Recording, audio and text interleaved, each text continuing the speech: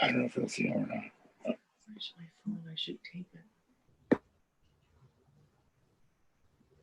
Okay.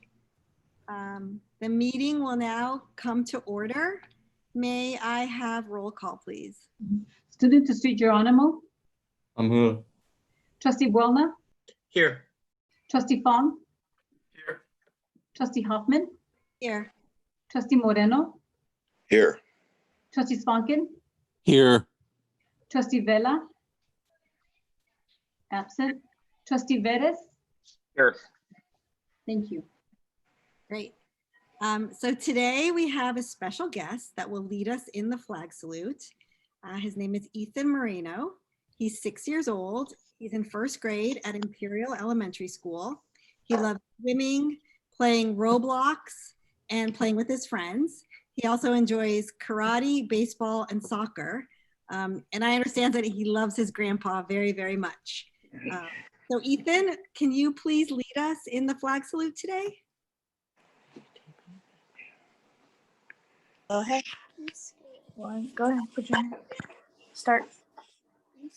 I pledge allegiance to the flag of the United States of America and to the republic for which it stands, one nation under God, indivisible, with liberty and justice for all.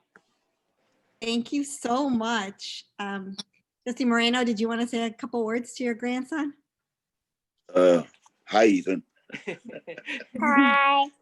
Thank you, sweetie. Thank you, Ethan. We really appreciated that. Thanks for starting off our meeting.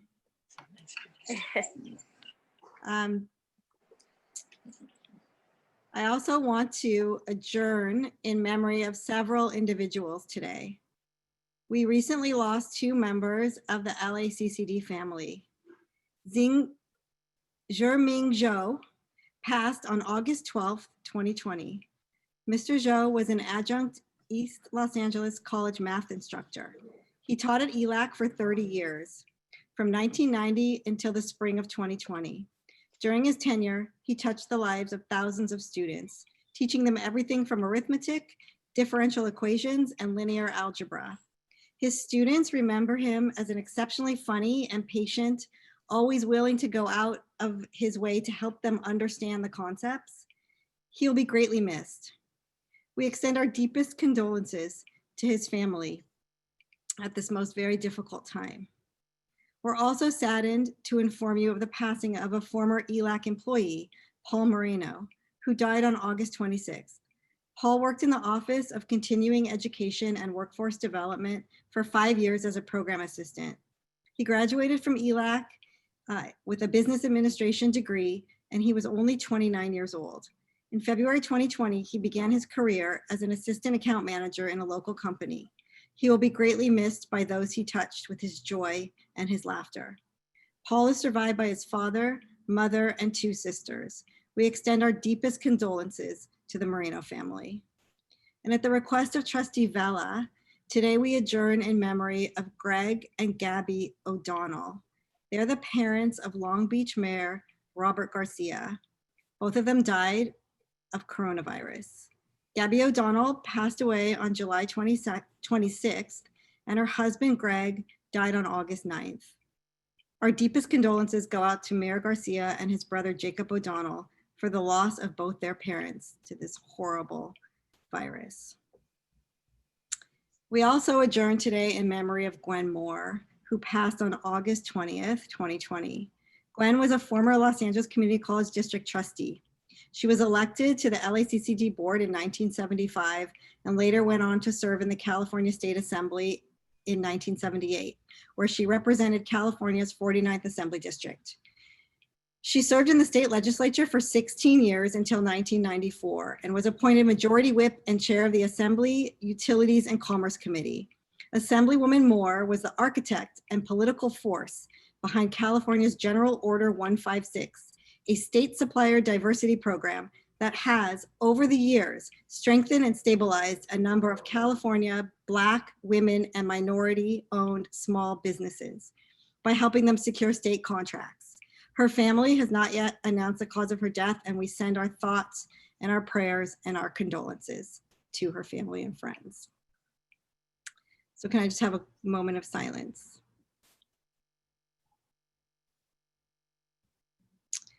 Before we move to the order of business for today's meeting, Mr. Chancellor, are there any changes to the agenda?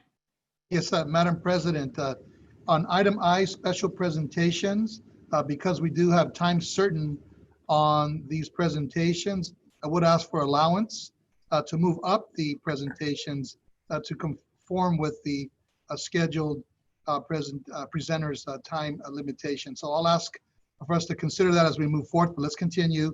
And if that should occur, I will make that known, but I'll ask for some consideration on behalf of the board. All other items are to be reviewed and discussed as presented. Thank you, Madam President. Thank you. And I'm going to ask you if you could help me keep track of time. Sometimes I get into the zone. Thank you.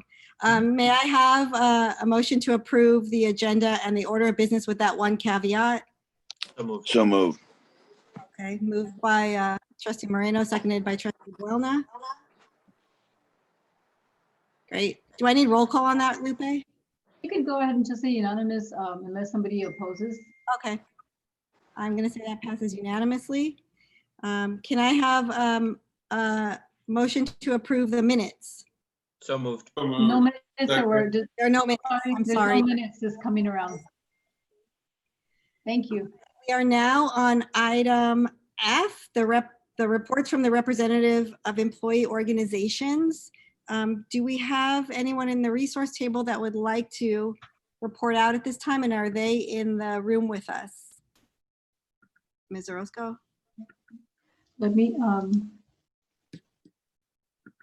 We can go ahead and as they raise their hand, we can allow them to speak. We have Matthew Jordan on the attendee side right now. All right, can I have you manage that, Crystal? Sure, no problem. Great. Hi, Mr. Jordan. Hi, can you hear me? Yes, we can hear you. Oh, fantastic. First, I'd like to thank Chancellor Rodriguez and Vice Chancellor Gutierrez for working with our unit on the COVID-19 related MOU, which is item M2 before you. This MOU demonstrates the district's and the board's commitment and concern for our unit, and we sincerely thank you for this. Second, I'd like to thank the Chancellor and the board for moving to offer a supplementary retirement plan to employees. I stand with the other bargaining units in the desire to work with the Chancellor and the board to refine the plan to maximize the participation of our employees. And finally, I'm happy to report that we've reached a tentative agreement on our first article in negotiations. We look forward to continued successes in negotiations and concluding in a timely manner, which we are confident that we are going to do. So we thank you all. Great, thank you. Do I have anyone else from the resource table at this time? Yes, we also have Angela Echeverry in the room. Hello, good afternoon, I'm sorry, everybody. Crystal, you cut out. Can you hear me all right? Hi, so I wanted to mention that Mission College also lost one of our longtime faculty members who had recently retired, David Jordan. David was our distance education pioneer for many years. He was also fundamental in establishing the online program at Mission, and he worked up a very good paralegal program. So he had retired a few years ago and was battling ALS and sadly passed away a few days ago. So I wanted to mention him because he was very, very important at Mission. The rest of us are starting school. We've been very busy. As you can imagine, it is a huge lift for faculty. So I want to acknowledge all of the faculty who have worked so hard to convert their classes online. And I'm very glad that we've had the support from the board and the chancellor in training faculty and providing professional development for them so that they can become effective online teachers. So thank you. Thank you, and we will note for the record that we will adjourn in his memory as well. I'm so sorry for the loss to Mission College. Thank you for bringing that to our attention. And welcome to fall 2020. We're making history here. We certainly are. Thank you. Do we have any other speakers from the resource table? Yes, we also have Stephen Butcher. Okay, Mr. Butcher. Hello, Madam Board President. Thank you for having us today. My name is Stephen Butcher. I am the Executive Director for the Staff Guild. Hello, fellow board members and Chancellor. I want to echo what the deans, what the Teamsters, oh no, the dean said, thank you to Dr. Gutierrez and HR. We recently were able to come up with an MOU that we think is helping our district and helping our members, making sure they're working. So we appreciate all the work that HR is doing for us and working together in this COVID time. We know that a worldwide pandemic wasn't on the list of things to prepare for. So we appreciate all that you guys are doing for us. And we also too have concerns about the SRP, and we are addressing them with HR. So we look forward to having that discussion. Other than that, again, thank you guys for what you're doing for our unit in this COVID time. We appreciate it. That is it, Madam President. Thank you and welcome to you and all your members on this first week of fall 2020. Thank you. Thank you. Crystal, any more people from the resource table?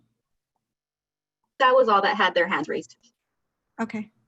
We have the Chancellor's monthly report, which also has reports from the college presidents, but are there any college presidents at this time who wish to speak? Oh, President Gallagher. I'll have her come in the room right now as a panelist. Can we unmute President Gallagher, please? She should be coming in the room now. And then Crystal, can you monitor to see if there's anyone else? That one just popped up on my screen. Sure, no problem. Great.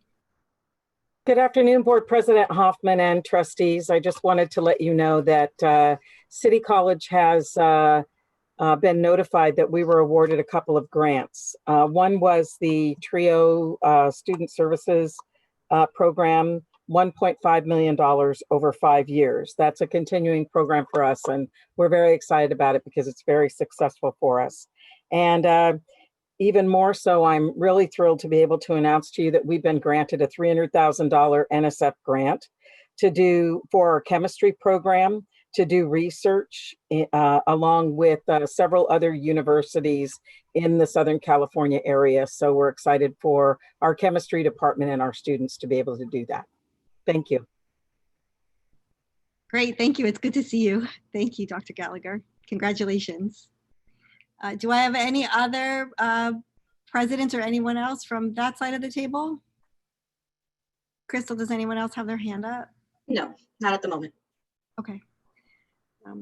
Well, Chancellor, I think we do have time to do public comment in order. What do you think? Yes, let's proceed, please. Okay, great. The First Amendment and the Brown Act guarantee a member of the public the right to criticize a public employee in the performance of his or her duties. However, speakers are encouraged to focus their comments on issues relevant to the conduct of the public's business, rather than on private or unrelated matters. Are there any persons signed up to address the Board of Trustees on regular agenda items today? Yes, ma'am. We have 14 individuals, and they're addressing the resolution in support of comparable ethnic studies requirement. Resolution number 2.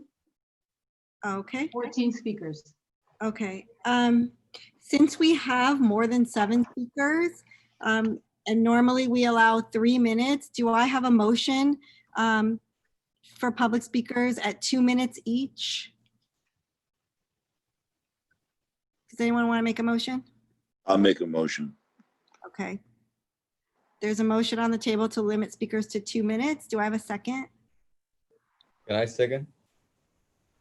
All right. Am I not allowed to second? Oh, you're allowed a second. Thank Okay. you, Student Trustee Geronimo. All right, can I have roll call, please? Student Trustee Geronimo's advisory vote. Yes. Trustee Buelna. Yes. Trustee Fong. Yes. Trustee Hoffman. Yes. Trustee Moreno. Yes. Trustee Svanken. No. Trustee Vela. Yes. Trustee Vettis. Yes. Okay, that passes. So public speakers, you have 2 minutes each. I actually find in the remote environment, 2 minutes goes, And takes longer than when you're in person for. Huh? Okay, and I'll keep the time for 2 minutes. So the first, if you could raise your hand so we can identify you via the phone or email. We're looking for Reverend Clarence Moore. Reverend Clarence Moore, if you can raise your hand. We got you. Thank you. Let me move him over. Okay, this takes a few minutes, so please bear with us. If you can try to move everyone over and then maybe call out the first three names so people can get on. Hello. Okay, thank you. Hello. Can you hear me? Hello? Yes. Is this Lauren? Okay. Yes, sir. You have 2 minutes. All right. Thank you, President Hoffman Thank you. and board members and the Chancellor. I'm Reverend Clarence Moore. I've come before you several times here in support of AB 1460 Assembly Bill for the Ethnic Studies, Comparative Ethnic Studies to be implemented in the community colleges. We're proud to see this. I think this is a very necessary. I think the Assemblywoman Shirley Weber did an excellent job in authoring this. We have been trying to partner with you, with the Los Angeles Community College Board for 18 months, almost 2 years now, regarding the Black Student Outreach Program. And that's why we keep asking for the $3 million budget to partner with you, not to do something separate, but in accordance with the LA Community College staff and faculty to help increase the enrollment for African American students. So therefore, I'm happy to see this AB 1460 today. I think it's moving in the right direction. So, and especially with the coronavirus, it has devastated, especially the Black community. It's hit real hard. So again, I hope you approve the $3 million budget. I'm asking you to approve the $3 million budget for the African American Black Students Outreach Program. Thank you. Thank you. Thank you, Reverend Moore. Thank you, Reverend Moore. Reverend Wayman Baker. Reverend Baker. And for those that are on the phone numbers, please click on *9 and that'll raise the hand. Thank you.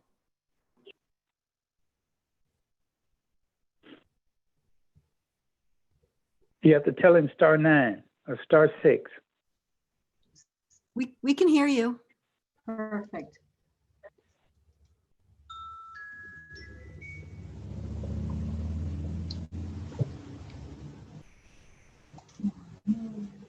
Crystal, where are we with the Hello, the phone number 323-752. If you can please state your name for the record. Can you hear me? This is Reverend Wayman Baker. State your name, please. Okay, the name to 752-5856 is Pastor Roy Atkins. Thank you, sir. You have 2 minutes. Go ahead. Yeah, I would like to say to the Chancellor, to the board members, I am here too to ask you to support the AB 1460 for our children, and I'd like to commend whoever came up with the idea to implement into our program, and I would also like for you to approve the budget to $3 million.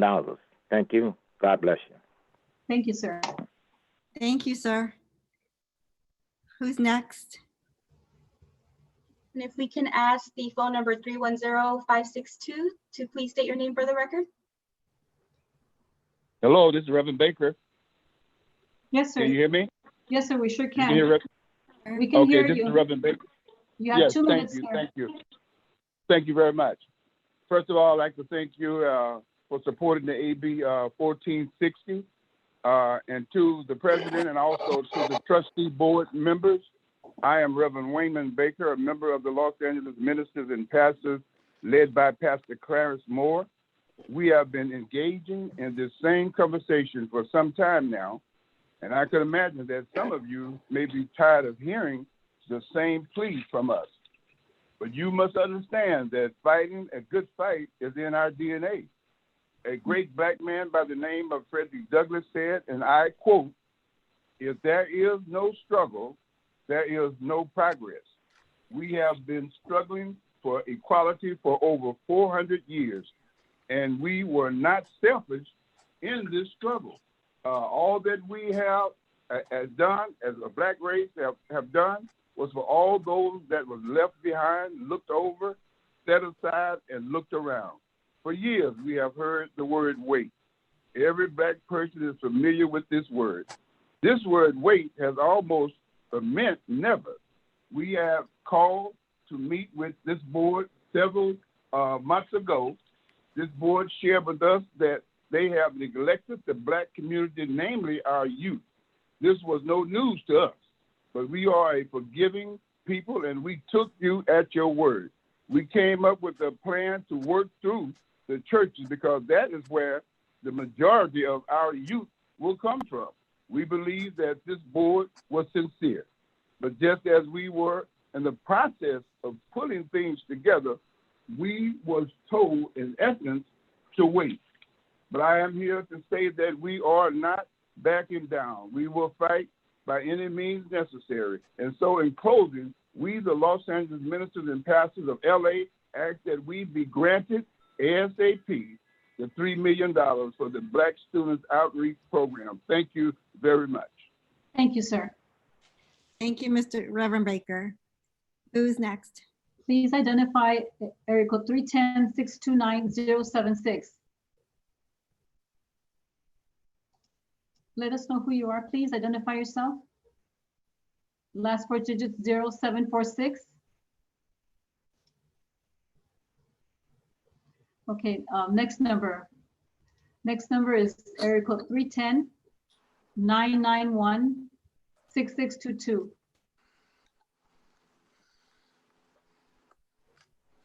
Sir, you can unmute yourself.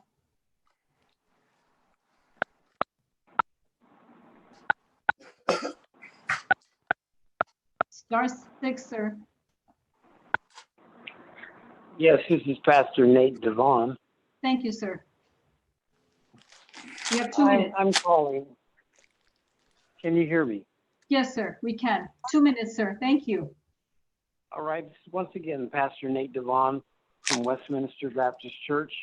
We're calling on the Resolution J and Resolution 2 in support of the Compatible Ethnic Studies requirement for AB 1460 for the LACCD.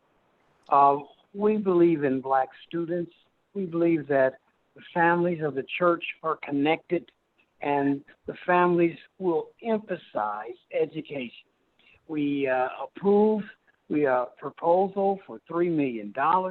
We ask that you would give us this proposal so that the students in our community and in our church can work together. We want to be partners with you. Thank you very much. Thank you, sir. Thank you so much. All right, who's next? Okay, next number is area code 323-394-3254. Please unmute yourself and address yourself, please.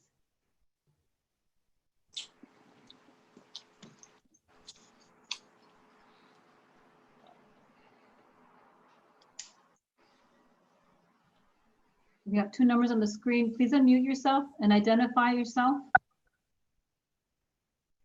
Okay.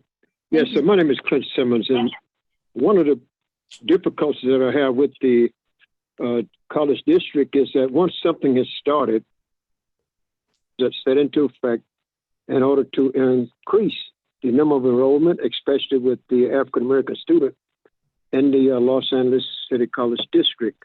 One of the programs you have was called LA First, which I was under the impression that that would be a program that would be carried through, and all of the students that's finished would have an opportunity to attend the junior college system.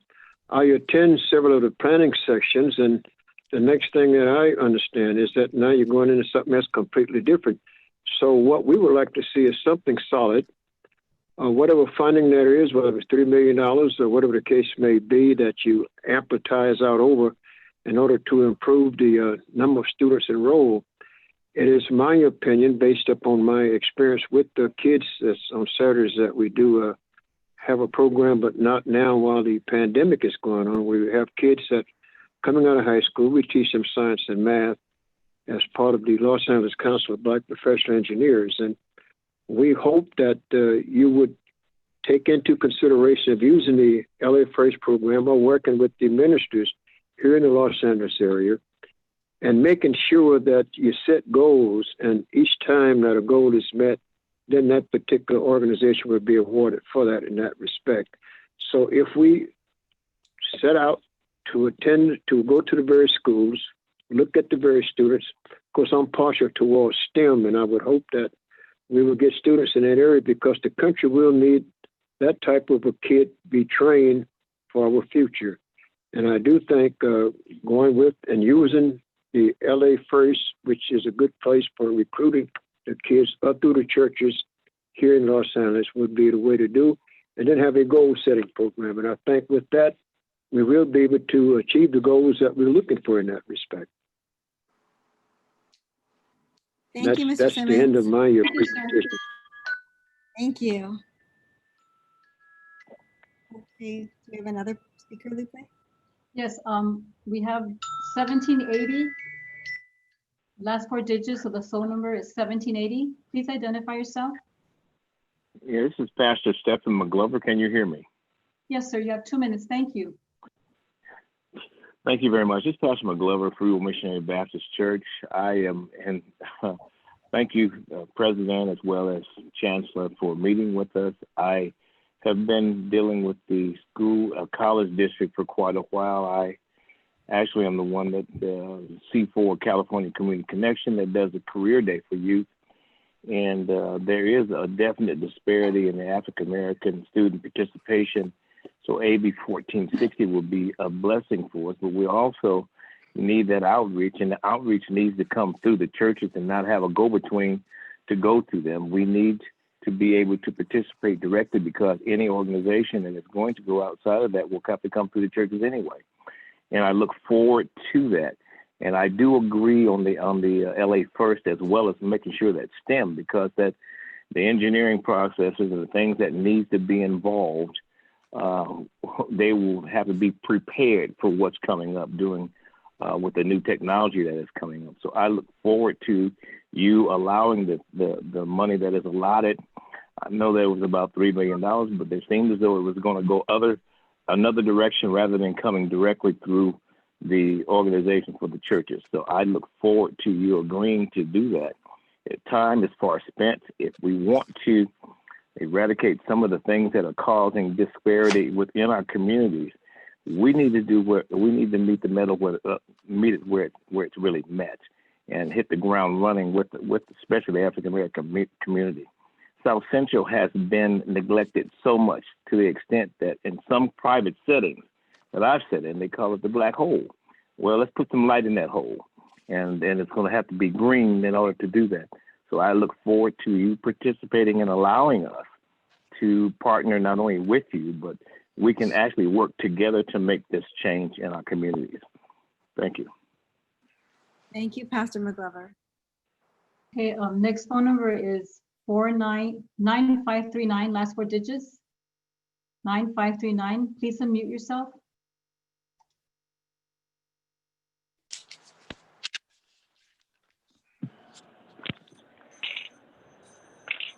Hello. Please Hello, can identify everyone yourself. hear me? I'm sorry? Hello, my Can name you is state your Leonardo name, Gonzalez. please? Leonardo Gonzalez. Hi. Go ahead. Thank you. Thank you, Madam President and Board of Trustees, as well as Chancellor Rodriguez, for allowing me to speak today. I want to comment on agenda item Y2. The reason being is that, one of my fellow peers at LA Trade Tech was horrifically shot by the LA Sheriff's Department recently. Andres Guardado. This same district has put out a public statement in memory of him, detailing what happened, as well as the urge to act upon this horrific incident. Now, in this budget proposal proposed by the Chancellor, it mentions a 0.2% of the budget being allocated for social justice. 0.2, not even a full percentage. 1.7 million this district wants to allocate for social justice. Think about that. One of our own students was murdered by the Sheriff's Department, and that's all you want to do to fix it. $1.7 million. That is shameful. I am embarrassed as a LACCD student to have to be a part of an institution that cares so little about a student who was murdered by a sheriff's department. It's shameful. So I urge every single board member that's serving currently as a Board of Trustee member to vote against this budget and revise how much money we're going to allocate for social justice.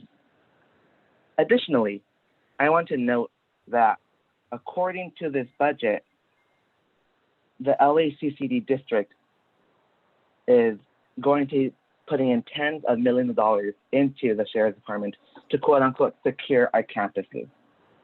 There is no one on campus. There are a few faculty members and administrators on our campuses and very few students. So the need to have a multi-million-dollar contract with the Sheriff's Department as of now is unnecessary and wasteful. I'm sorry, Mr. Gonzalez, your 2 minutes are up. Thank you, sir. Thank you. Thank you, Mr. Gonzalez. Lupe, who's up next? Next number is last four digits 6622. Please identify yourself and unmute yourself. Thank you.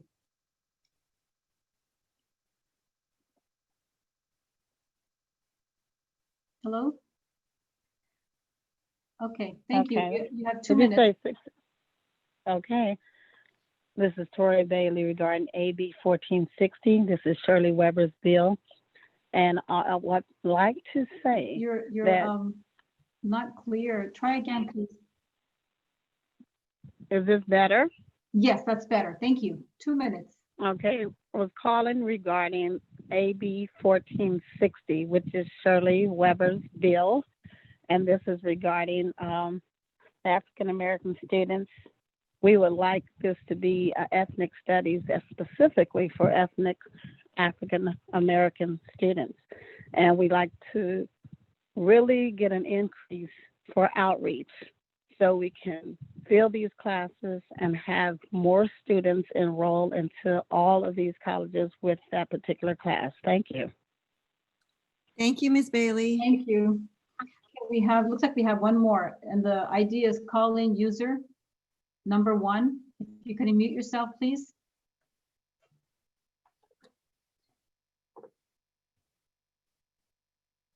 Calling user 1. *6 to unmute yourself.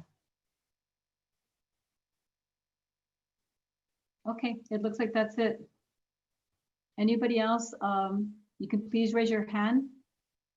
And if not, we're done for this portion of the public comment.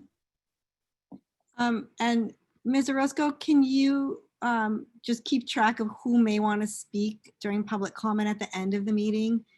Yes. Certainly, if we miss them in this round, they're certainly welcome to do so. Yes, and I have their names not checked off. I will. Thank you. Wonderful. Thank you so much. That concludes our public comment. Chancellor, you had mentioned that we were going to take a couple of items out of order. I'd like to move up the special presentations, and I would like to start with the number 2, the effect of Mexican independence on social change in California. Can you give us a little bit of a background and introduce our guest speaker, please? Yes, I'm very happy to, Madam President, members of the board, colleagues throughout the LACCD. It gives me a great pleasure to introduce Dr. Priscilla Lopez, who serves as a member of the faculty at the UCLA in English and Chicano Studies. The title of her presentation this afternoon is The Effect of Mexican Independence on Social Change in California. This really relates to the resolution that will be considered by the board a little bit later today that really folds in two very important historical, if you will, dates and circumstances that Latinos, Latinas, Chicanos find themselves embarked upon during this month of September. The first is what is typically known as the Hispanic Heritage Month. That's put together as a sort of federal recognition that recognizes the contributions of Latinos throughout the United States. And also embedded within that particular resolution is the notion of Mexican Independence Day, which is September the 16th. And the reason that becomes important today is because, as folks know on this call and others, that before this was part of the United States. This was indeed where we stand and sit and live today, Los Angeles, a part of Mexico, before then a part of indigenous America. So we have invited Professor Lopez to give us a presentation on the relevance of history and the relevance of Mexican independence, if you will, on the current social movements that are occurring today in California. So Professor Lopez, welcome to LACCD, and the floor is yours. I understand you have a PowerPoint presentation to share with us, and we extend our thanks for joining us and greetings to LACCD. Thank you. Thank you for having me. I do have some slides, and I see that Crystal is sharing her screen right now. So I think, thank you. All right, so I am going to share my screen. And here we go. All right. Okay. Excellent. All right. So hello, everybody, and thank you. Now you're at the bottom of my screen, so I'll look down here. Thank you for having me this afternoon. I have a very small window of time to explain to you the effect of Mexican independence on social change in California. I am going to do that, and I am going to speak quickly. So apologies if it's too quick, but I'm easy to find. Please feel free to reach out to me with questions or for follow-up. So I am Marissa Lopez. I'm a professor of English and Chicano Studies at UCLA, like you heard, and I'm here this afternoon to explain the title of my talk to you, to explain why September 16th is a significant event in California history and should be commemorated. But really, who am I? What do I know? Very, very briefly, this is me. I've written 2 books about Chicano literature and culture in what I like to call the long 19th century.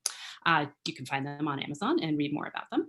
And I also run a digital public humanities project called Picturing Mexican America. You can find us on all the platforms, as you see there. And PMA is dedicated to undoing the systematic erasure of the Mexican history of Los Angeles.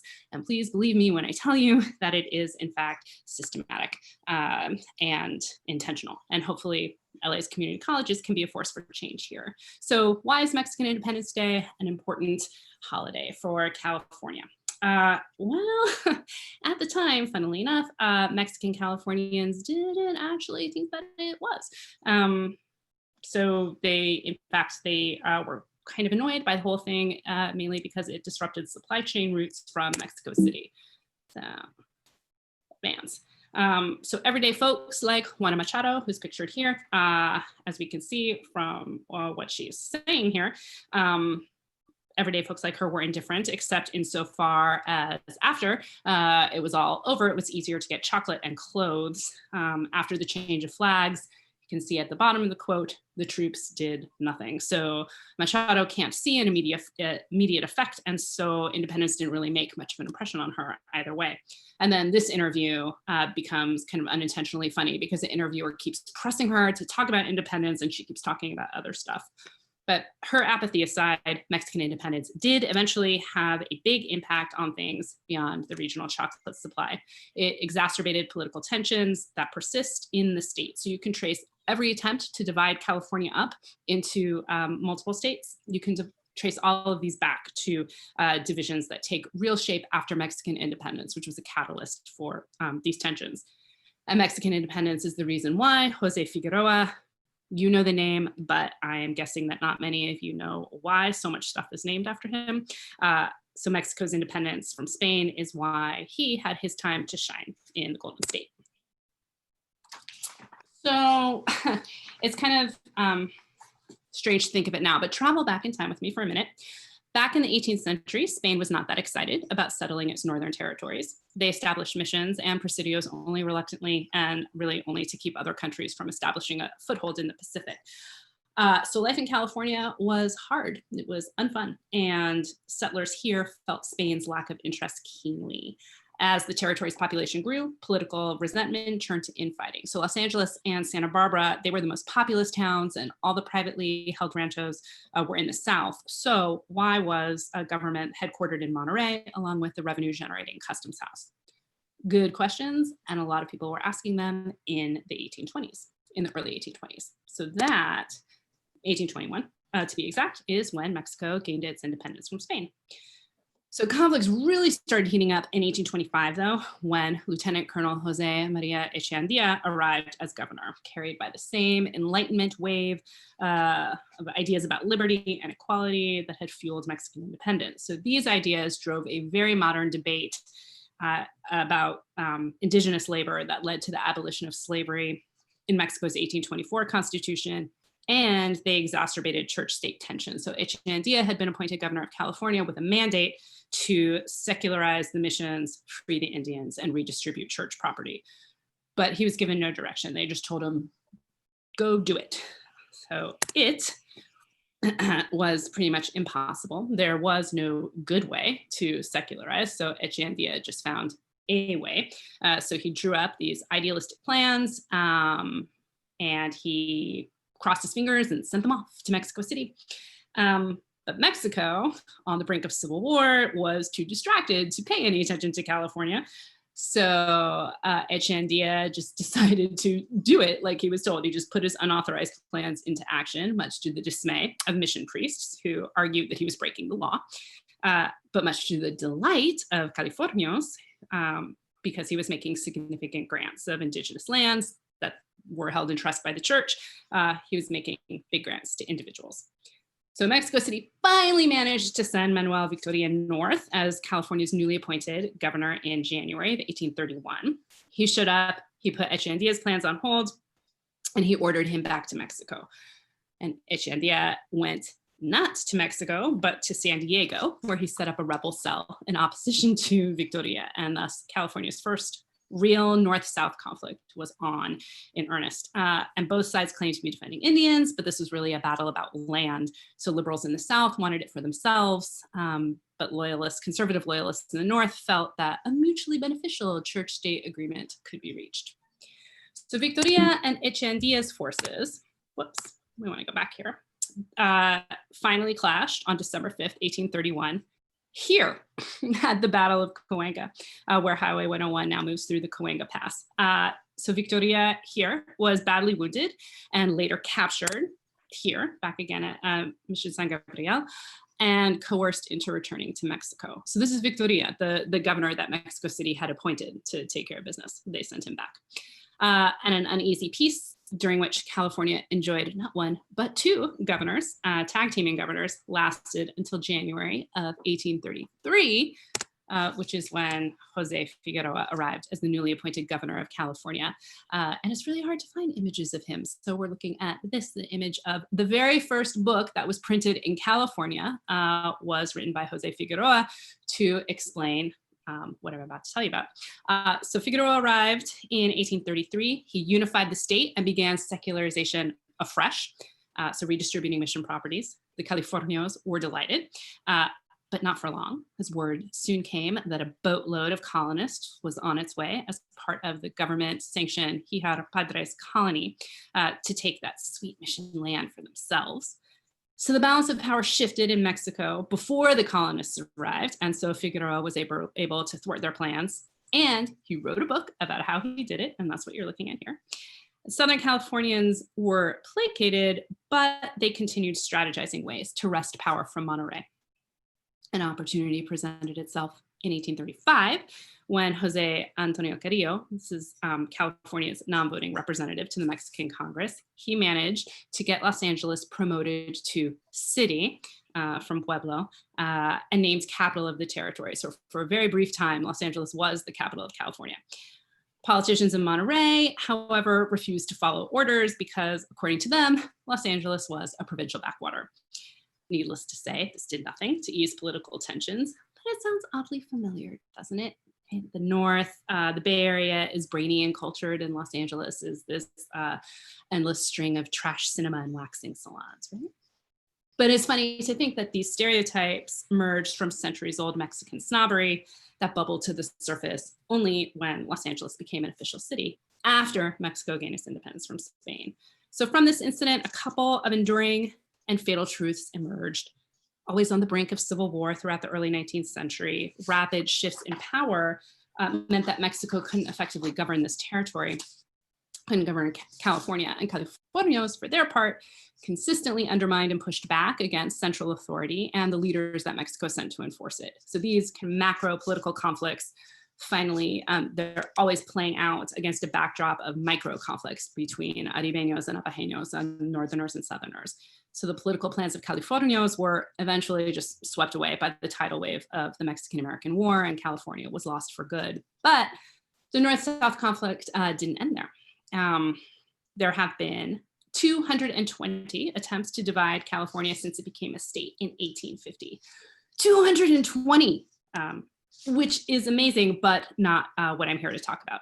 I'm here to introduce this history very briefly and to talk about what happens when we pretend like it never happened. And I don't want to be boring or pedantic though, so let's talk about 19th century LA nightlife. The Bella Union. It began life in 1835, right around the time that Jose Figueroa was here taking care of business. It began life as a store, which became in 1846 Pio Pico's headquarters, his office, when he was the last Mexican governor of California before it became part of the United States. And the building was then became headquarters for the US forces in Los Angeles during the Battle of Los Angeles of the Mexican-American War. So eventually in 1849, the building opened as the Bella Union. It was the best and the only, but the best hotel in Los Angeles where people went to have some Wild West fun. So remembering his arrival in 1852, Horace Bell writes, well, he writes this, but he also writes, in one corner behind the bar stood a double-barreled shotgun.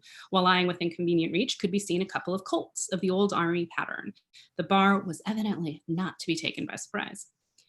Out of all this chaos came the Star, Los Angeles's very first paper of record. It ran from 1851 to 1879, and it had a Spanish language section, La Estrella. One of its first editors, Francisco Ramirez, left the paper in 1855 to found LA's very first Spanish language newspaper, which was called El Clamor Público. So the Bella Union was a really important place where some of the very first Mexican-American writing was produced, where Mexican Californian leaders hashed out strategies for combating US Anglo aggression, where all kinds of people came to hang out. So what happened to the Bella Union? Now it's Fletcher Bowen Square across from the Spring Street Courthouse. So the building may be gone and it may be named after a racist, but some of the history is preserved in two plaques marking two very different historical landmarks. The first announces the spot as California Registered Historical Landmark, number 656, that's the one on the left, the site of the Bella Union, where, according to the plaque, the first overland mail coach arrived in California in 1858. No mention of Pico or Mexican society, no mention of the press either, but that's okay because right next to it is the plaque you see on the right, the one for landmark 789, which commemorates the Star, but not La Estrella and definitely not El Clamor Público or Francisco Ramirez.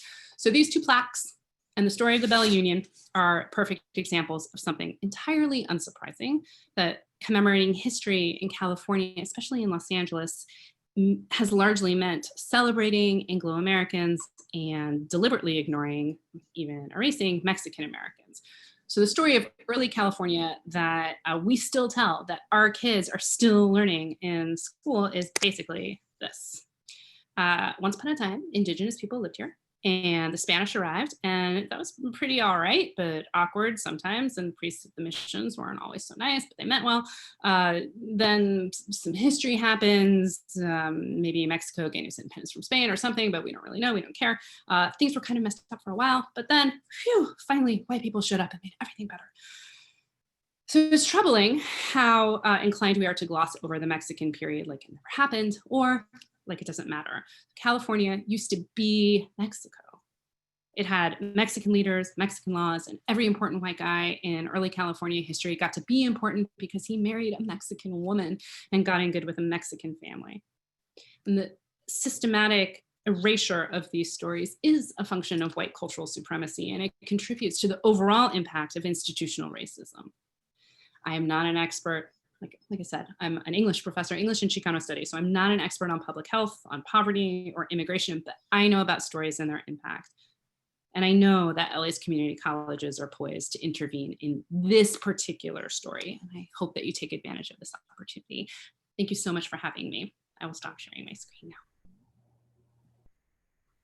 now. Thank you, Professor Lopez, for your presentation. And it really does attach this presentation to the resolution that the board will also take up later this afternoon related to ethnic studies as well, and the need for, by extension, the need for additional Chicano studies, African American studies, Native studies, Asian Pacific Islander studies, LGBTQ studies, as well as gender studies. So it does really call for that need. And again, we're trying to, through these resolutions and through the work of our faculty, staff, and administrators, respond to that. Let me thank Trustee Gabriel Buelna. It was his brilliant idea to bring you and to afford context to the resolutions that we have in front of us. And you've done so beautifully. And thank you so much again. You're welcome to the LACCD family. Thank you very much. Thank you so much. Thank you, Dr. Lopez. Do you have a couple minutes to entertain some questions from the board if they have them? And do I have any? Absolutely. That would like to ask a question or make a comment? If I have any. Yeah. Go ahead, Dr. Borna. Well, Trustee Vettis, I thought you had a question. Oh, go ahead. I'll go after you. Okay.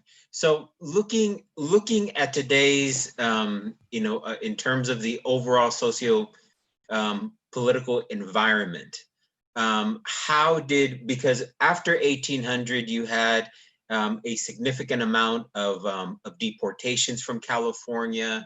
So the Mexican population goes up, it goes down, back up again, right? So what can the story of that early Spaniard-Mexican interaction, then the clash with the United States, what could it tell us about Mexican society in Los Angeles? You mean about like historically about Mexican society or contemporary Mexican society? Well, no, contemporary Mexican American with regard to, I think in an earlier conversation, you mentioned that the last Mexican mayor was in 1870. So after that, you don't have another Mexican American mayor until Mayor Villaraigosa. That's so right. What did that early history of losing political and lack of democracy, what did that have an effect? How did that affect Los Angeles socially and politically? Okay. In a minute or in 20 seconds. Right. Well, I will say, I was asked to speak about Mexican independence and Mexicans in particular, but one thing that's really important to know about California, especially even like pre-Mexican California, is that it was a remarkably cosmopolitan and very diverse environment where just in order to survive, indigenous and Spanish and later African American and different Asian groups had to work together to, again, like flourish and function and live. And one thing that happens after 1848, and so let's say after 1848, after the transition to US rule, is this very slow transfer of power and the kind of Anglo-American ascendancy to political power. And what that winds up doing is literally dividing the city in terms of kind of civic infrastructure and architecture, and pitting different non-white groups against each other in order to struggle for some kind of representation or access to political power. And this is how this happens exactly is a long and complicated and nuanced story that I obviously don't have time to tell you, but there's a really great book called Before LA by David Torres Roof, and he does an excellent job telling the story really well. But that, I would say, is the kind of upshot that Mexican independence is an important day for California because really important things happened here in California and had an impact on Mexican American and Anglo relations moving forward, even had an impact on things that don't immediately read as Mexican, like sectional divides in the state, right? But also it's an important holiday because it's the beginning of the quick transition to US rule, which has repercussions for all groups, right? And that we lose this history when we sweep the history of the Mexican period in California, we lose this multiracial coalitional politics that's happening kind of before the middle of the century. And that has implications for how we think about the distribution of power today, how we think about even ethnic studies, right? And the sort of distribution of resources amongst different groups. I'm going to stop talking right now because I could go on and on, but I hope that answers your question. Yes. Trustee Veras, did you want to make a comment? No, sure. Thank you. You know, I think today, I think the approach that Trustee Bolna took to sort of try to help frame a few other things that we have on the agenda, including sort of the kickoff for the Hispanic Heritage Month, and of course, Chicano moratoriums listed there, and of course, you know, diving into a deeper connection to ethnic studies with what was passed for the CSU level. I do want to make a comment. There's two things that override for me in the history of Los Angeles that are salient in the history of Los Angeles. One is the original founders were people of color, and at that they were Black, mulatto, mestizo, Indian, and they forged the foundations of the city. So race was clearly a piece of that conversation. Some of them are commemorated not too far from that district office downtown and some of the plaques that you mentioned there. But in addition to that, there's been a long and difficult history with law enforcement. I think sometimes people, you know, don't understand the amount of lynchings and violence that populate the history of Los Angeles. And you know, essentially the eradication of people that were darker skinned. And so I think as we come up and we look at these things, these are continuing today, and certainly issues that we're grappling with the board that our students are asking us. And although this new generation may be immigrants to this country or to this part of our nation, you know, we're still, you know, sort of confronting some of the challenges that existed that are part of the landscape and creation, and may actually be the systematic, you know, foundations of what we're trying to confront today. So just a general comment. I mean, you're welcome to say anything to that, but I think, you know, we're, as a group of people, trying to confront that systematic challenge and make some serious underlying change. President Hoffman. Yes, Trustee Vela. Hi, so thank you so much. I really appreciate your very thorough presentation. It does take me back to when I was a student at UCLA. Would love to have taken your courses.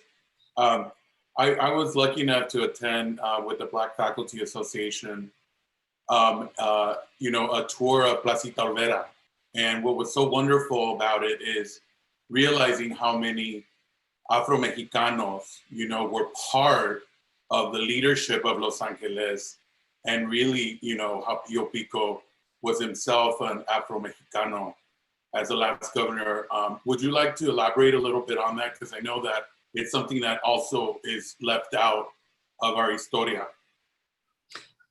Yes, so I will just say yes. The Afro-Mexicanidad is a fraught and very like contemporary question right now. I think this year is the first year that Mexico is actually counting Afro-Mexicans as part of the census. But it's true that so many of the important figures in early California were African or of African descent, and there's like really interesting traces and well, I want to backtrack that.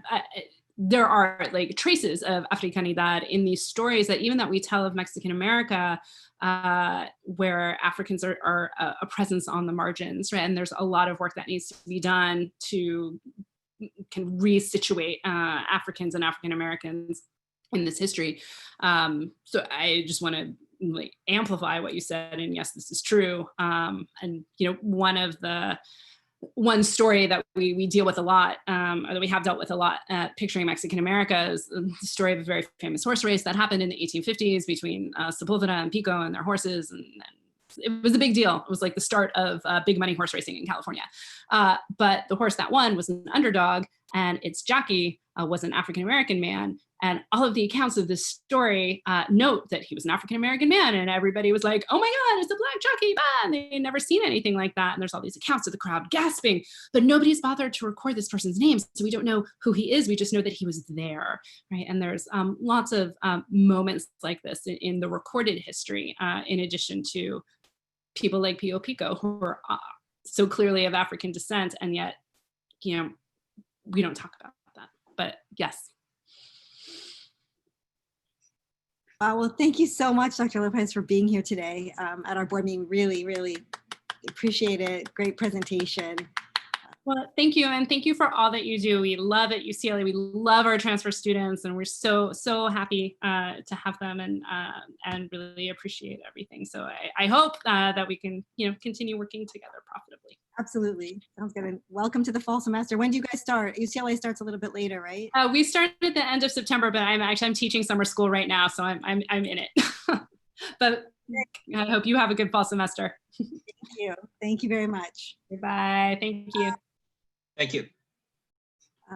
Okay, we have two special presentations. So since we've moved on to special presentations, we'll go back and pick up the items that we skipped over. But I'm going to go on to the next special presentation. This is special presentation number 1, Housing for LACCD Homeless and Housing Insecure Students. So I'm extremely pleased and proud to welcome our next two guests, Mr. Mel Tilakiratne, hopefully I pronounced that correctly, CEO of Shower of Hope, and Mr. Sam Prater, CEO of Los Angeles Room and Board. Colleagues, you may recall that we approved an MOU with Shower of Hope at our April 2020 board meeting. Shower of Hope will be providing housing for homeless students attending East LA College. On today's agenda, the Chancellor is asking that we approve a similar agreement with LA Room and Board to house LACCD homeless students at a property in Westwood. I want to thank Trustee David Vela for introducing us to LA Room and Board, as well as our local advocates for their impressive and persuasive advocacy to address the student homelessness issue. So first, I'm going to ask Mr. Mel Tilakiratne to give us an update and overview of his project, followed by a presentation on the Opportunity House, which some of you may have seen on ABC7. I know you were featured, from Mr. Prater. After both presentations, I will open up the floor for my colleagues to ask questions. So I'm going to turn it over to you, Mr. Tilakiratne. Thank you, Madam President, Chancellor Rodriguez, and council members. Thank you for giving us the opportunity to present this program to you. I'm honored to be here presenting next to Sam Prater, who has an amazing program as well. Wanted to recognize David Vela for his partnership in helping us push this through, to the Madam President and all the committee members for your fast work in pushing this MOU for us to be able to provide this for your students. Just a quick overview before we go to the video. Our goal through Hope Housing for Students is not just to address housing insecurity, but to address food insecurity, community support, as well as on-site support through counseling and life coaching. So what we hope to do with our first project here in Rosemead, which is open to 8 male students, and through ELAC, with the support of Maria Veloz and Cecilia, we have been advertising to students facing housing insecurity. It'll be for 8 students. Within the program, we do have a rental requirement of $250 a month. That is not dependent on the first month or for a deposit. It is starting on the second month. In the event a student is not able to provide the $250, they do not lose status in the program. They just have to commit to volunteering 15 hours a week. Our program is based on the fact that we want students to come in, not only gain an education and have housing stability, but to gel all these 8 students together to create a mutually supportive network. And for that, as far as the meals, we're going to bring in a life coach who's going to train them on how to cook, how to create healthy habits. We're going to have group working sessions, group projects for the students, just an example, a community garden. And then through this program, not only are we hoping that we help them elevate their GPA and get a transfer to a 4-year, the whole goal is how do we set them up for success, not just to go to a 4-year school, but to be community leaders. We're talking about people who are going to be the next generation lead in this city, county, and country. So again, I want to thank the LACCD trustee board for pushing this MOU through so fast. I want to thank Chancellor Rodriguez for taking the time to coming in and really looking at what we have to understanding what we're going to provide. And I also want to let the LACCD trustee board know that we are already looking into a second and a third location, with our second location to start housing female students.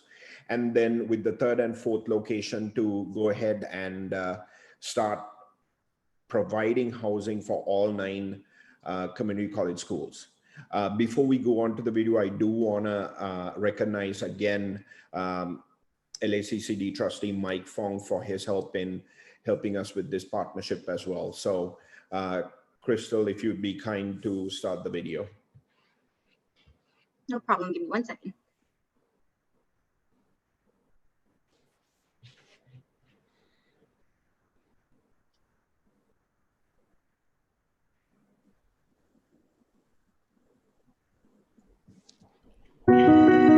Hi everyone, welcome to Hope Housing for Students.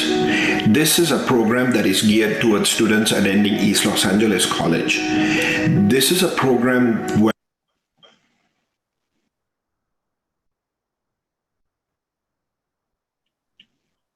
Let me try to refresh and try one more time. Hi everyone, welcome to Hope Housing for Students. This is a program that is geared towards students attending East Los Angeles College. This is a program where we will provide a community living experience for students who are facing housing instability. But this is not just about providing housing. This is about providing the basic needs that a student needs, from meals to access to the internet. And around this, what we will do is we will build a community experience, from learning together as a community, volunteering and help giving back to the community, to maintaining a community garden. But also in this program, we hope to address the individual needs of each student, from things as simple as clothing to things that are vital, such as mental health counseling, where through this program, where the students who come to Hope Housing for Students, not only will they be able to attend school, but we want to prepare them so that they're prepared for where they're prepared for the next stage of education, a career, but also to be leaders in their community. Welcome to Hope Housing for Students.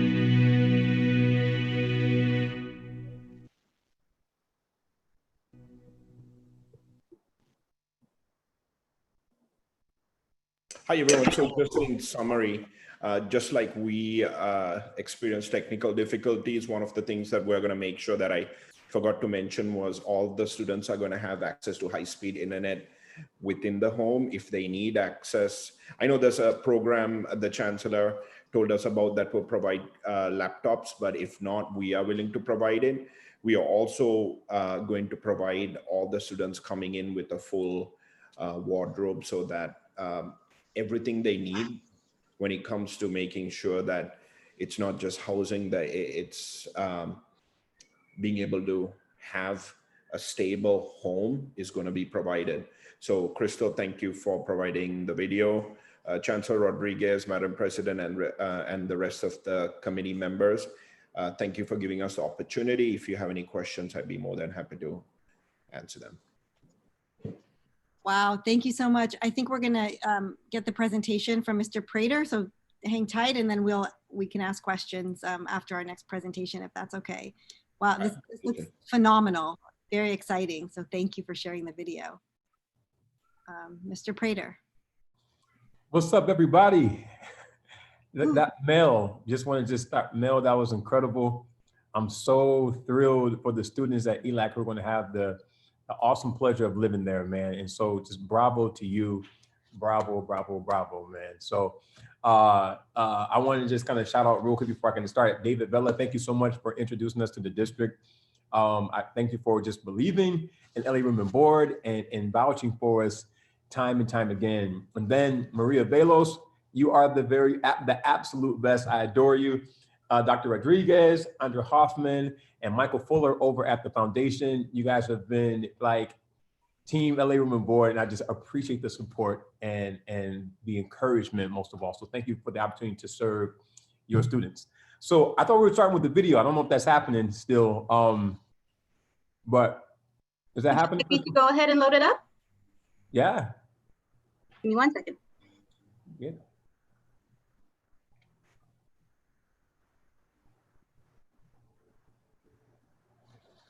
If you think about the last few months, maybe it'll help us see just how connected we all are. And maybe, if we look at the big picture, it'll remind us just how amazing freedom really is. A huge milestone for an organization we told you about on Giving Tuesday. It can now give college students experiencing homelessness a place to live, free meals, tutoring, and more.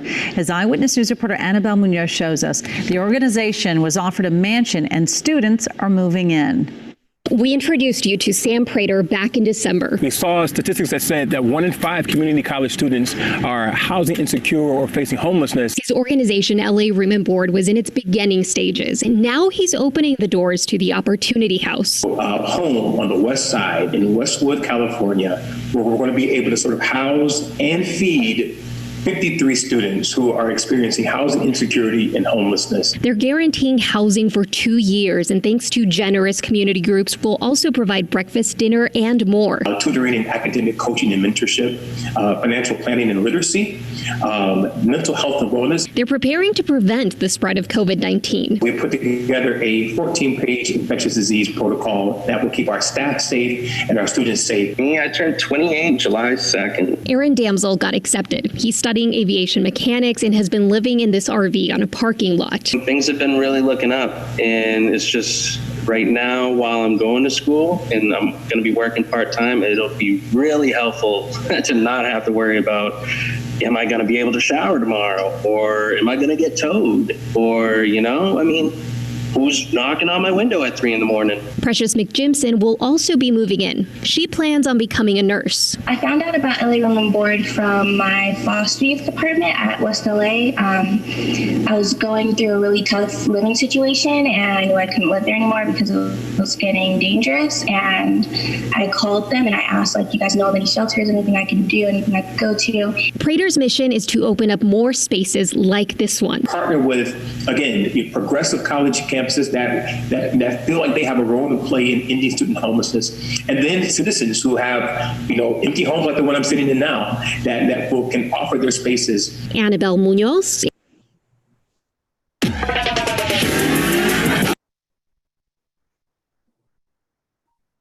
Alrighty. Am I back on? You're back on. I'm back on. So again, I'm Sam Prater, founder of LA Women Board. Pleasure to sort of like take a few minutes of your time. But we're opening the Opportunity House on Saturday, and almost half of the students that have applied to our program are students from, Los Angeles Community College District. And so we're thrilled to be able to support them. As you saw, two of the students that were profiled in that story are both at West LA Community College. And so I believe Aaron may be at Trace. I can't remember. I'm sorry. So just again, what we're trying to do here is in student hunger and homelessness. And so I'm honored to be here and to be a co-laborer in this movement with Mel. And so the house is in Westwood, right across the street from UCLA. We can house 53 students in the facility, and it is absolutely stunning. And so I'm excited about, so if we just kind of figure out, giving folks a place to stay, then that is just like one part of our mission. Although figuring out the exigent crisis of student homelessness is important, and giving and providing stability is one part. But we're also concerned about making sure that we equip them with tools to make sure they graduate on time and matriculate through their degree program. So whether they're finishing a CTE program or transferring or achieving their associate's degree, we put together a pretty robust and comprehensive set of supports inside the home that will help them get there. And so we partnered with some amazing organizations. Twinspire, which is a nonprofit organization founded by two former foster youth who are going to be doing our financial literacy and planning. Ready to Succeed LA, focus on, again, students who are sort of experiencing homelessness and hunger, but who are also current and former foster youth, and just low income students in general. But they're doing all of our career readiness and job readiness sort of workshops and programming in our space. Stepping Forward LA, which is on our interpersonal leadership development and mentorship. We're also partnering with Every Table. If you've had their food, it's amazing. So they're going to be providing our breakfast, lunch, and dinner for our students 5 days a week. And so, so we have figured out sort of food insecurity, and once a month, their chefs are going to use it's a full chef's kitchen, and their chefs are going to come in, and whenever they test out new menu items for their restaurant, they're going to actually serve them here for our students first. But it'll also be an opportunity to teach our students about culinary arts, the food service industry, food manufacturing, et cetera. And so really, really thankful for that partnership.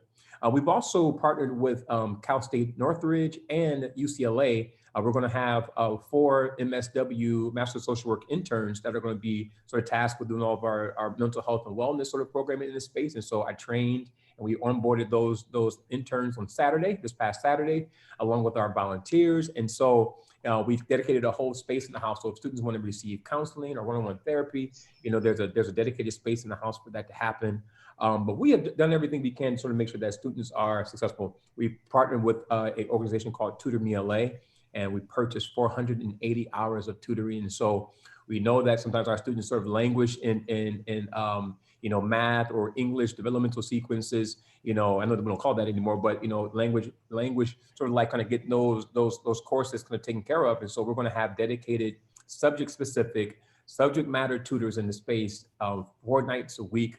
And so they'll get all the support they need. We're also partnering with the EOPS and Guardian Scholars programs at each of the campuses where our students are going to school, to make sure that we're doing this in community, right? And we're partnering very, very closely with the campuses. And because we also know that all of our classes are online, obviously this semester we spent $11,000 to upgrade the Wi-Fi in the house so that 60 people can be on the Wi-Fi at one time and make sure that they can kind of get through their courses smoothly without interruption. And so we're thrilled to sort of welcome students into this space on Saturday.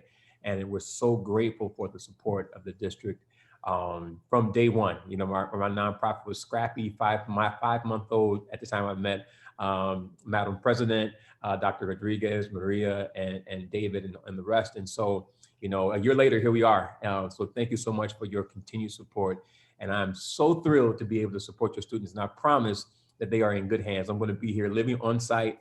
I got 13, 14 years of student housing experience working on campuses all across the country. And so, my skill set is about moving students from one level of success to the next and doing so where they also live. And so I'm excited to work with your students to make sure that when we get done with them after their 2 years, they're going to launch successfully. And so thank you so much for the opportunity.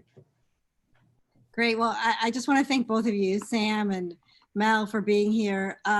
I think what's really incredible is that you both understand that just solving the housing problem doesn't solve the entire problem. And I think we're so grateful here at LACCD to have found partners that really provide not only housing, but the tutoring, the internet, the meals, the counseling support. And as you know, Sam, I mean, you worked at Cal State LA and you've been in student housing a long time and student affairs.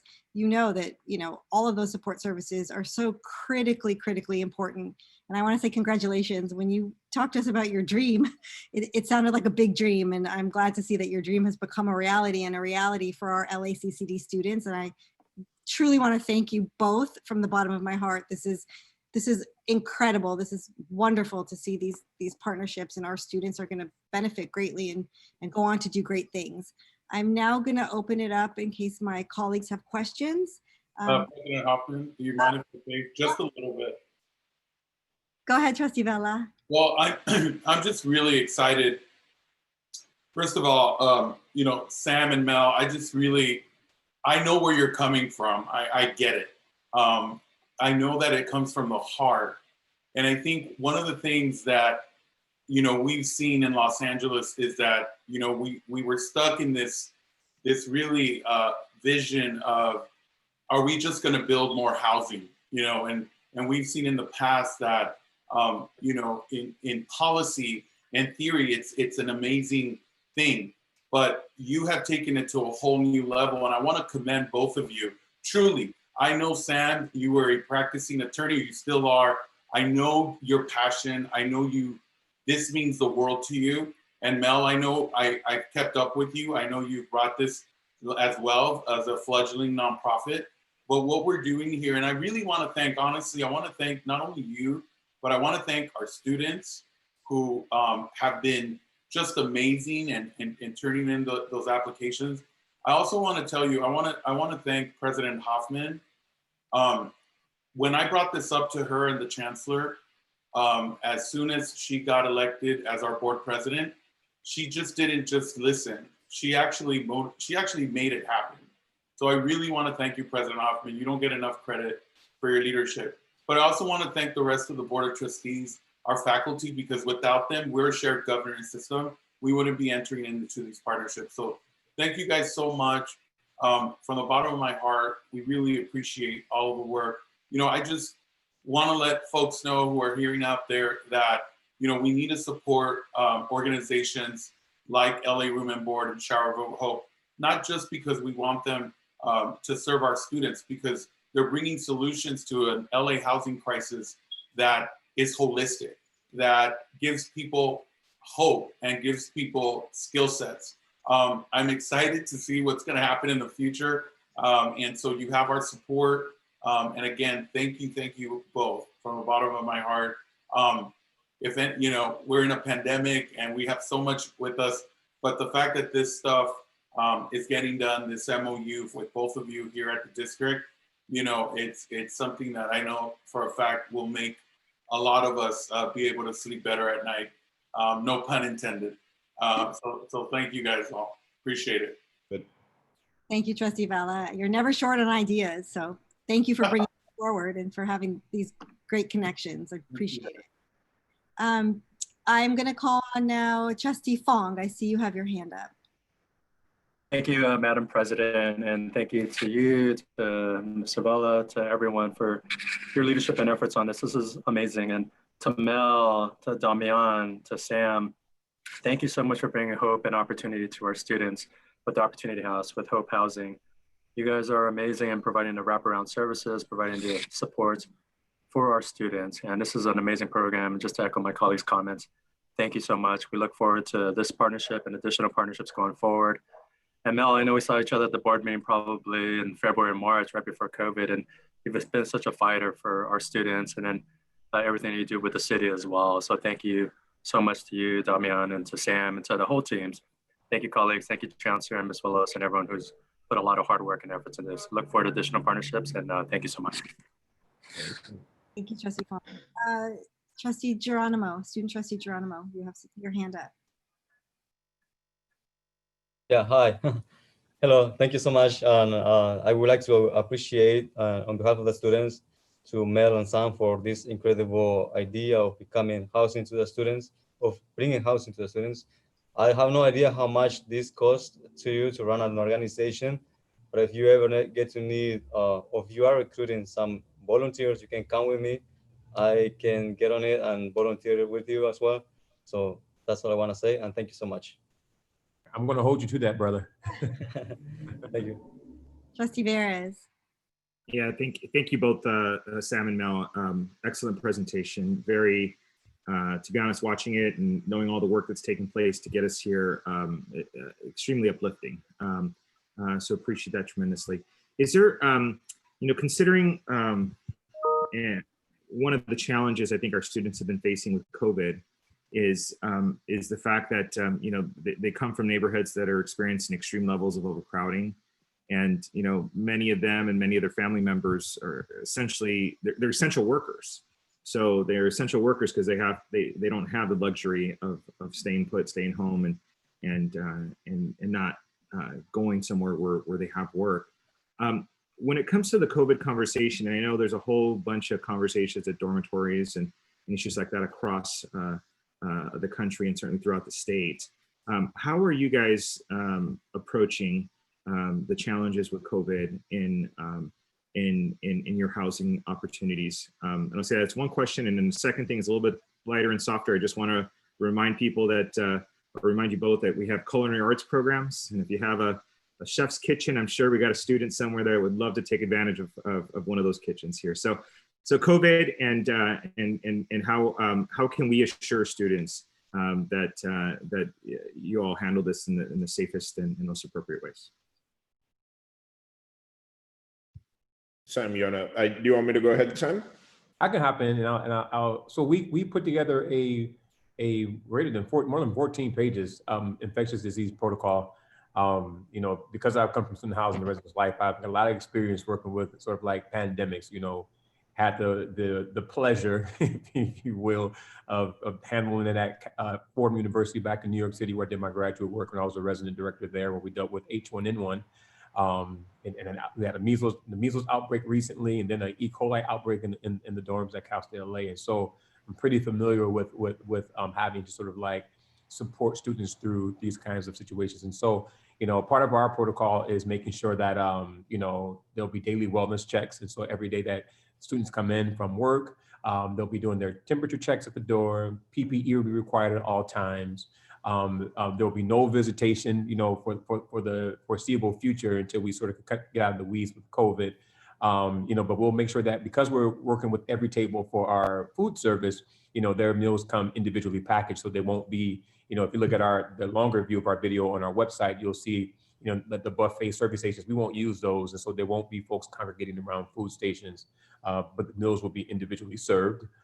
In addition to that, although we can house 53 students, we won't be at capacity, for this first semester. So we're only going to house around 30-ish, just because we took about 4 rooms offline. So there are more than 12 or so, or like about 16 or 17 bed spaces offline. So in the event that someone becomes symptomatic, then we have space in the house to sort of like isolate students or quarantine them. So, and then near those rooms, there's a single-use bathroom, so they aren't using the community bathrooms. And so, we're doing everything we can to sort of make sure that we sort of house folks as safely as we can. We know that many campuses have drawn down occupancy, but because we're homeless service providers, our ethos is a bit different because folks don't have any other place to go. And so, we drew down our occupancy to about 35, and then we'll see how things go. And then once we get out of the weeds with COVID, then we'll be up to our full 53.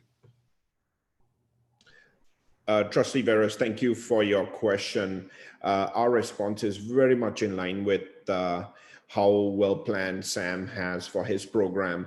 One of the things we do want to recognize is one of the great things about this program is if one of our students does get infected, rather than trying to survive in a car on the street, this is going to be the best place for them to be. We are going to follow protocols to make sure that we do have the temperature checks, we do have the visitation, just like LA Room and Board is following.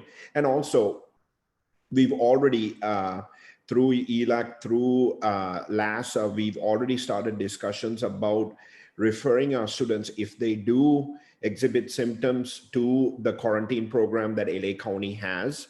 And in the event that a person does get to submit symptoms, we will quarantine them separately. But let's say worst case scenario, we can't separate them. It would still be a 14-day quarantine period for all the students, because they're sharing a space. We'll make sure that they adhere to the quarantine. We'll make sure that we recognize any symptoms that are coming out. And our approach is to make sure that if they do get sick, and this is an eventuality that we have to expect, that we are going to be there to provide as much services as possible for their care. Thank you. Great, thank you. Mr. Svanken, it looks like you have your hand up. Thank you. So this is an exciting partnership. I want to, we've been talking about housing for a long time, and it's clear we as a district need to do more. And there have been different starts and stops. Different committees have looked at this, but we haven't been able to find these kind of partners that are as dedicated as you in this space. A lot of people have been, looking to make profit off of our students. And I'm curious, because we have a lot more students than you're able to serve currently.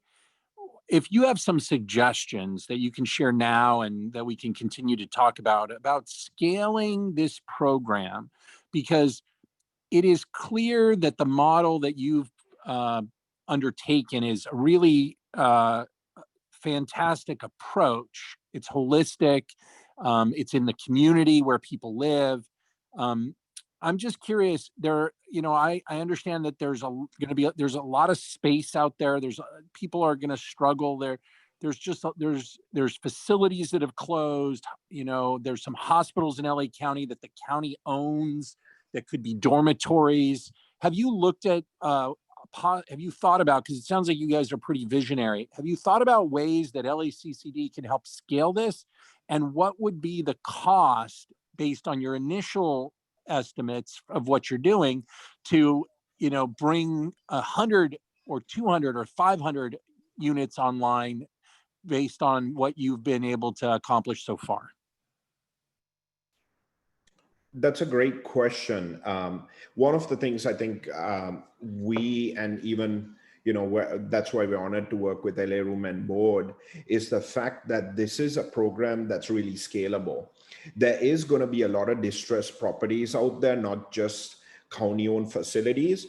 And one of the reasons we directed towards this program was because we actually run safe parking programs for people living in vehicles who are not students.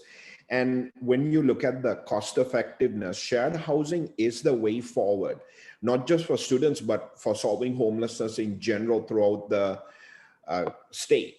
So we would love to start the conversation about how we can look at county and city-owned properties. But I think, as unfortunate as COVID is, it is going to give us the opportunity to have more distressed properties. These could be properties in very close proximity to each of the colleges. And what that will also do is have a network of students who are concentrated to one particular college. And that would give, and we have to be prepared for when colleges do open. And when that happens, that'll give them easy access. But I think the distressed properties coming online in the next 3 to 6 months is going to be the low-hanging fruit. And for ourselves at the Shower of Hope, and I'm sure for even Sam, it would boil down to a matter of funding, because in Sam's program and ours, one of the times I've really seen it, and it very mirrors itself. So the program, the framework is there. It's just a matter of funding being available to capture these distressed properties. Yeah, I would like to sort of underscore everything that Mel just said. I know that there's a lot of conversation, and there are ongoing conversations about how to use space on campuses that have space available to build but we all know how incredibly complex and costly it is to build anything in the county. And so I think Mel and I's models are about how do we maximize the efficiency that already exists in the system. And so you have, campus adjacent properties like this one, and like, like where Mel is, where we can partner with homeowners or property owners or folks who have multifamily unit buildings that are empty, right? And so why build when there are empty spaces all over the city? And so our open spaces approach is about that. We also partner with college campuses. Prior to COVID, at Cal State LA, where I worked before, resigning to focus on LA, we were more full time a couple of months ago. There were 200 vacant dorm rooms prior to COVID that sat empty, and there you got 1 in 5 students at ELAC that are experiencing housing insecurity, right? And so how do we get colleges and universities to reimagine their role in sort of supporting students like these? So we can't look at students like these are CSUN students or Cal State LA students, and these are ELAC students. No, these are our students. They belong to each of us. They belong to all of us. And so we can't, so how do we engage our other partners across the higher ed segment and pipeline to say, hey, you win if we can use those empty dorm rooms then students are already transferring from our institution to yours, and so they get a chance to have a preview on your campus, and it strengthens transfer pipelines and opens up so much possibility. But there are already colleges and universities that have reached out to us saying, hey, we have empty dorm rooms and we'd love to partner with your program. Let's make it happen. Right. And so it's just about, like Mel said, how do we line up the funding to make sure that we can pay? So to more answer your question more directly about the cost, I'd say with these kind of partnerships, I think that it's reasonable to say that it might cost per year about $9,000 per student, which is in LA is really, really cheap. Really cheap. That's incredible. Really, really cheap. And so I think that if you use that number as a guide, I think we might be able to provide some really, really good wraparound services and get students in spaces that are safe, that give them what they need to sort of get to graduation, right? Because that's what it's about. 1 million, a deficit of 1 million college educated workers is what the California Budget and Policy Center forecasts by 2030. So if homelessness and hunger are putting folks on the sidelines, then our region is going to hurt. Our communities will, families will, individuals will. So we got to get them housed, we got to get them fed, and programs like mine and Mel are leading the way. And so, I know that building would be amazing, but until we can build, let's maximize the efficiency that already exists by using vacant properties, partnering with colleges and universities with dorm spaces, so let's make it happen. Wow, thank you so much. Thank you, Mel, Thank you. Sam, and I want to thank the Chancellor for really making this happen in terms of getting your staff together, Maria Veloz, and like you mentioned, Michael Fuller. And Chancellor, do you want to just say a few words before we close out this part of the presentation? Well, there are many, many opportunities that we have that are moments of pride, where we see just hard work that leads towards a promise and then a promise delivered. So I simply wanted to thank Sam and Mel for their just steadfast leadership and vision to help, and then looking to, in our case, to help community college students. So in both Sam and Mel, we have true partners, people that are, for us, in many ways, angels, because we were trying to find a way to deliver on this promise to meet basic student needs. And they came with their brilliant idea. So we all played to our strengths, used our resources, used our influence, and then we'll continue to do so to ensure that both these programs have a solid foundation and are successful, because when we do our work well together, students benefit. So it's the vision and promise by the Board of Trustees to do what we can to address student basic needs, from food to housing and security to the other kinds of supports and mental health services and wraparound support services that makes our students successful. So I'm just very, very proud, and I appreciate the leadership of the Board of Trustees, and of course, of Mel and Sam. True hermanos here, and looking forward to continuing to work with them. Thank you. And Well, thank you so much. Yeah, good luck with your opening on Saturday. Send pictures. We want to see. Thank you. Will do. Thank you so much for being here this afternoon. Really. Thank you, everyone. Thank you. Okay, we are now going to go back to item H, reports from the board. Trustee Vela, Would you mind summarizing the proceeds of the Legislative and Public Affairs Committee that you chaired on August 19th? Sure. Thank you, President Hoffman. As you know, Washington, D.C. is buzzing with all sorts of issues, now that we're in full swing, close to the election. So, what we have now is we're looking at having some type of corona relief package really by September 30th.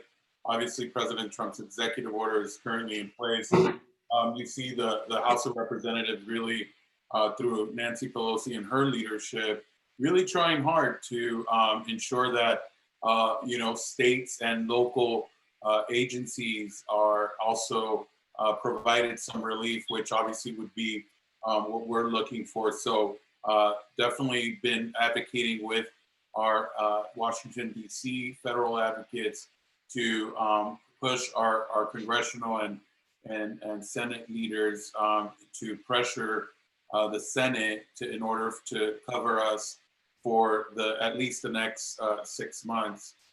So that's happening in Washington, D.C. Obviously, we are, happy that our DACA students are able to take advantage of our CARE Act funds following the U.S. Supreme Court decision. At the state level, as you know, and I really want to thank our today to talk to us and our trustees in particular about the importance of ethnic studies. And, I know that in particular, Trustee Buena and, a lot of our faculty have been on this track in order to ensure that, the community colleges, really put some resources into ethnic studies. And also want to thank Trustee Vettis for us, sponsoring legislation that was going to get carried in order for us to start looking at ethnic studies requirement coming out of the community college system. The good news is that, we are looking into seeing how that fits with Cal State. And obviously we'll be following Trustee Vettis's leadership on that. You all heard that, Prop 16 is going to be on the ballot, which is a repeal of Prop 209, thanks to Assemblywoman Shirley Weber. And then really cool, a bill did get finally passed, which was AB 2884, which allocates California state lottery money in order to be used for basic needs for students, including housing. We saw that that's a possibility, food insecurity and technology. So, and then one that's really special as well that we supported and advocated for tremendously was AB 3137 with Assemblymember Vopel, which gives a special program to our veterans who should and deserve the California College Promise program, at least a robust version of it. Locally, we've been partnering with the County of Los Angeles, thanks to, again, all of the trustees and the chancellor for your leadership. You saw some partnerships with LA Room and Board, with the city of LA, also increasing their eviction coverage. We are looking at fast tracking the pilot program with Metro in order to give our students and, really everyone the ability to ride Metro if they need to as well. And then, really happy to see that the district went into our high schools, our high school districts, finally, getting our students the digital welcome packet, as well as some cool media coverage on extending College Promise Year 2 deadline to September 15th. So, again, it's been a busy, busy month. I want to thank again our faculty, our staff, our students for continuing to stay involved when we need them to write a letter, our state legislators, our county board of supervisors, Supervisor Solis for retweeting our partnership with Shower of Hope. So, there is some hope out there, President Hoffman. So thank you so much. Appreciate your leadership as well. And thank you for allowing me to serve as chair of the Public Affairs and Legislative Committee. Thank you. Thank you. You're welcome. Thank you, Trustee Vella.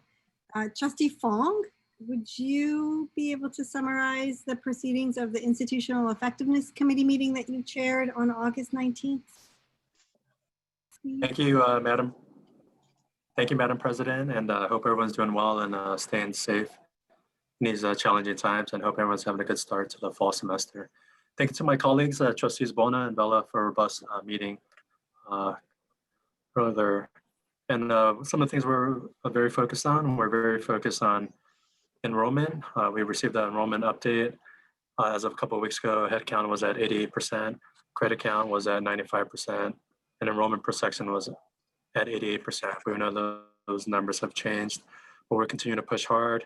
The district launched a comprehensive marketing campaign, as you heard from Ms. Vella, including strategic email notices, geofencing per college for prospective new students, Google SEO enhancements, broadcast TV and radio commercials in English and Spanish, and social media marketing for College Promise. So we'll continue to push hard on those efforts. Thank you to my colleagues for your support of those efforts. College has also launched an online open enrollment fairs. We saw that promoted on social media, and it reached hundreds of students. And thank you to the colleges for planning similar events. Furthermore, we also received presentations on the City College Strategic and Educational Master Plan, on the Valley College Strategic Educational Master Plan, and the plan for Mission College as well. So thank you to their respective teams for your hard work and efforts on that. Thank you to my colleagues for recommending those out of committee.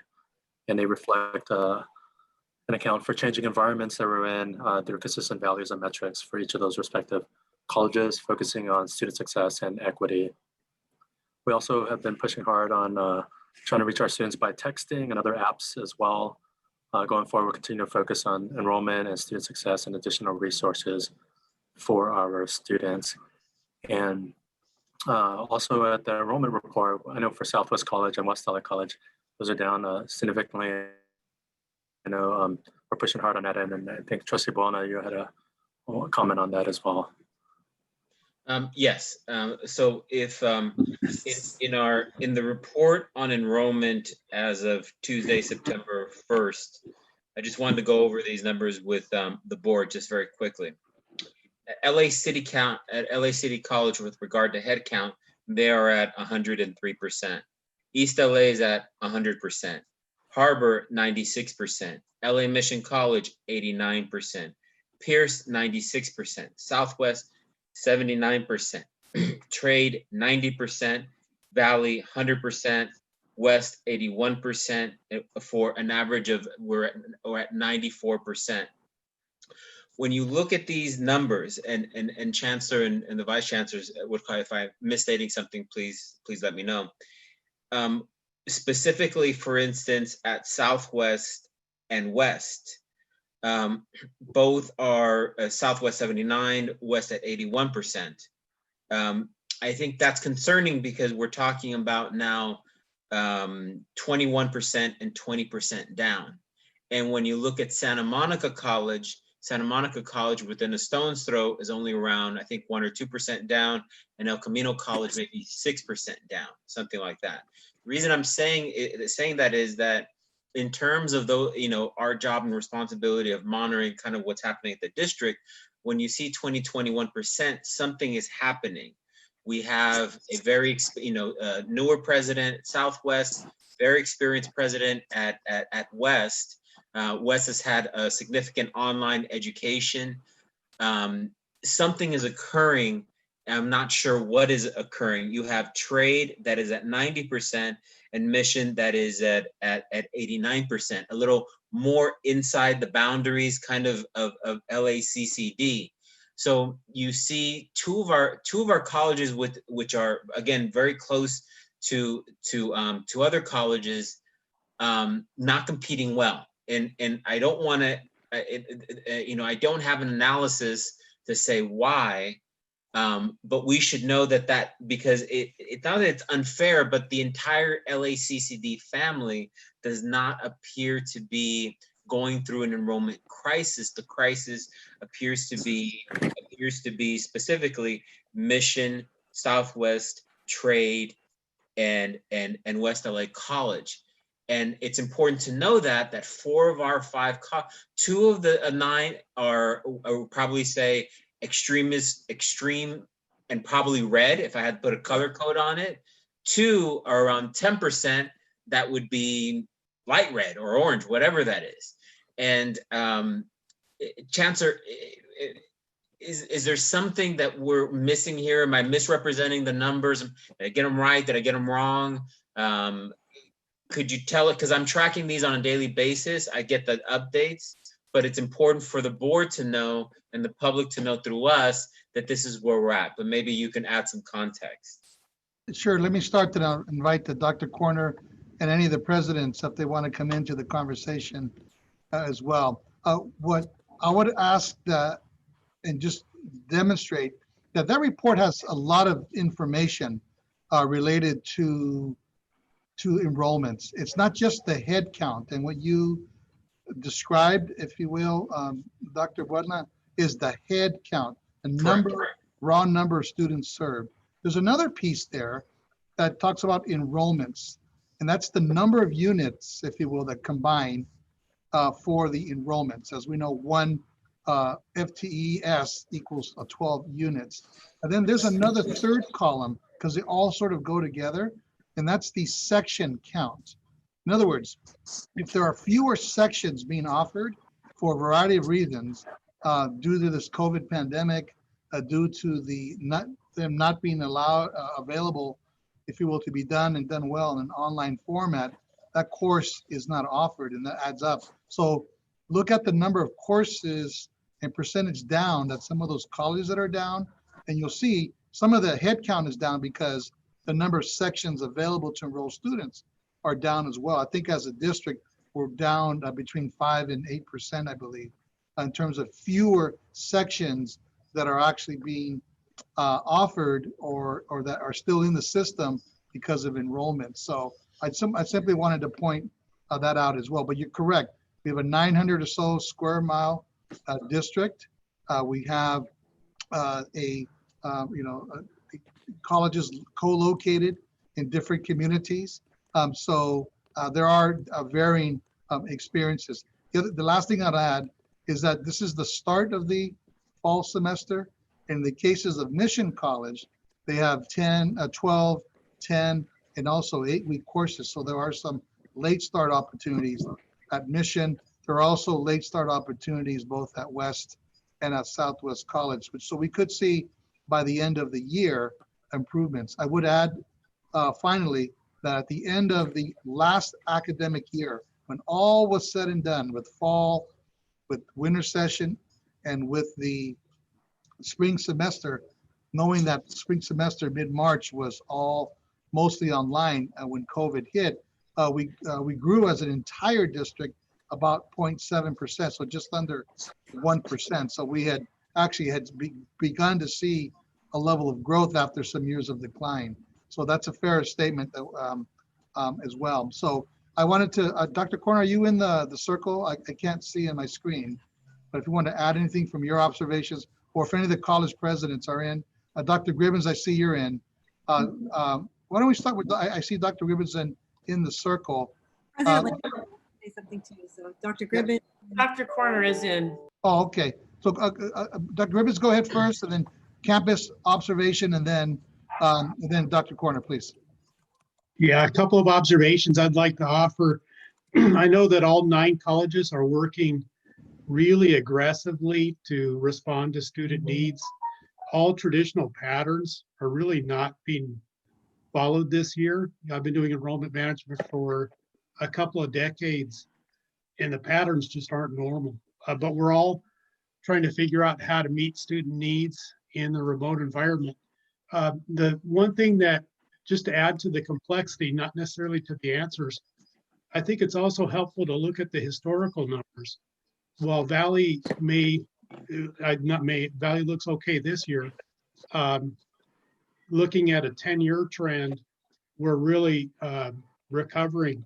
Where some colleges like West, on the larger trend, might compare more favorably to Valley than the 1-year numbers look. So just to point out that the larger trend also creates another insight. And also, I know a lot of folks are working hard with late start classes.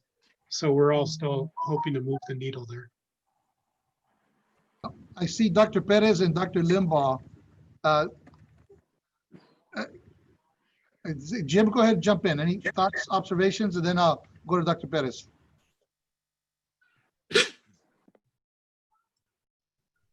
Jim, you're on mute, please. My apologies.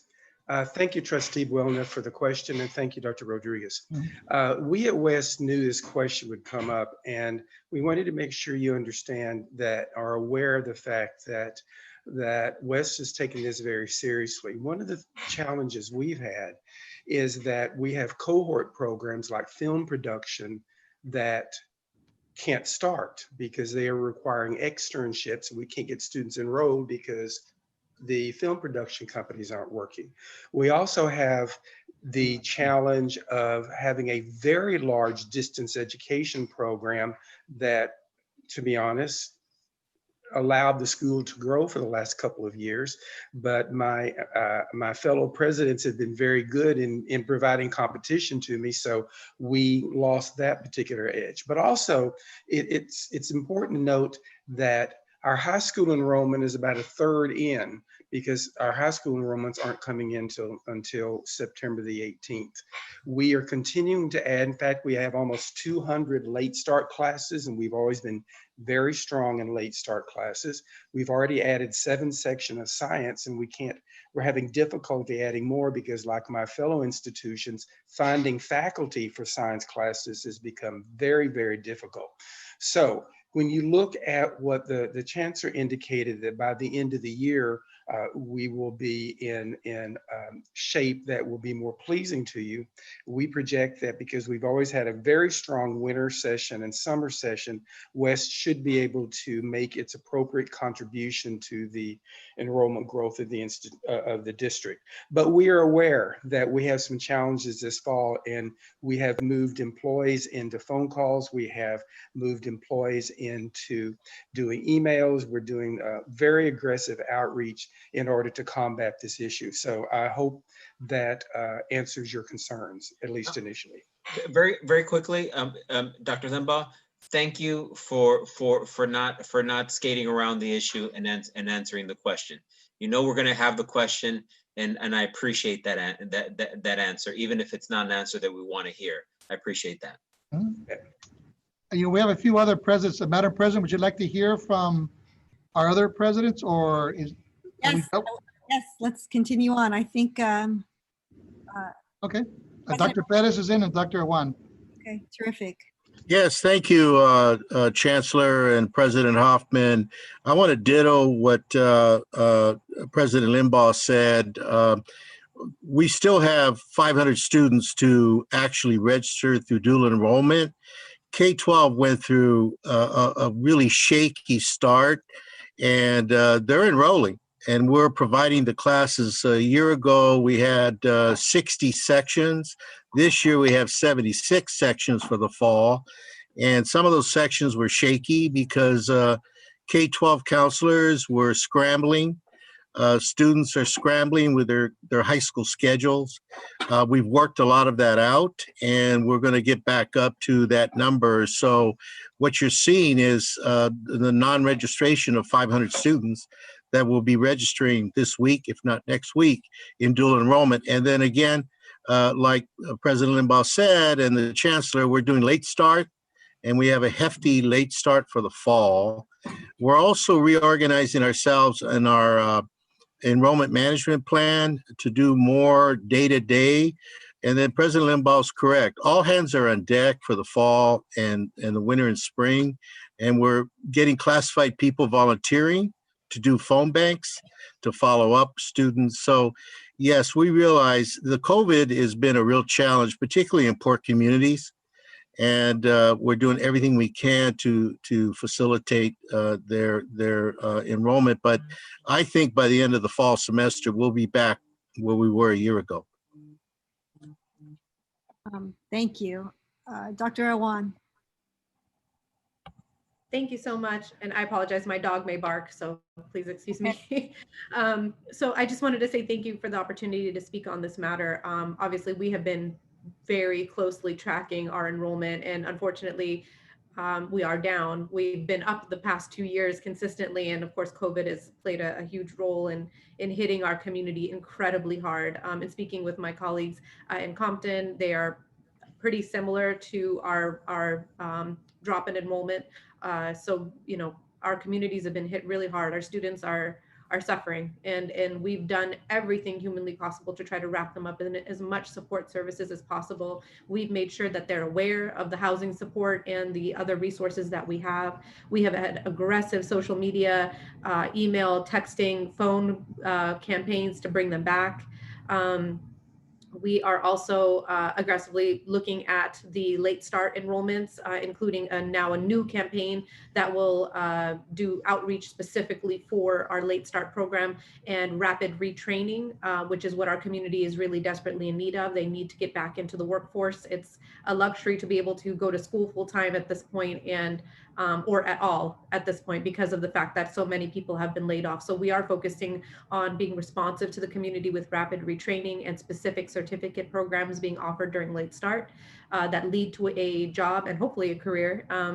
And also, similar to my colleagues, our K through 12 enrollments have not been entered yet. So will see a jump from us. I wish I could say it would go to 100%. I can't guarantee that, but you will see increases in us from our dual enrollment additions, as well as our aggressive late start marketing campaign, which is already underway. And that also includes printing and mailing home our late start schedule. And then, of course, social media, phone calling, emailing, texting. We are definitely in communication with our students, and we've been doing open enrollment opportunities every week. So every week, students could just drop in, and it was like an all-day type of Zoom. They could come, they could get registration assistance. We did an all-day Zoom on Monday. I helped out like hundreds of students who came to meet with us to get help, just from, you know, trying to figure out all this normal processes that have been transferred to online. And just to share a side note, so many of our students have suffered with just trying to understand how to get enrolled. What would be easy in in-person classes, like getting a permission number, trying to understand how you can do that online in Canvas when you can't see a class you're on a wait list for. Those types of logistics, especially with our new students and our first generation students, has been something that they have had increased difficulty in navigating with this online environment, not to mention, of course, the digital divide. So we are doing our best to wrap around our services for our students. And again, we do have plans to continue to aggressively look at our enrollment and try to get those numbers up. Thank you. Thank you, Dr. Awan. President Lee. Hi, thank you, President Hoffman and trustees and chancellor. And Trustee Warner, I really appreciate the question. I would, in addition to what my colleagues have said, we are getting down to I'll say the nuance level of our analysis for enrollment, because that's where, you know, the rubber meets the road right now, because all the usual macro strategies have not really yielded. So kind of per your direction, we're really getting to what's you know, happening. And I'll say one of the discoveries we found is when we're saying online and remote learning, there's a breakdown when you disaggregate that between asynchronous format, synchronous format, and what we call a hybrid. And I've discovered through assistance with Vice Chancellor Corner's office that 50% or a little bit less than that of our classes at Harvard are asynchronous. That's what we typically, and many of our students understand as online, just, you know, come in at your leisure, at your own pace. But we also have some that are synchronous, which are basically the same meeting times and dates when we were on campus, and we respect the faculty who do that. But our trouble is there are some that are what we call the hybrid. You may have 3 sessions during the semester where you need to meet, you know, the first Wednesday of each month at 9 o'clock for whatever reason. And we found that is very confusing to the students. And honestly, we may have lost some of them when they signed up and said, but, you know, I need to be what I thought was online, come in, you know, at midnight all the time, because when I'm free, I can't give up even though it's one Wednesday morning. And so they become frustrated. So I am really working closely with our faculty to try to, and we made that decision to either, synchronous or asynchronous.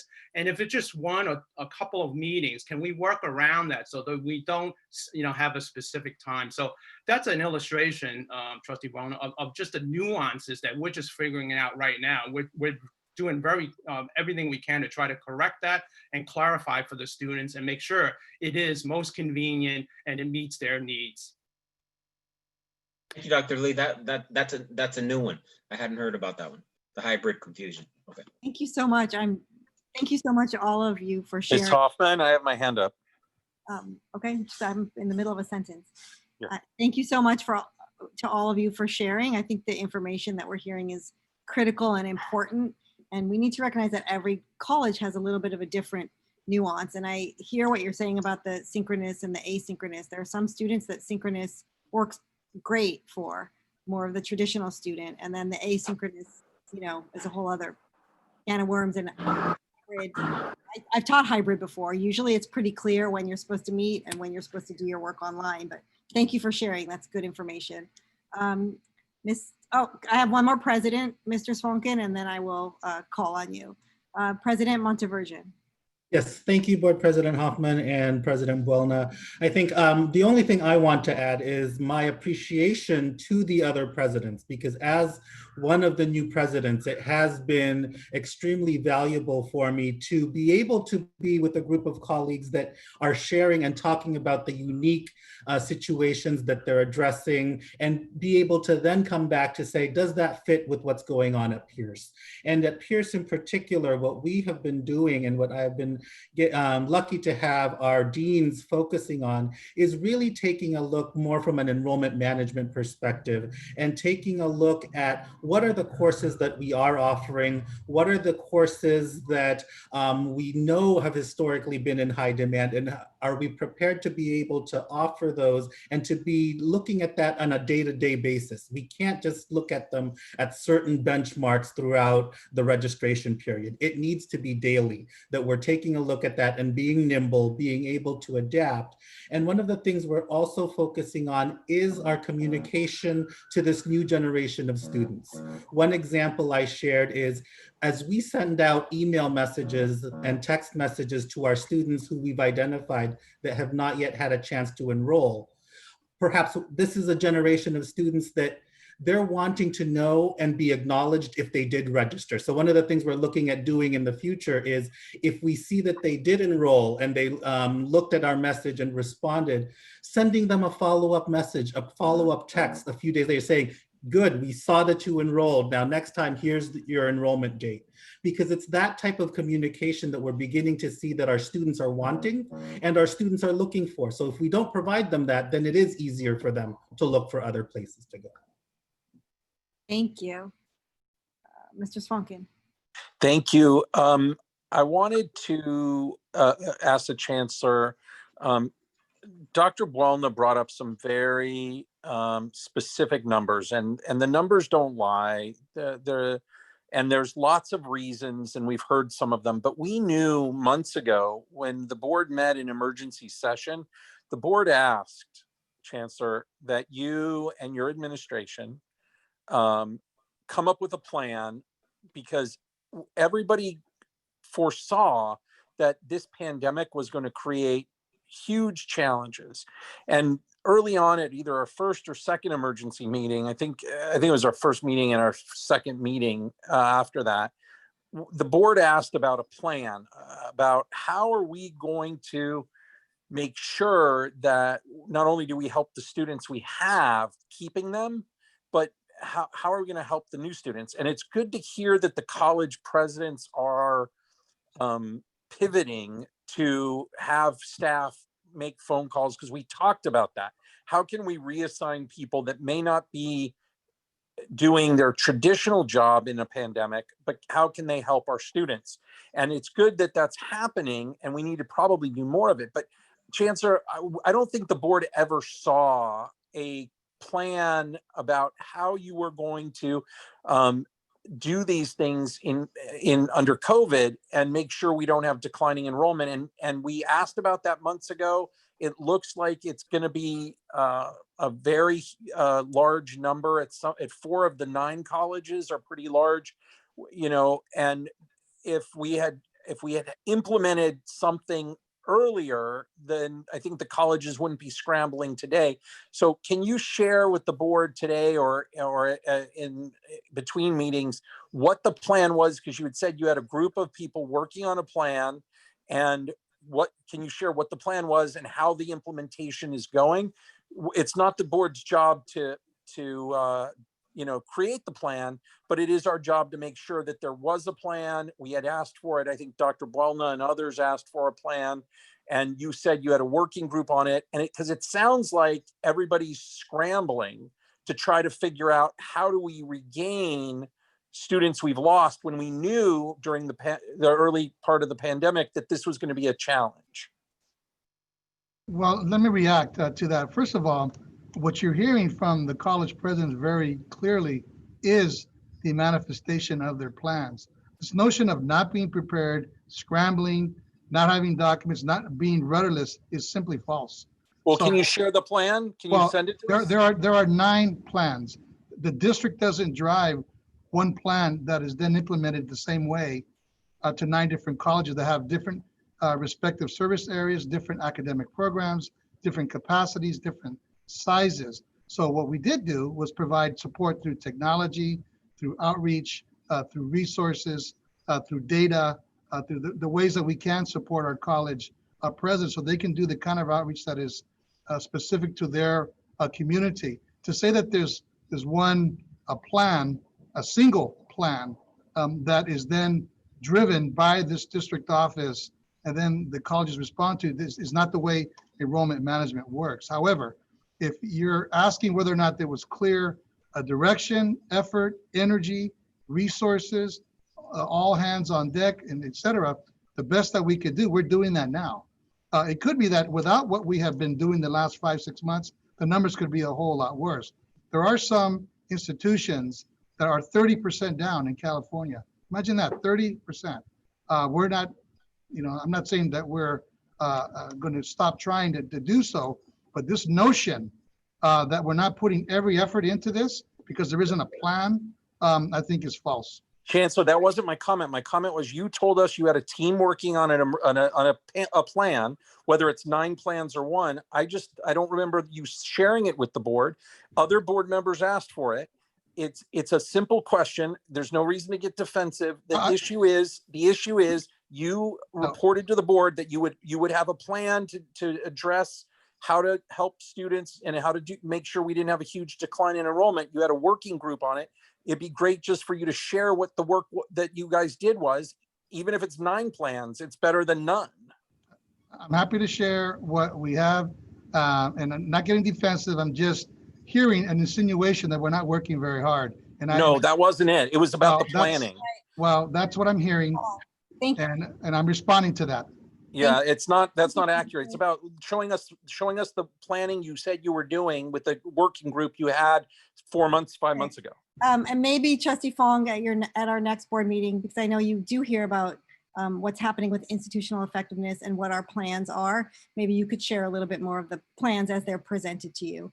I will say the words of Dr. Gribbins resonated with me. I think I'm the only board member that works at a community college currently in student services. I'm every day with students, and I have to say it is a very interesting time, unpredictable like no other time in the history of community colleges, and I've been working at a community college, the same one, for 23 years.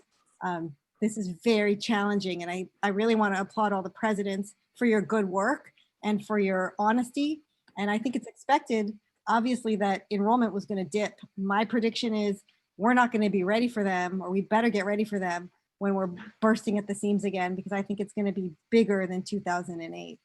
Can I add a question? You have your hand up, Mr. Moreno, and then we're going to move on. Okay, I don't want to take your time, but I do. I had a couple questions. One was, I think we talked about body counts and terms of number of students who are attending versus we sometimes call enrollment, which is the number of sections they're taking and the hours they're spent with us. I heard we were down, but relative to enrollment, I don't have the chart in front of me now, but I believe that our discussion was centering around the body count number. Did we talk about the enrollment? That is, in fact, the number of hours that are enrolled. Yeah, Mr. Moreno, district-wide, we're at 94% as of yesterday. I see. So I know we approved about $4 million for recruitment last year. Did any of that money go into recruiting for this online operation, and what was it? Actually, the board approved what's called an agency of record, which means that the Interact Communications, which is our agency of record for communications, they could draw on funds to deploy ads, radio, television, newspaper, social media through multitude of platforms and outlets. It doesn't mean that, so it's a fund that can be drawn from, and that fund has not been fully exhausted, clearly. And yes, it was towards communicating to students related to our shift in the to an online environment, and going after those students who had actually applied and put in an application, Mr. Moreno, but did not enroll. So there's a whole project around that, and clearly other kinds of very market in language specific recruitment of students. So yes, it has been partially used for that. Okay, the fear, and I think what's important about this discussion, and is that the decline is on top of at least 4 or 5 year decline in enrollment district-wide and by campus for the last 4 or 5 years, even not longer. That this again is on top of that, which means that we're kind of heading into uncharted waters, you might say. We've got that long a period of decline, and now with this major catastrophe, we're now suffering even more. I don't know if we're going to be able to come back in light of when other colleges are suffering in our service area, outside our service area, close to us, not the same level we are, confronting the same kind of challenges. It doesn't bode well for our future. I think what we have is we've got a tremendous hurdle ahead of us, and I don't believe at this time we have provided enough motivation, action to be prepared to deal with the eventuality of further decline. When I see other, and I don't have the data in front of me, I believe you sent out a memorandum concerning the community at large, the other community colleges. Yes. And I thought the numbers that were handed out by Trustee Buena, it was that I thought somebody said El Camino was, I see the data that was sent out earlier, and I believe El Camino was 6% down, but I believe Trustee Buena said it was only 2% down, or less than that. I don't know. It could be 6%. I may have gotten that wrong. My only point was to say that it's not 21%. Okay. Oh, thank you. Okay. Well, I just want to confirm that in my mind. Thank you very much. But yeah, we are really in a crisis stage, and almost everything we talk about in every meeting and every part of our body, every part of our structure should be dedicated to try to address this issue, because this is our future. Anyways, those are my comments, and I thank you for the time. Thank you, sir. Thank you, President Hoffman. I just kind of wanted to quickly chime in on behalf of the Public Affairs and Legislative Committee. You know, we've been working with LAUSD to improve those numbers. They saw, you know, an average of 50 to 60% engagement in enrollment, which was really just disappointing and sad. Not to anybody's fault. It was just a pandemic that hit parents all throughout the LAUSD service area. We've been, you know, thank you to our colleagues here, able to communicate our, I would say, partnership through with our high school seniors for doing enrollment, as well as trying to increase the amount of College Promise participants as well. So I just wanted to kind of reiterate that I think it's getting back on track with LAUSD. I've seen a lot of policy and movement on their side. So, you know, just wanted to kind of put that in perspective as well. So. Thank you, Trustee Vela. Trustee Fong, would you mind summarizing what happened at the DACA task force? I think you chaired the DACA task force meeting, and if you wouldn't mind summarizing, that'd be great. Thank you, Madam President. Just to finish out the IES's report, thank you to everyone for all their hard work and efforts, and thank you to all the college presidents for all the reports. And we'll get a report back on systemic enrollment management, diverse marketing efforts, accreditation, and college foundation. So thank you so much, Madam President. And now on the DACA committee, on behalf of Trustee Bona, the committee, it was a robust committee on the DACA Immigration Task Force on August 20th, 2020 at 2 p.m. Thank you to Mr. Chancellor and to the team for a robust meeting. There were 34 participants from a number of the colleges. We had a policy and legislation presentation from Dale Shimasaki from Strategic Educational Services, provided an update on Assembly Bill 331 on ethnic studies that you heard earlier today, on Assembly Bill 1460 from Assembly Member Weber on CSU ethnic studies, and Assembly Member Lamone's bill on AB 2972 on DACA undocumented student training. That bill is held in Senate Education Committee. And then also an ACA 5 repeal of 209. So we're monitoring those pieces of legislation. Also, Francisco Chavarria provided an update on his experience and appreciation for the programs at LACCD College and programs that are available to undocumented students. So thank you to Francisco for his Chavarria for his report from LACCD College. And then we had a great presentation from United We Dream, a presentation by Gabriela Cruz, who's the California coordinator with United We Dream, and then Juan Manuel Guzman from United We Dream. And it's the largest immigrant youth-led based organization in the country. And we're going to be partnering with them and on issues on DACA support, COVID relief, college tuition equity, and financial help. And we're looking to possibly form United We Dream chapters at LA Community College District. So that was a robust presentation. Thank you so much to United We Dream for that presentation, to the Chancellor, Ms. Velos, and Trustee Bona for bringing that together. We also had a presentation from Michael Fuller on the Foundation of LA Community Colleges, and we'll be getting a presentation and report back on all the different grant opportunities for our undocumented students. And the LATTC Dream Resource Center received a one-time donation from the ASO at LA Trade Tech. And we also had some additional grants to cover books and tuition and basic needs due to COVID-19. Applications will be screened and awarded accordingly. And finally, Dr. Martin from East LA, from Valley College, and Dr. Hoyos Venice provided updates on a call to action supporting undocumented students and a call to action going forward. And it was a robust meeting. Thank you to Mr. Chancellor and Ms. Velos, and on behalf of Chair Dr. Bona, thank you so much. Thank you, Trustee Fong, for chairing the meeting. Appreciate it. Thank you, Trustee Fong. Trustee Veras. Thank you, Trustee Bona. I'm sorry. Trustee Veras, can you please summarize the proceedings of the Facilities and Master Planning Committee? All right, I will. Thank you. The committee has one item they heard as a recommendation item, and that was on the Los Angeles Southwest College Student Union schematic design. President Awan and her staff and her team, project team, presented floor plans, site plans, described the renderings, described the program there.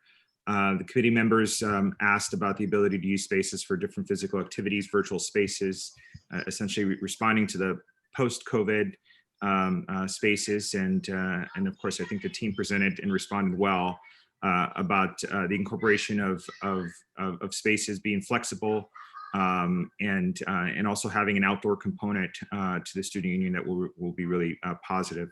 The building achieves LEED Silver certification, and we'll also have hydration stations, gender neutral bathrooms, as well as seamless transitions from the indoor to outdoor spaces. So the schematic design was approved, and the project will move forward with design development. We also heard from the Build LACCD team on the semi-annual report. wanted to, this is a report that essentially covered the activities of the bond program from January 1st to the 30th. Want to let you know a couple of really positive highlights. One, that invoice payment is becoming very efficient. There was an average, a substantial reduction in scale within 20 days. Invoices were paid as they were submitted here. So there was 2 safety incidents with nearly 350,000 construction hours between that date that was reported on. So some very positive things there. The committee also had a chance to sort of, as a part 1, dig deeper into custodial and maintenance staffing and training. Ruben Smith basically explained and laid out the different funding levels associated with each of the sort of standards across the board, and essentially the costs and where things stood currently. The board previously has approved funding at the APPA level 3. We still have some vacancies in terms of meeting the level 3 standards, but we also viewed what level 2 and what level 1 looked like. He also laid out the cleanliness initiatives for bathrooms. That was something that talked about a cleaning schedule and trying to maintain our bathrooms. So we're trying to do a blend hybrid approach where bathroom cleanliness would be at a level 1 standard. So currently staff's on a rotation schedule to maintain cleanliness, and they're integrating a substantial amount of professional development and training. And those things will continue in the near future. And finally, we went ahead and received the active construction status report. I did want to make one notation that I know it's really difficult to do these things when you're not in person, but the U.S. Green Building Council of Los Angeles has presented LACCD with the Municipal Innovation Award, recognizing us for all the different work that we've done, especially in the LEED efforts and all the green building that we've done on this campus. So got this via the mail, but I wanted to make sure that we were able to show it off today and recognize all the good stuff our campuses are doing. So so that's, raise it? There it goes. Apparently it's a recycled piece of black walnut that comes from the mountains of Los Angeles here. So awesome. That's the report. Thank you. Thank you, Trustee Veras. Before I get to you, Dr. Bolna, I'm going to ask our student trustee, Mr. Geronimo, to summarize the proceedings of your Student Affairs Committee meeting, and I owe you a very big apology. I don't know how it slipped off my calendar, and I promised you I would be there, and I have no excuses. I forgot about it. Somehow it wasn't in my calendar. I will be at the next meeting, but can you please summarize what happened at your Student Affairs Committee meeting? Okay, it's okay. Don't worry about it. So sorry. Okay, good afternoon, members of the board and participants in this Zoom meeting. It is my pleasure to address you as the student trustee and to present my third report of the Student Affairs Committee. On August 14, the Student Affairs Committee discussed 2 agenda items. One was an information item, which consisted of the 9 ASO presidents bringing up their ideas and sharing their perspectives, ideas as how to help their constituents with their membership benefits during the COVID-19 pandemic.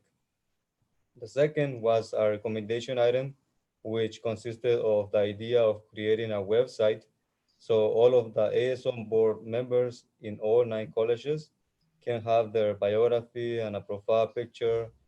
This is to help other students to get to know more about their student leaders of the 9 campuses.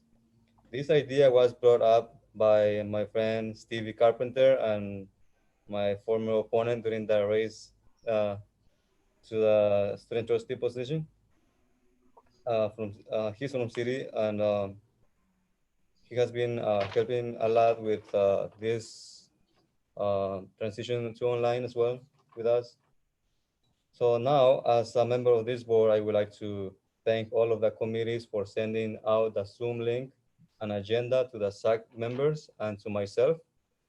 although I wasn't able to join any of the meetings this past month due to having to work 2 jobs, I apologize for not joining the meeting as well. So I would like to reiterate my commitment in serving our community and to seek for the wellness of the students and their academic success.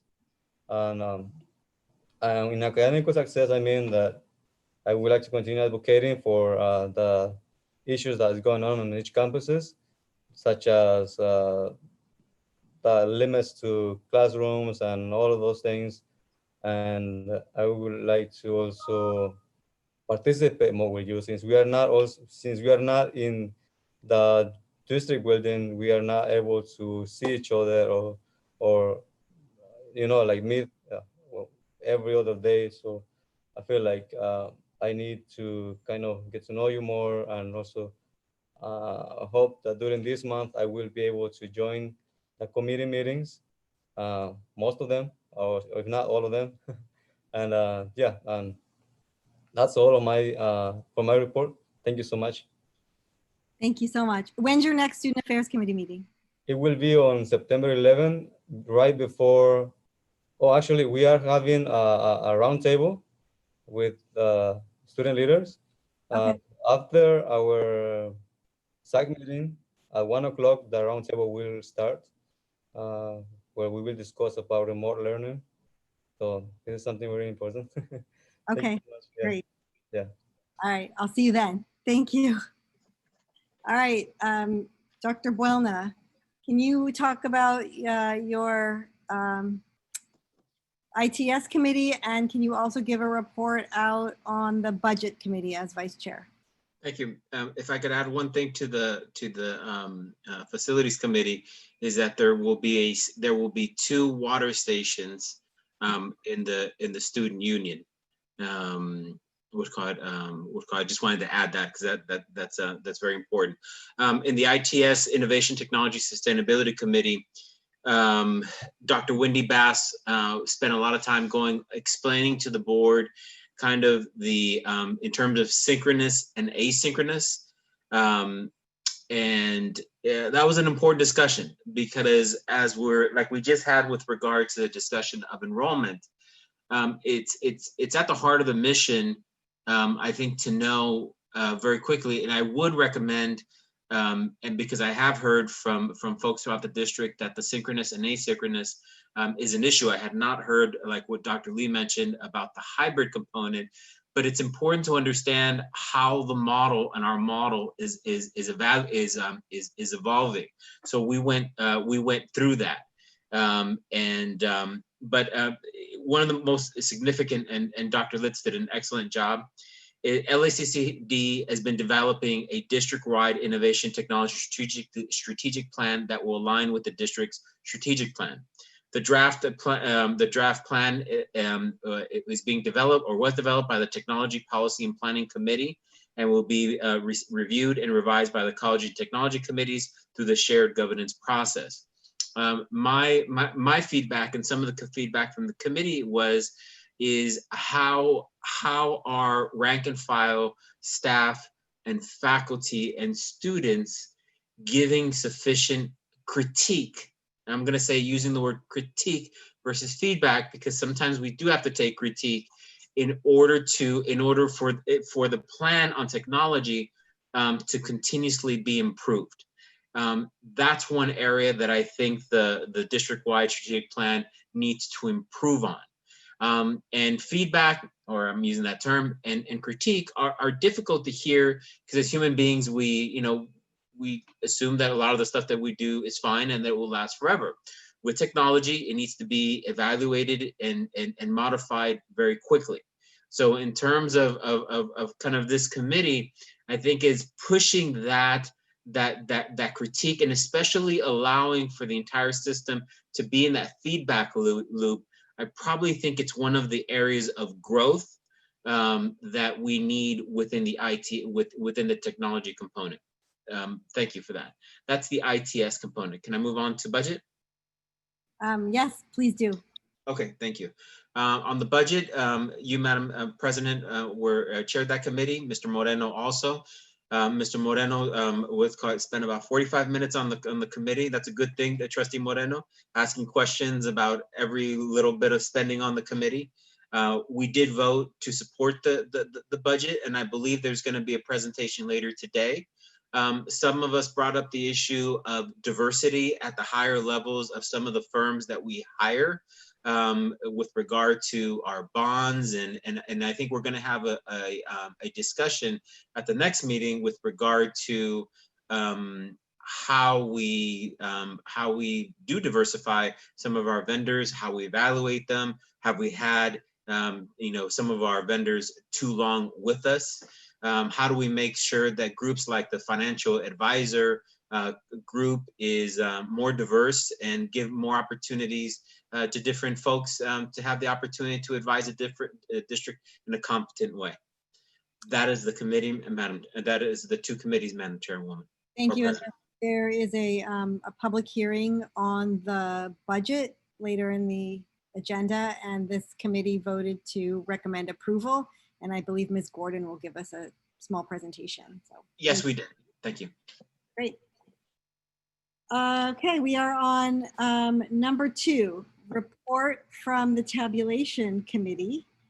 Trustee Fong, can you provide us with a report on the results of the Personnel Commissioner appointment election conducted by the Office of General Counsel? I believe the board appointed you to that committee to help tabulate, and can you give us a report?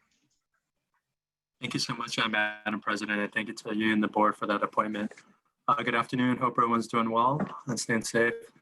Thank you to Mr. Prieto, Ms. Diga, Mr. Jetter, and the OGC team for their leadership and efforts on it. We had a robust process. We had 2 preparation meetings in early August with Ms. Diga and Mr. Prieto, and planning out this process in a remote environment.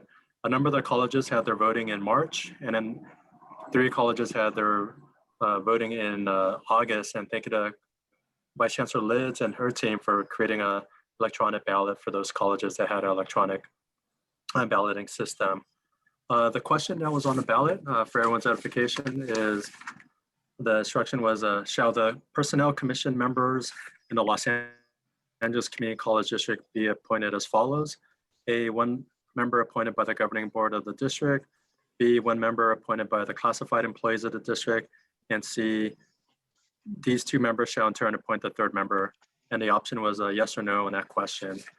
We had a great meeting last Thursday, socially distanced. We had 3 separate tables and we counted up the ballots. Thank you to the teams for doing that. 3 teams, we had an observer, and really a very transparent process. And the ballot count was 745 yes votes to 79 no votes. So it passed by almost a 10-to-1 margin.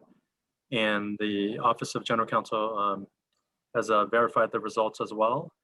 And I want to thank again Mr. Prieto, Mr. Jetter, Ms. Diga for their leadership in all phases of this process. Also want to thank OGC staff members Eric Kim, Oscar Victoria, Arthur Babb, Mo Karinga, Lorraine Messman, Sandra Samayoa, Sally Puga for all their work and efforts in the in-person and electronic phases of the election. And thank you to Vice Chancellor Carmen Lids and Andy Duran for facilitating the electronic voting process. And thank you so much to the members of the tabulation committee, Sharon Baker from SEIU 721, James Bradley from SEIU Local 99, Stephen Butcher from AFT 1521A, and Michael Toy, who is the Chancellor's rep. It was a robust meeting. We convened last Thursday, and we were done by about 10:45. So it was a great process, and thank you so much again, Madam President and board, for that opportunity. Thank you, Trustee Fong. Thank you for your service. Appreciate it. We are now on to our resolutions. I'm going to take a slightly different approach. We're going to take them individually. The first resolution that we have before the board is the resolution to commemorate Mexican Independence Day and Hispanic Heritage Month, September 15th through October 15th, 2020. Can I get a motion by the author to approve this resolution? So moved. Okay, and do I have a second? Second. Great, and is there any discussion? Trustee Buelna, can you say a few words? Well, I just wanted to say we prepared the presentation just so because normally Mexican Independence Day is seen as everything south of the current U.S. border, but we wanted to give it context to how that period, kind of and the traumatic effect of that period has affected us today. And a lot of times the presentations don't have that context, and especially here in LA, we've played a significant part. So we wanted to lay that context. And especially as we have the discussion on ethnic studies, so these different narratives, like Dr. Lopez mentioned, are going to go through the different types of ethnic studies, because there is no one type of ethnic studies that need to occur in order for perspectives to change. And that's it. Thank you for the opportunity. Thank you, Trustee Buelna. We now have before us resolution number 2 in support of comparable ethnic studies requirement to that of AB 1460. Madam President, did you want to vote on the first? Oh, I'm so sorry. Thank you. Yeah. You have a first and a second. Yeah, okay, that's right. We're not going to take them all together. We're voting separately. Thank you, Chancellor. Appreciate it. All right, Lupe, can I have roll call? Student Trustee Geronimo's advisory vote? Yes. Trustee Buelna? Yes. Trustee Fong? Yes. Trustee Hoffman? Yes. Trustee Moreno? Yes. Trustee Spankin? Yes. Trustee Vela? Yes. Trustee Veres? Yes. Thank you. I'm sorry, I was so excited to get to this next resolution because I think we need it. A resolution in support of a comparable ethnic studies requirement to the one that was authored by Shirley Weber, AB 1460, for LACCD colleges. And we did have a number of public comment this afternoon about this item.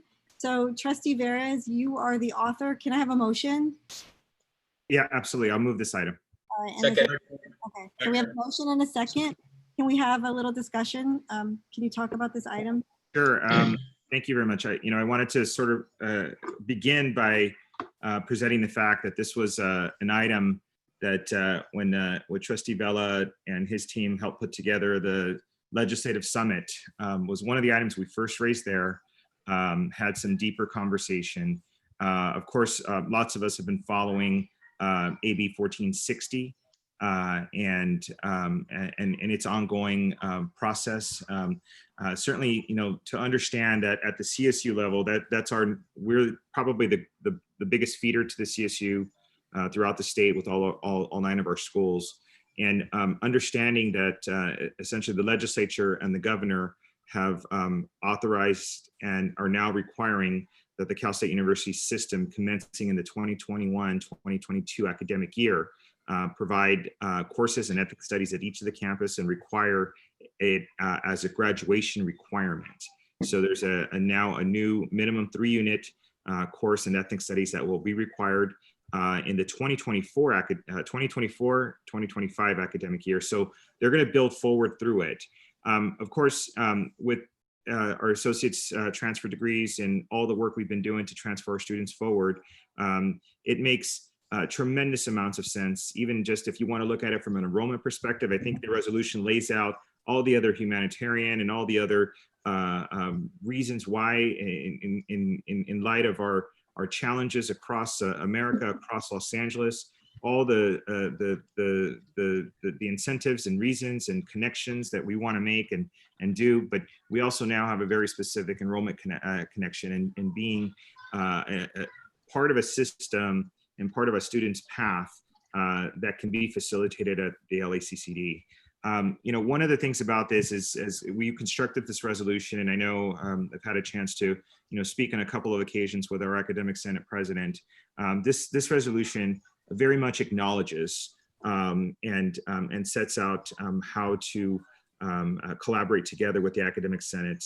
It is obviously under the education code that these are academic and professional matters, and we acknowledge that, and curriculum is very important for us, and to have their dialogue. And so clearly we add that element in this resolution, but essentially we wanted to have the chancellor work together with the district academic senate, establish a committee with faculty members with disciplinary expertise to understand, examine AB 1460 and begin the dialogue about creating creating a comparable ethnic studies requirement, LACCD, and of course, to talk about all the other pieces of where we can interface and where we can connect and how we can ensure that at the CSU level, as this has been created, we have acknowledged and done our best to ensure that ethnic studies can be supported here in our institution and be part of this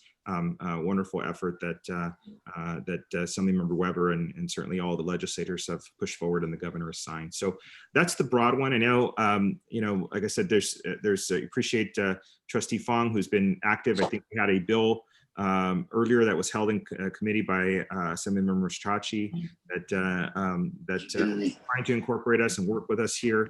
And of course, the Legislative and Public Affairs Committee have had quite a bit of dialogue on this. But this is a reso that again creates a working group,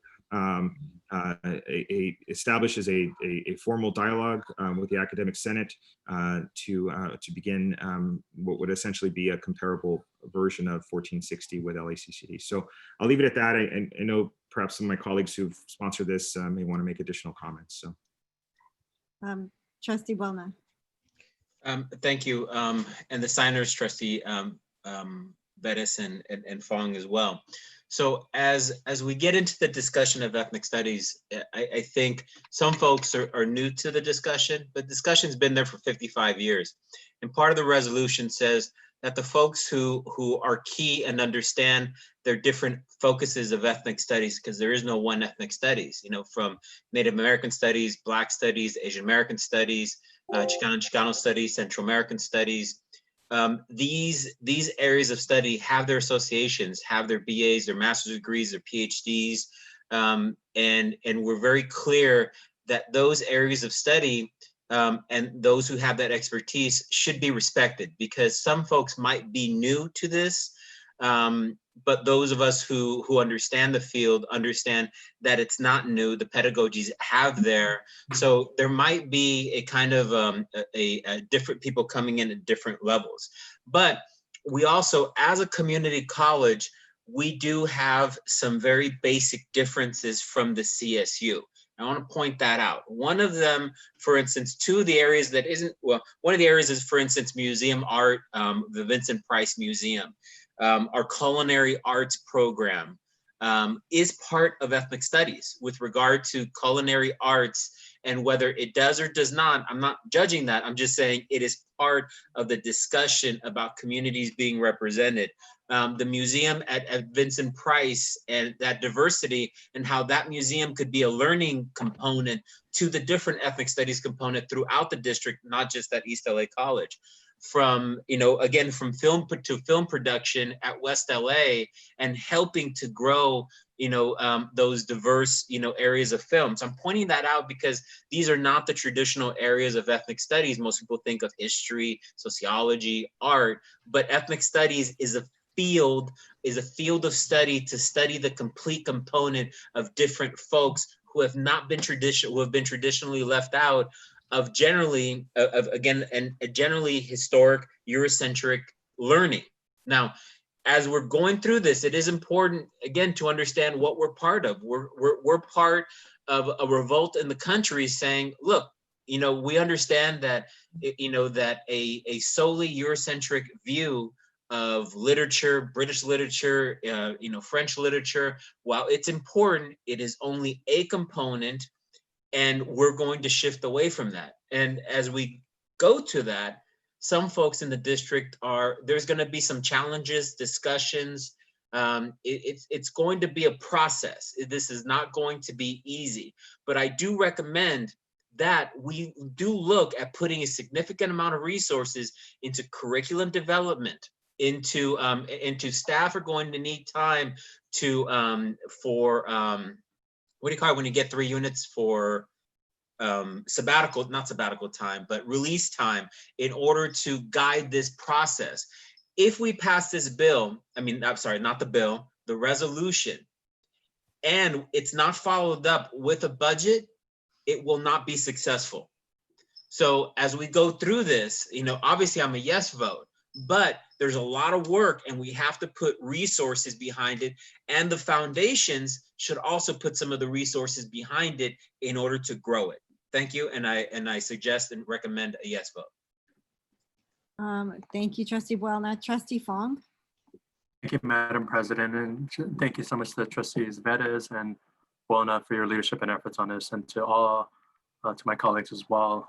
Just to echo my colleagues' comments, this is something that we'll be in collaboration, we'll be working together on, and we want to have that deep dive policy discussion as to how we can make this happen. And as Trustee Vettis referenced, a similar member, Alvaro Succi, did author and co-sponsored AB 3310 that came out of Mr. Vella's Legislative and Public Affairs Committee.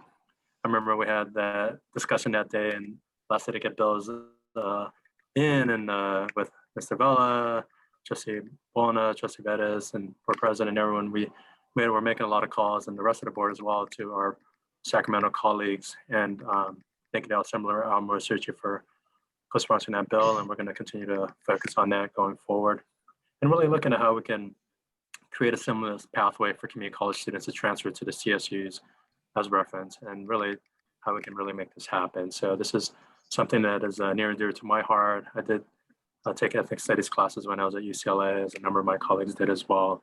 And as Trustees Buelna and Vella have stated, Veras have stated, it's really looking at different aspects of ethnic studies and really providing a worldwide perspective and multiple perspectives for our students in a diversified and racial minority state.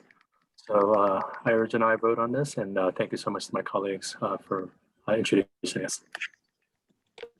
Mr. Slonkin, did you have your hand up? Yes, I did. I wanted to because there had been a controversy in Sacramento on some of things, I think, sort of tangentially related to this. I want to stand in solidarity with my colleagues that have spoken on behalf of this idea. I was,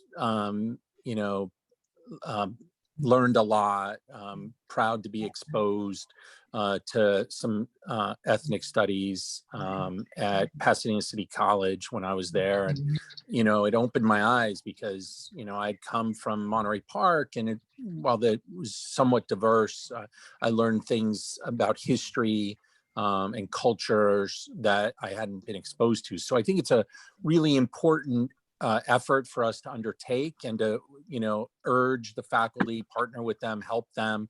As Dr. Buelna said, if we're going to really do this, it's going to take, us not only providing the sort of vision on the policy, but also us to reach out to the UCs and CSUs and see if we can make sure that there are pathways for our students. But I just wanted to make sure, we have two communities that we've traditionally served, and that, aren't necessarily as large as other communities that we serve. And, where I think when you look at creating programs like this, and by the way, Dr. Buelna's point on, I think not just having a class on, Chicano studies, which I took, but the fact that we could have culinary classes and, the history of,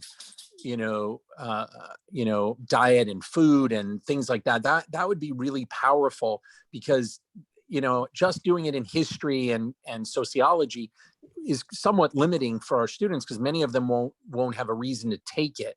And so if we can challenge our faculty and challenge ourselves to see if we can implant this and encourage it in multiple areas, that will be, I think, more transformative and innovative. But I took a class at Cal State Northridge in Jewish studies, and you'd think, well, why would a Jewish guy take a Jewish studies class?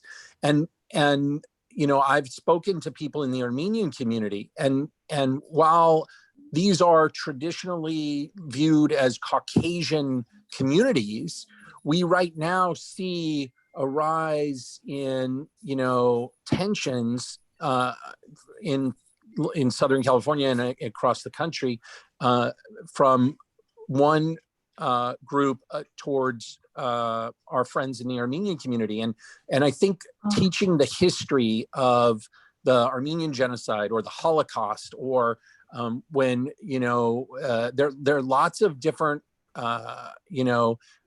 issues. There's Darfur, and, where groups of people are targeted. Those kinds of things fit in a place in ethnic studies. And I just wanted to either note for the record or get clarification if we're going to make sure that this is broad and that we encourage, more thought in, adding to this menu and not just doing the traditional things. Those are important, but it's important also with a rise in anti-Semitism, a rise in things that are happening on the streets of even Los Angeles, that we teach people the history of the Armenian genocide, the Holocaust. There have been atrocities, in the United States that we can all point to going further back. I mean, going back not as far as the Holocaust and the Armenian genocide, but atrocities on our own soil where people's land were taken,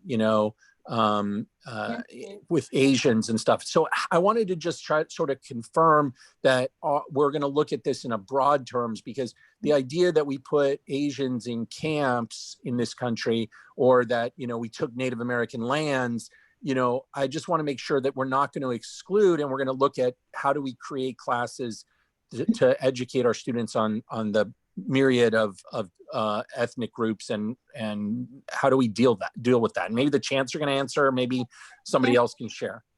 First of all, the board obviously doesn't write curriculum, but Chancellor, if you want to talk a little bit about the meeting that we recently had with the Jewish Federation, they reached out to us about the ethnic studies requirement for CSU and for K-12.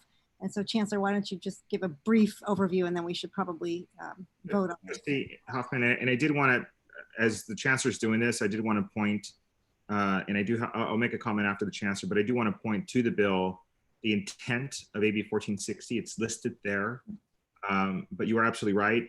It's a curriculum conversation that I think Mr. Schwanken is raising.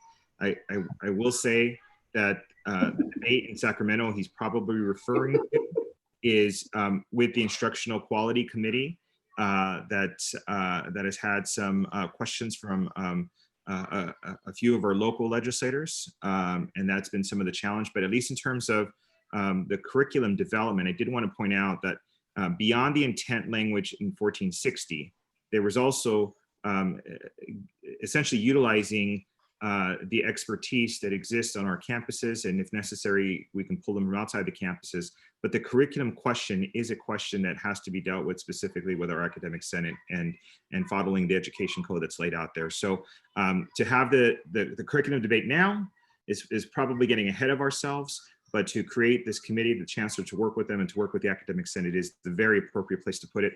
But the intent is laid there, and I want to underscore one piece of the intent is that there's a social justice component to this conversation and dialogue that's very important. It's something that the author emphasized, and what we're putting together here, what we're talking about doing is connecting us to the CSU guidelines and making sure that we can do something following similar kinds of intent.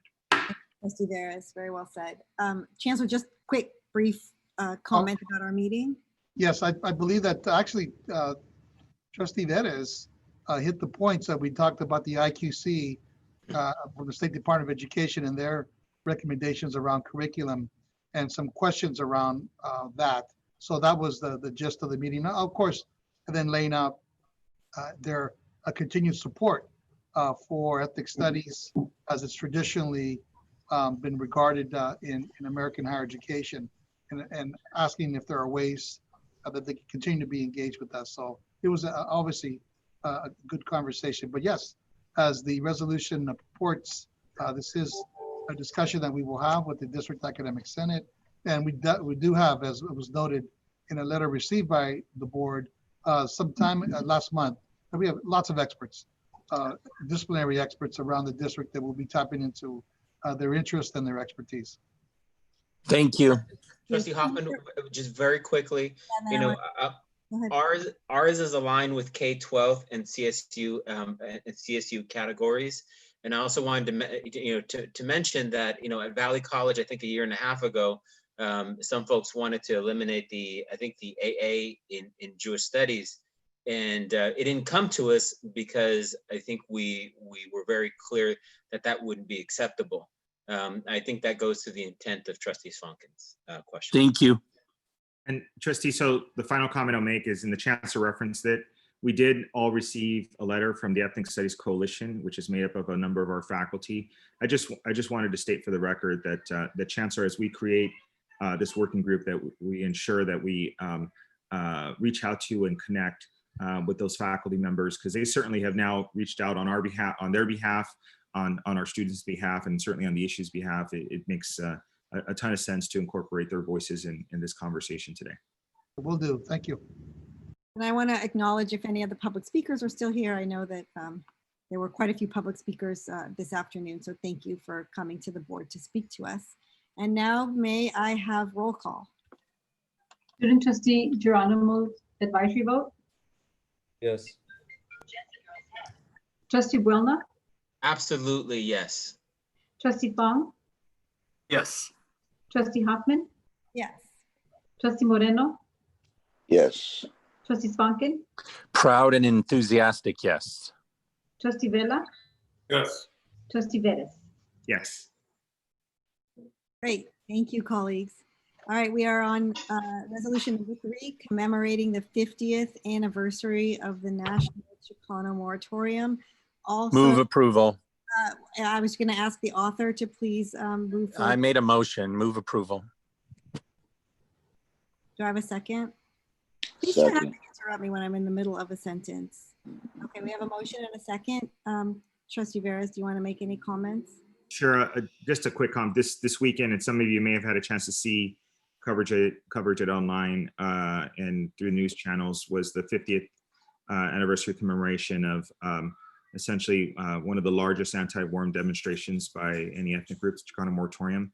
I thought it was extremely appropriate to not only raise it as a historic event and activity, to also highlight the fact that East LA College and the students there played a tremendous role in organizing and engaged in this effort in so many different ways. But to also connect it to the fact that as today we were talking about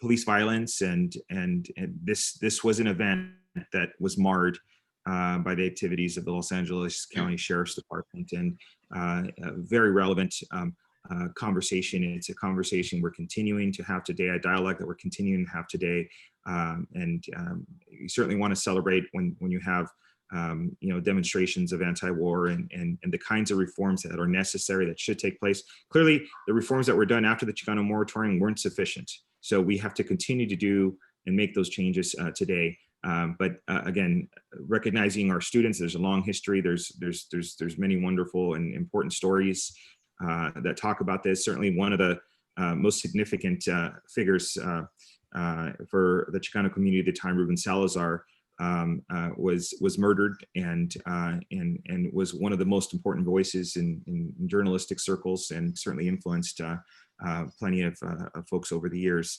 But important to look back at 50 years and make sure and make specific connections today, and understand that there's still plenty of work to do in this area. So presenting it here, and appreciate support for this resolution. Thank you. So we have a motion and a second and a plea for support. Can we have roll call, please? Student Trustee Geronimo's advisory vote. Yes. Trustee Buelna, Yes. Trustee Fong, Yes. Trustee Hoffman, Yes. Trustee Moreno, Yes. Trustee Svanken, Yes. Trustee Vela, Yes. Trustee Vettis. Yes. Thank you. That passes. I also want to acknowledge how hard our staff works on helping to put together these resolutions. And oftentimes it's, right before the board agenda is about to come out, that they're finishing up and they're doing their research. So thank you everyone so much. Our next resolution is in celebration of Labor Day, and I'd like to call upon my co-sponsors, Trustees Fong and Vela, to move to approve this and make a few comments. So moved. Great, thank you, Trustee Vella. And- Second. Okay, great, and I have a second. Second. I thought it was particularly important to make sure that we recognize our hardworking women and men, especially as we're coming upon Labor Day. We normally participate in all kinds of activities that for one reason or another, and mostly because of the pandemic, we're not going to be able to do. But I think it's particularly important this year to recognize those folks, especially the people that are being essential employees, putting their lives on the line and risking their lives every single day so that we can put groceries on our table and function. So I'm going to invite my colleagues to make a few comments if you'd like to as well. Trustee Vella.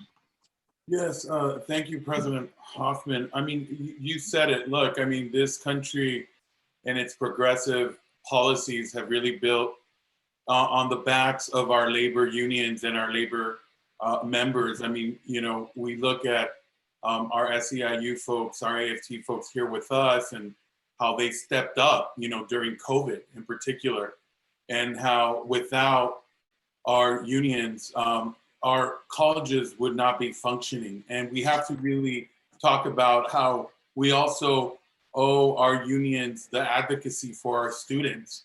You know, when you look at people who come up and put their money where their mouth is to protect our budget here at the district and protect public school systems, which we are included, it's labor that's at the forefront. They're the ones putting their money where their mouth is. They're the ones that are advocating for our students day in and day out. And women, and non-binary folks working right now in construction, in our healthcare fields, we really owe them. You know, right now we owe them gratitude. You know, we're lucky we can work from home. Not everyone can. And so with that, this is to honor not only all of our laborers, folks at our district, but throughout the country. Thank you very much. Thank you, Trustee Vella. President Perez, is your hand up or was that left over? Did you want to It's left over. Sorry to call in. Do you mind if I just make a comment on the ethnic studies and Chicano moratorium? I'm really proud that we're doing this. And the ethnic studies is so important for social justice. And we have just finished an AA degree in Chicano studies, social justice. So that really helps. And then the other thing, I was there at the Chicano moratorium with my 6-month-old child laying on a blanket. It was peaceful. And the sheriffs came in and started busting everybody's head. So I was able to escape with my 6-month child and wife. But that period is correct. Trustee Vettis is correct. We still have issues with law enforcement, and we need to address it. So thank you so much. Just wanted to make that comment. Thank you, President Perez. And as soon as we're done with this section, we actually have a video on the moratorium, so we will show that video. Thank you. And I'm sorry I missed your hand earlier. Trustee Fong. Thank you, Madam President, and thank you to President Hoffman, to Trustee Vella, and to colleagues and thank you to all the amazing faculty, staff, and administrators for all your hard work and efforts in this pandemic. And going forward and beyond, it's been a crazy 6 months period, but thank you for everything you do to move, heaven and earth, to move our classes online since March, to everything you do on student success, and to fight for our students each and every day. And we stand with you. Thank you for all the labor unions for fighting for worker rights, workplace protections, and not just in the COVID environment, but each and every day. We stand with you. We're here with you, partners here. And thank you so much to my colleagues for bringing this forward as well. And normally we'll get together on Monday, Labor Day, down in the harbor area and march in the parade, but we're in a different type of environment now where we can't really do that. But anything that we can do to fight for worker rights, workplace protections, and respect, dignity, we're here. And thank you again to everything, to all our bargaining units. Thank you for everything you do to embrace the hopes and aspirations of our students and families. And we'll continue to fight the good fight here in Los Angeles and across the country. Thank you. Thank you, Trustee Fong. Trustee Swankin. Thank you. You know, as the grandson of a garment worker, the great grandson of a garment worker, this grandson of a bus driver, a member, he was a member of the Teamsters, and the son of a UTLA member. I know firsthand how much we owe. My dad, mom and dad used to always tell me that my health care when I was young and going in and out of the hospital was only possible because of the benefits my dad had as a teacher, a UTLA leader. And so I believe it's critical for us to pay tribute to those that fought to protect people like my great-grandfather, who toiled away in what was a sweatshop in New York. And you know, there are still fights that we have today to protect workers, whether it's in the garment industry or in the food industry. And I'm very proud of the work we've done at LACCD for 9 years in recognizing, supporting, paying, you know, a fair wage, increasing wages every year we could to all of our staff, from the custodians and the people that supervise them, and the faculty and the staff guild members. Every one of them, I think the reason this district has been able to weather its past storms is because we generally put our employees first, and hoping that they'll always put our students first. And that usually is the case. I do believe that in this time more than ever, we need to do everything we can to protect the jobs of our employees. And this resolution is symbolic, but what we do in being careful and protecting jobs and protecting our employees will show everyone in the district, especially our students, what we stand for and who we stand for. And as long as we treat the lowest paid employee as well as we treat the highest paid employee, hopefully, that's what we should do. That's what I was taught, is that doesn't matter your job or where you come from, everyone is valued, and the labor movement stands for those kinds of values. And so I want to support this, and I want us to continue to try to remember that, you know, it doesn't matter what the employee in our district does, each of them deserves respect and value, and doesn't matter. And the highest paid employees need to remember that the most important person may be the person that's cleaning our facilities, or the part-time faculty member, because without each of them, our students wouldn't have nice facilities. And while all of us talk policy and budgets, the people that do the real work are the people on the front lines, and they are the ones that are putting their lives on the line every day during this pandemic. And I just want to say thank you to them. So we have a motion and a second. Can I have roll call, please? Student trustee Geronimo's advisory vote. Yes. Trustee Buelna. Yes. Trustee Fong. Yes. Trustee Hoffman. Yes, and Trustee Veras, I apologize. Make your comment with your vote. I just saw. I can do that after the vote.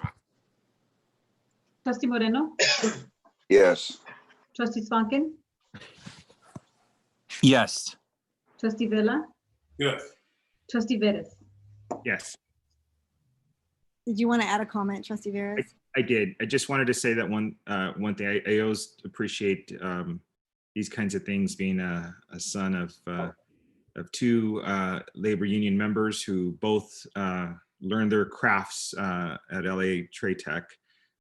So appreciate the connection for this district, and certainly my family here, who have led the way for my support of working people issues here.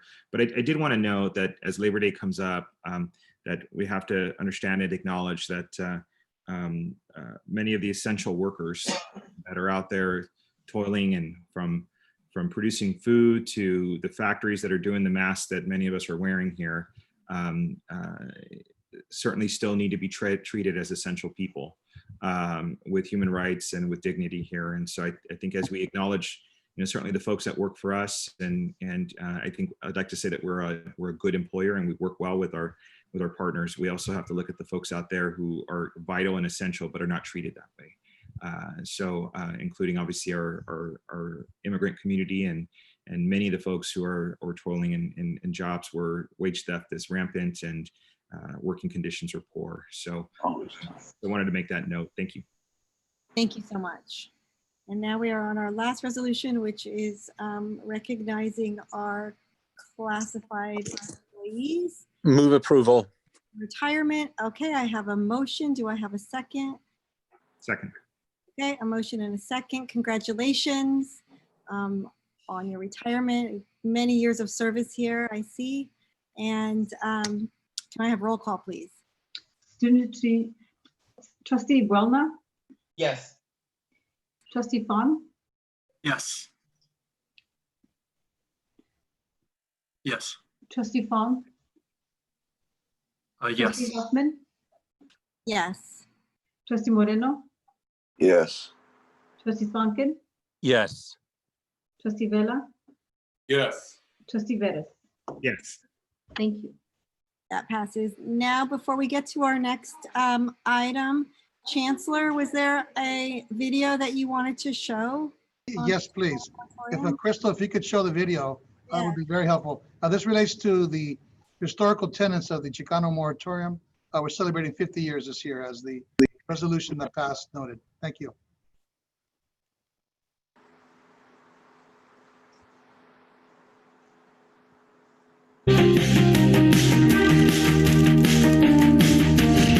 Years ago, the Mexican-American community in East Los Angeles had seen frustration fester over police brutality and underfunded schools, biased media coverage, and the high toll the Vietnam War was taking on Mexican-American soldiers.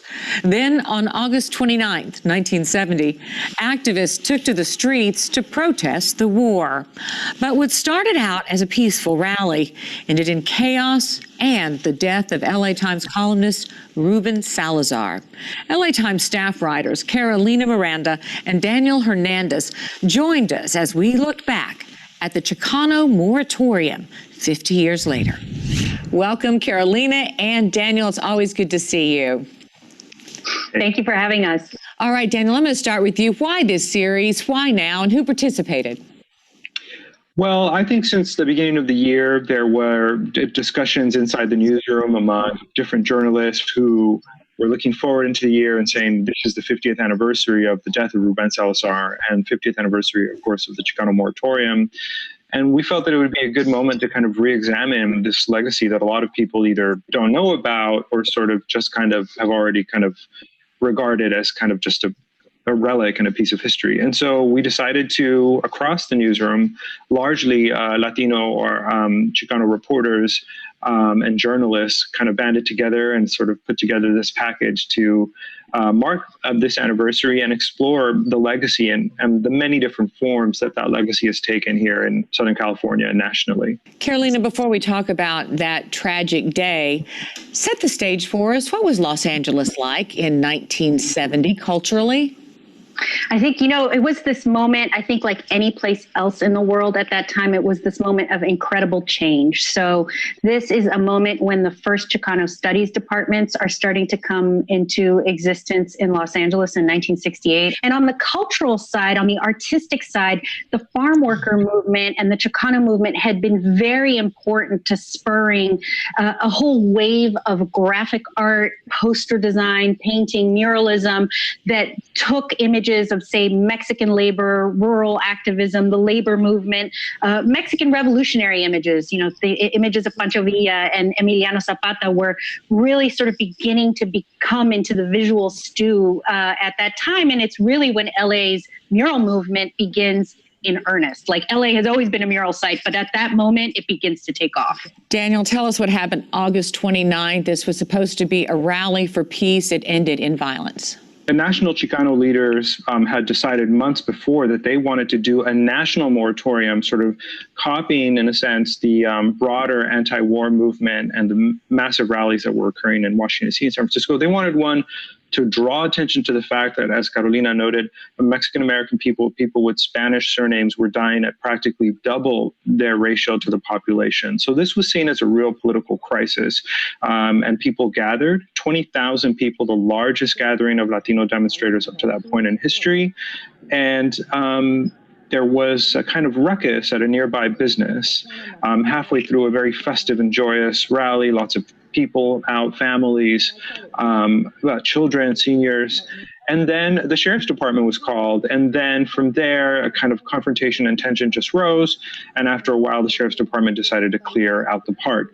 This turned into an extremely chaotic scene. Everyone that I've spoken with so far just described the brutality of the way in which deputies came in. And there's obviously a lot of footage that reflects that. And within all of that chaos and confusion, a sheriff's deputy decided to, hearing that there were armed people inside the Silver Dollar Bar and Cafe there on Whittier Boulevard, decided to shoot a tear gas projectile into the curtain doorway of this bar. Ruben Salazar, LA Times journalist, one of the trailblazing Mexican-American journalists at the LA Times, was inside, and coincidentally, he was stuck in the head and probably likely instantly died. This inspired a whole generation of activists. Tell us a little bit about the people you spoke to for that piece you wrote. There was a lot of ferment going on. The farm workers, as mentioned before, the East LA blowouts of 1968, when hundreds of Chicano youth poured out of high school to demand changes in the education system. And I think that for a lot of people, it was more than anything a shock, a sign that the kind of repressive responses that were common among law enforcement agencies, unfortunately back then, were now going to be really direct. There was a lot of concern about surveillance and about infiltration by agents who might try to sort of break up the movement. For others, I think it really cemented their commitment, and people from there went on into politics and went on into the arts. So there was a lot of kind of branching out from there to different sectors of society and to different forms of activism and social justice work. Carolina, you mentioned the arts. Tell us about the legacy of art here in the Southland because of this day. Well, I think it's such an interesting story, because what I think the moratorium did is it changed the direction of art, and art is also what has kept the moratorium's memory alive in the decades since. So I think in the 1970s, the mural movement had already started to take off when the moratorium happened, but the moratorium really just kicked things off. And artists like Judy Baca, who had been at the moratorium, was inspired to do hundreds of murals all over Los Angeles, literally changing the landscape of the city. There were artists such as Harry Gamboa, who was in Laguna Park that day. That incident at the moratorium inspired him to pick up a camera and to always carry it with him no matter where he was. And it ended up being a camera that he's used in really creative ways to create fictional stories. When he joined with the collective Osco, it was detailing these very sort of flamboyant performances on the streets of East Los Angeles, some of them on sites where protests had gotten violent, right on Whittier Boulevard. So it really just kind of put a little lighter fluid on this simmering fire that had already been happening. Right. Do you think that this day, this August 29th, 1970, deserves a memorial here in Los Angeles? You know, that is a debate that has been going on a long time, because currently the only marker that exists of that day is a small plaque bearing Ruben Salazar's name at the site of the old Silver Dollar Bar, which is now the Sounds of Music record shop. And I think that this 50th anniversary, plus the larger debate that we are having about monuments, will probably spur, maybe a committee or two to finally begin to look into the question in a serious way. Well, I so appreciate it, Daniel Hernandez and Carolina Miranda and the other people who contributed to this series. It's really a great read and such an important piece of Los Angeles history. Thank you. Thank you. Thanks for having us.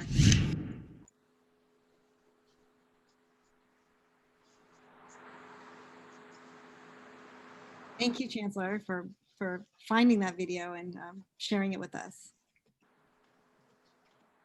You're welcome, Madam President. Actually, that was Dr. Welna that was the researcher on this. So thank him for an excellent video.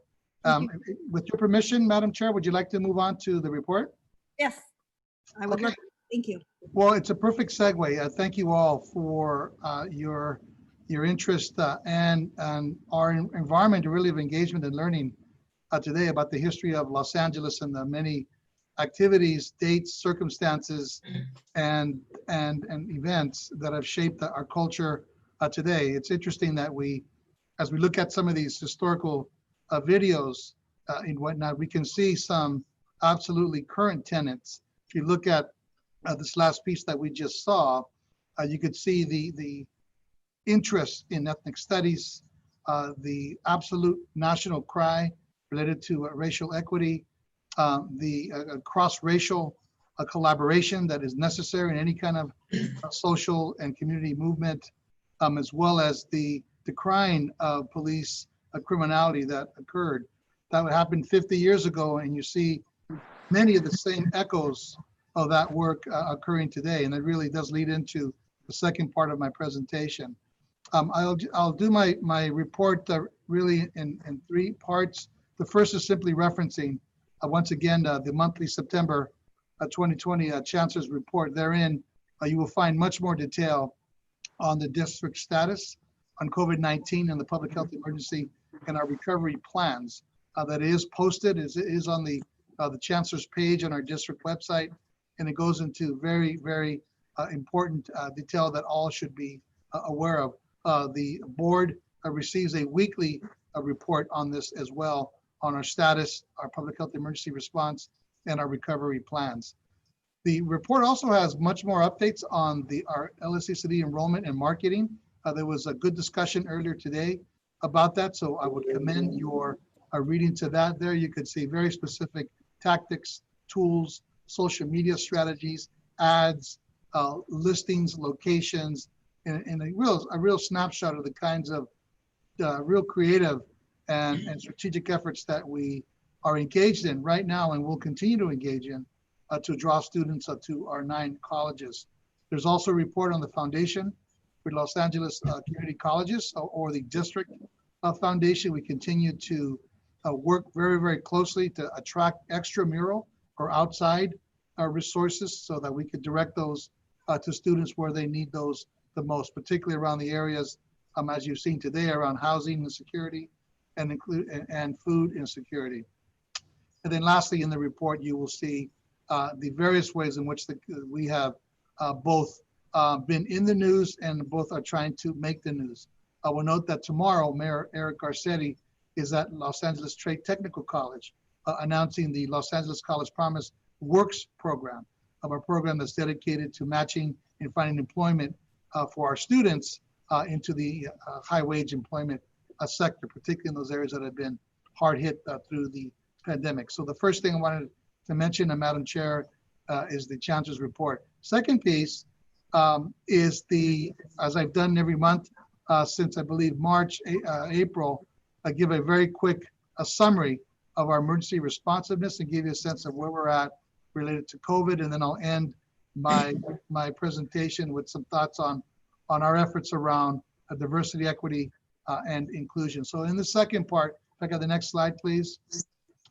You'll see where we're at currently our statistics. We do remain in stage 2 of our emergency preparedness per the Department of Public Health, although we are planning for stage 3.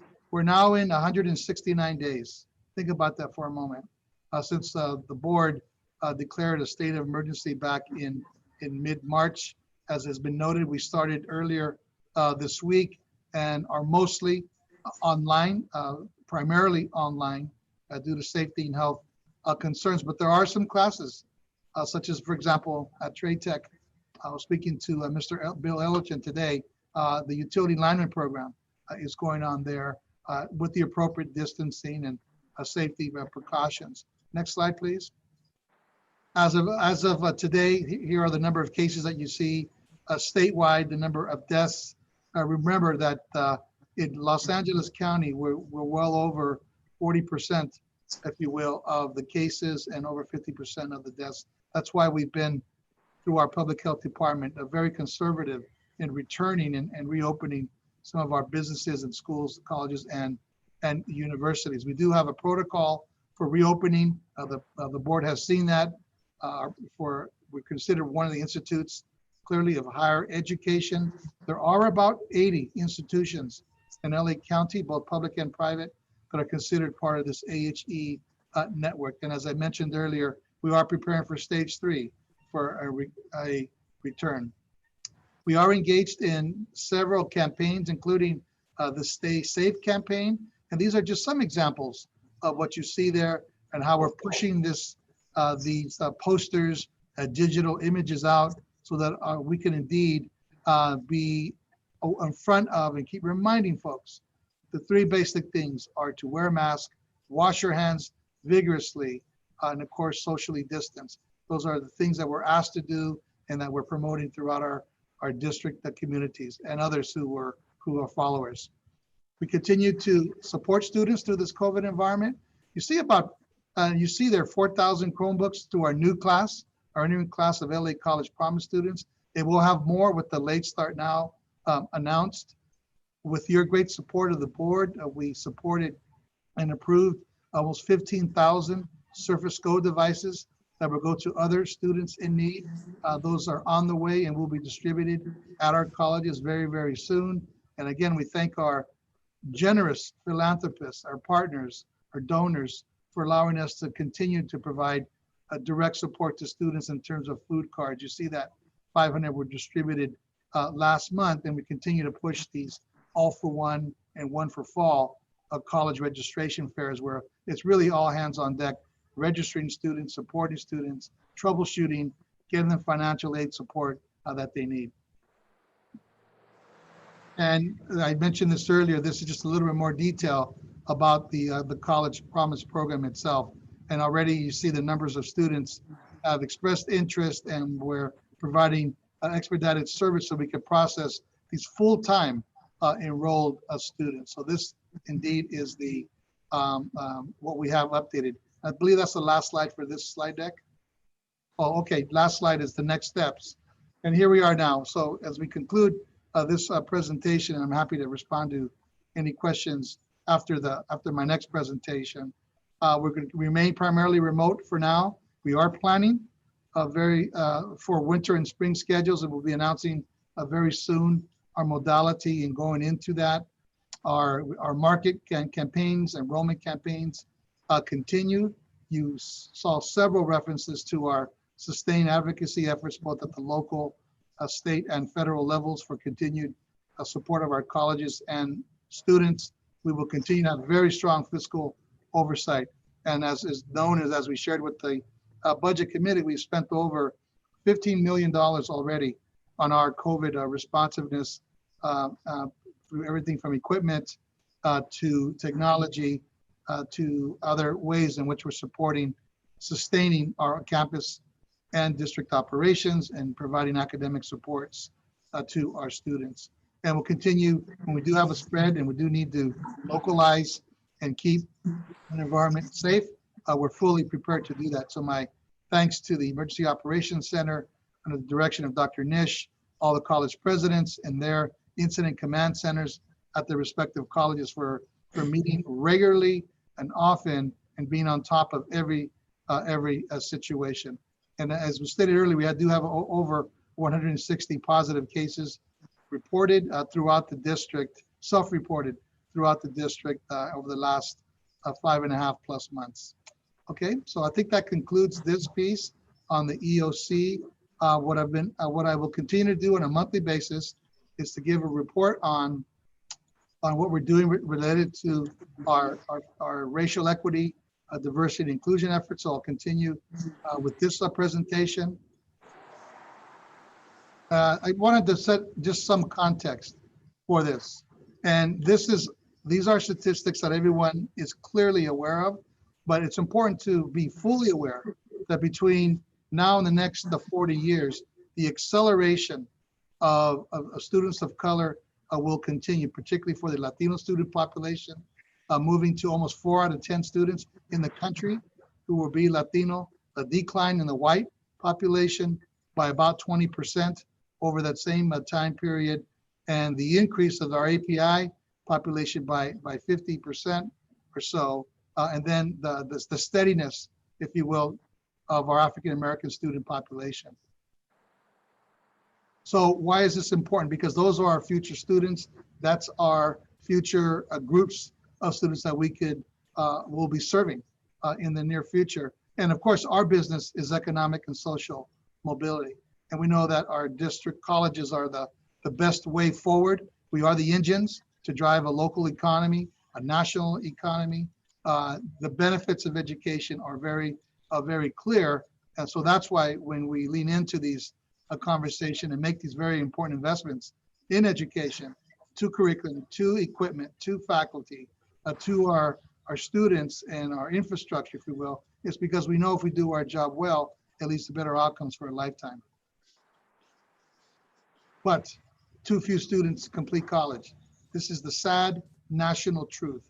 If you look at demographically, the students who don't fare as well, don't go through the college education process, we see that by racial ethnic group, we are still lagging behind students, if you will, who will complete ultimately a bachelor's degree.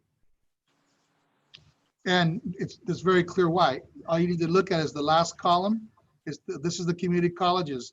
The head count is the gold bar, and the per pupil per full-time equivalent funding is the red bar. And you can see very clearly the disparity between funding and the proportionality or disproportionality between the number of students that we serve. So as a segment of higher education, we receive the fewest per head count funding than any other segment, as you can see in higher education and those that are granting degrees. And as a result of that, you could see, and this comes from the California Competes report back a couple of years ago, you see the wage disparities amongst Latinos, African Americans, the participation rates of the workforce that are the lowest among Native Americans. And what's something that is consistent across all racial groups is that while high school graduations are improving, they indeed are, our college completion rates indeed are not. Our women students fare better than men, but women earn less than men overall. And then our rural regions fall way behind our urban ones, both in education and in terms of educational outcomes. And as a result of that, the economic gaps, dollars, if you will, amongst racial groups, you could see the gross disparity in wage and earning incomes by ethnicity. This is why we do matters and why it's so important. When we don't do our job well, or don't do our job well enough, communities and people suffer. And I wanted simply to point out the context by which this is done. And they suffer racially disproportionately worse if you're a person from a community of color. This is the goal, colleagues. This is the goal. These are photos. This happens to be from Howard University. When President Obama spoke, he was the commencement speaker some years ago. Some of you have noticed I use some of these backdrops and some of my Zooms. It's a time of joy. It's a time of elation. But before we get to this finish line, it requires all of our hands, our hearts, our minds, our efforts to move forth in a very concerted effort never lose sight of what the goal is. Sometimes that goal is hard to do. So this is one of my favorite sayings, and this is my whatever it takes slide. Many of you have seen this slide before by Dr. King, but this is really our mantra. Whatever it takes, we got to keep moving forward.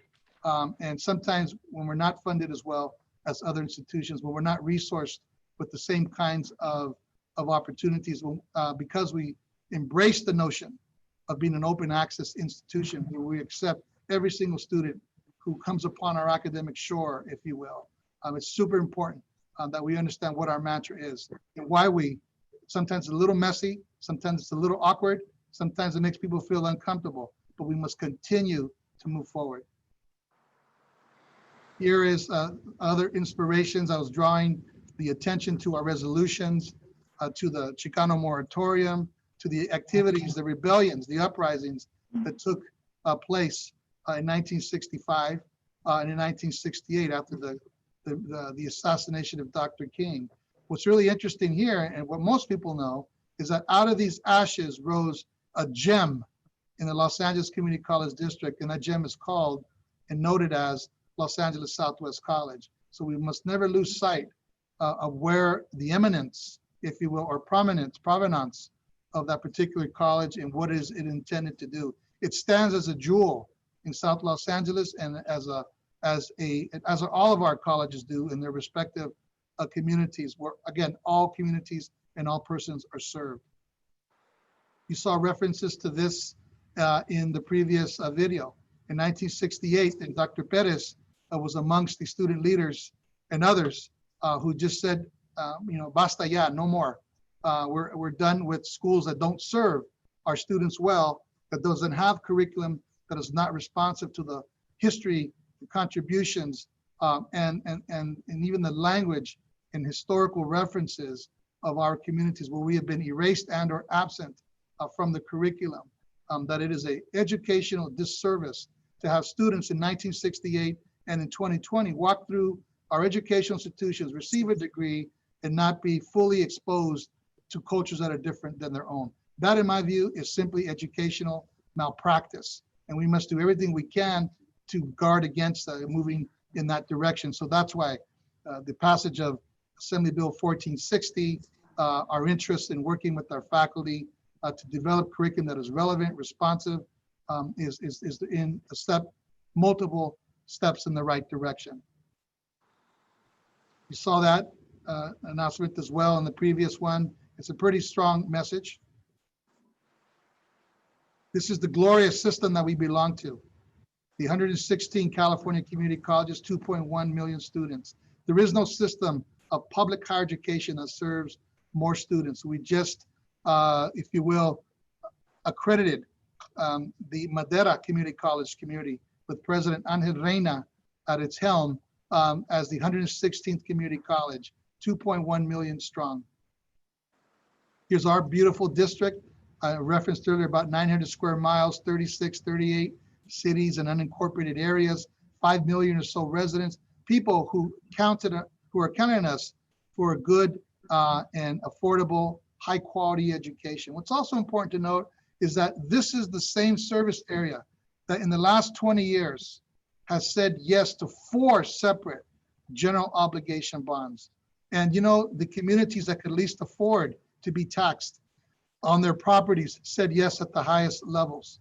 That is, in 2016, when we asked our public, will you trust us with $3.3 billion to build educational facilities, to bolster our technology, for example, 76% said yes. 55% is the statewide threshold for the passage of a bond. We received 76%, the highest percentage, I believe, that we've had in any of our 4 bonds. So that's why our stewardship with those very precious public resources must never be taken for granted, and we must use that stewardship at the highest levels of integrity and efficiency. The LACCD demographics, here it was last year. You can kind of get a sense of, and this is a slide that we showed one of our recent committees of the whole, where we were focusing in on the African American community. But you could see there that close to 6 out of 10 of our students are Latino here at LACCD, followed by our African American students, Asian Pacific Islanders, and other students. So let's say it this way, 85% of our students enrolled at LACCD are students of color. What's not on here is that 52% of them also live in poverty. And about 20% of the students who are enrolled at Los Angeles Southwest College, as one example, live in households with $19,000 or less. So we need to think about that. We serve a highly impoverished, under-resourced student community, but their interest, their ambitions to transfer, their interest in a high quality, affordable education is no different than any other institution attending much more expensive institutions or four-year private institutions. The ambitions and educational goals of our students are precisely the same as any other student. So it's important for us to deliver on that. Here's why this is so important. If we don't do our work well, our students suffer. When we don't have consensus, when we have inconsistent, unstable leadership, when we can't get our arms around common ground on issues of diversity, racial equity, and inclusion, it serves and impacts students poorly, and it underserves them. So we need to continue to stay the course. And I just simply have a little line there. The time to lead is now, and I'm clearly seeing that happening with our board, with our college presidents, our faculty, our staff, our administrators around the district. The time to lead is now. Here is too many words on one page. Obviously, this presentation will be posted as well. But this is really, Madam President, an accumulation, members of the board, of really your efforts, your leadership, the leadership of our college presidents, our administrators, our faculty, to really get our arms around moving the needle.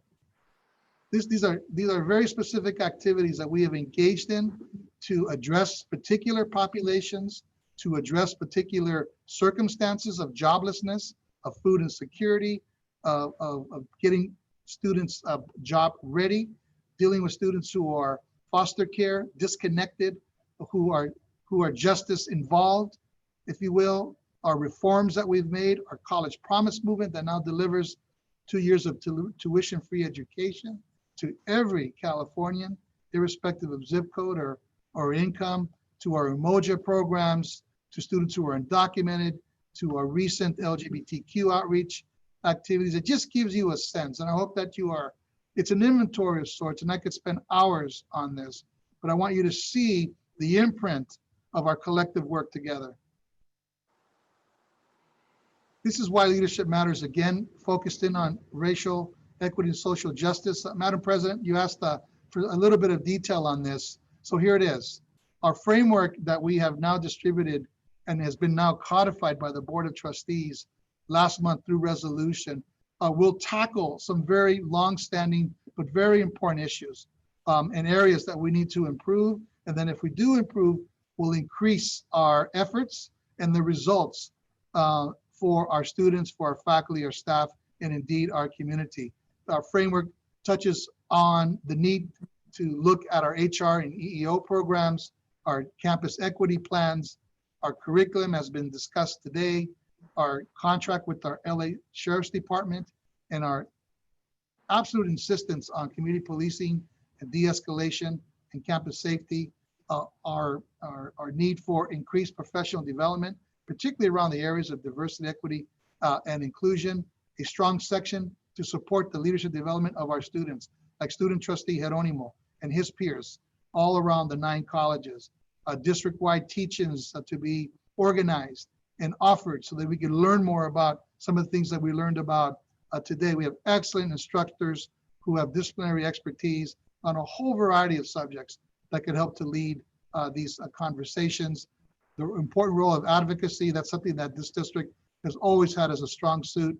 And you can see the results of that, both at the federal, state, and local level, and civic engagement activities. That's what's embedded within our framework. And I'm happy to report that all 9 of our colleges will serve as voting centers at each for our November election. So thank you, Madam President, for your leadership on this, and we're ready to serve. We have now 4 advisory committees with the Asian Pacific Islander Advisory Committee, that's the Chancellor's Advisory Committee, chaired by Mr. Fong, the DACA Immigration Committee that we've had for several years now, chaired by Dr. Buelna, the LGBTQIA Plus Committee, chaired by Trustee Vela. And I'm happy to announce that, and I did announce this, that we will now have, beginning this month, an African American Black Student Affairs Committee as a Chancellor's Advisory Committee. I'm happy to report that we received close to 50 nominations, recommendations for that committee. We are sifting through the list now so that there's good balance, if you will. We'll probably have half of those individuals serve officially on the advisory committee. We'll want good balance of other constituencies and community, and the others can simply sit in with us as we move through that particular agenda. So we got that going. I'm happy to report that earlier this week I met with the African American Outreach Initiative chairs.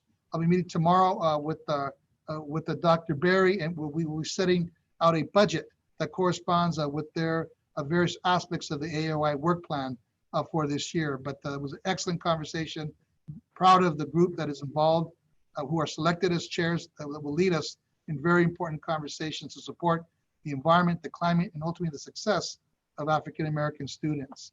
And if you look at the other areas, I think I've touched on those.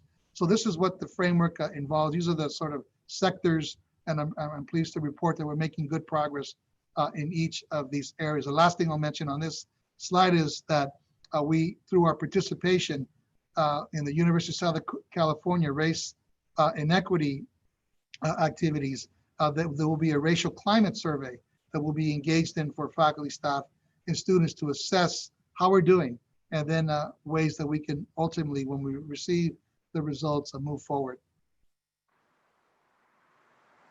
I'll go over this very, very quickly. These are just the sort of norms, the expectations that I share with my team, and that I want to share with the board and others who are listening. And this is our sort of mantra. This is the way we do, and at least attempt to go about our work and understand the responsibility around diversity and equity and moving the needle. That it starts with us and all of us who are leaders in our respective organizations.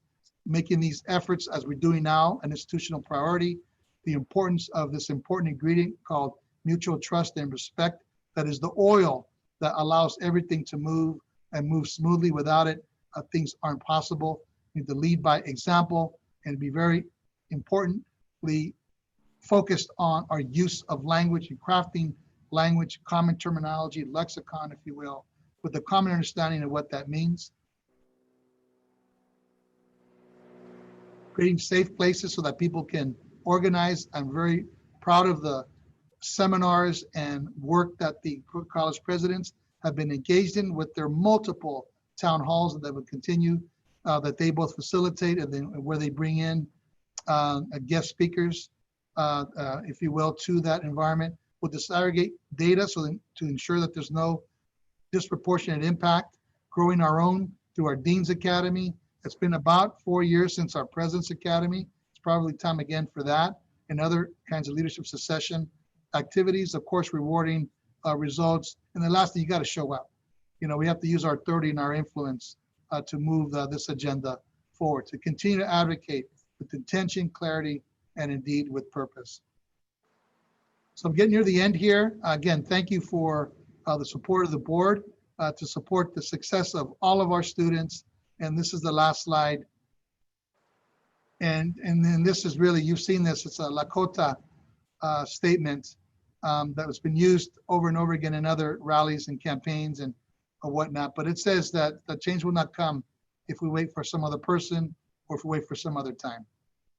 And that we, all of us, we at LACCD, we're the ones that we've been waiting for. So I want to thank each of you, members of the Board of Trustees, the college presidents, my senior executive team, our faculty, our professional classified staff, our students, our college administrators for the excellent work that you do.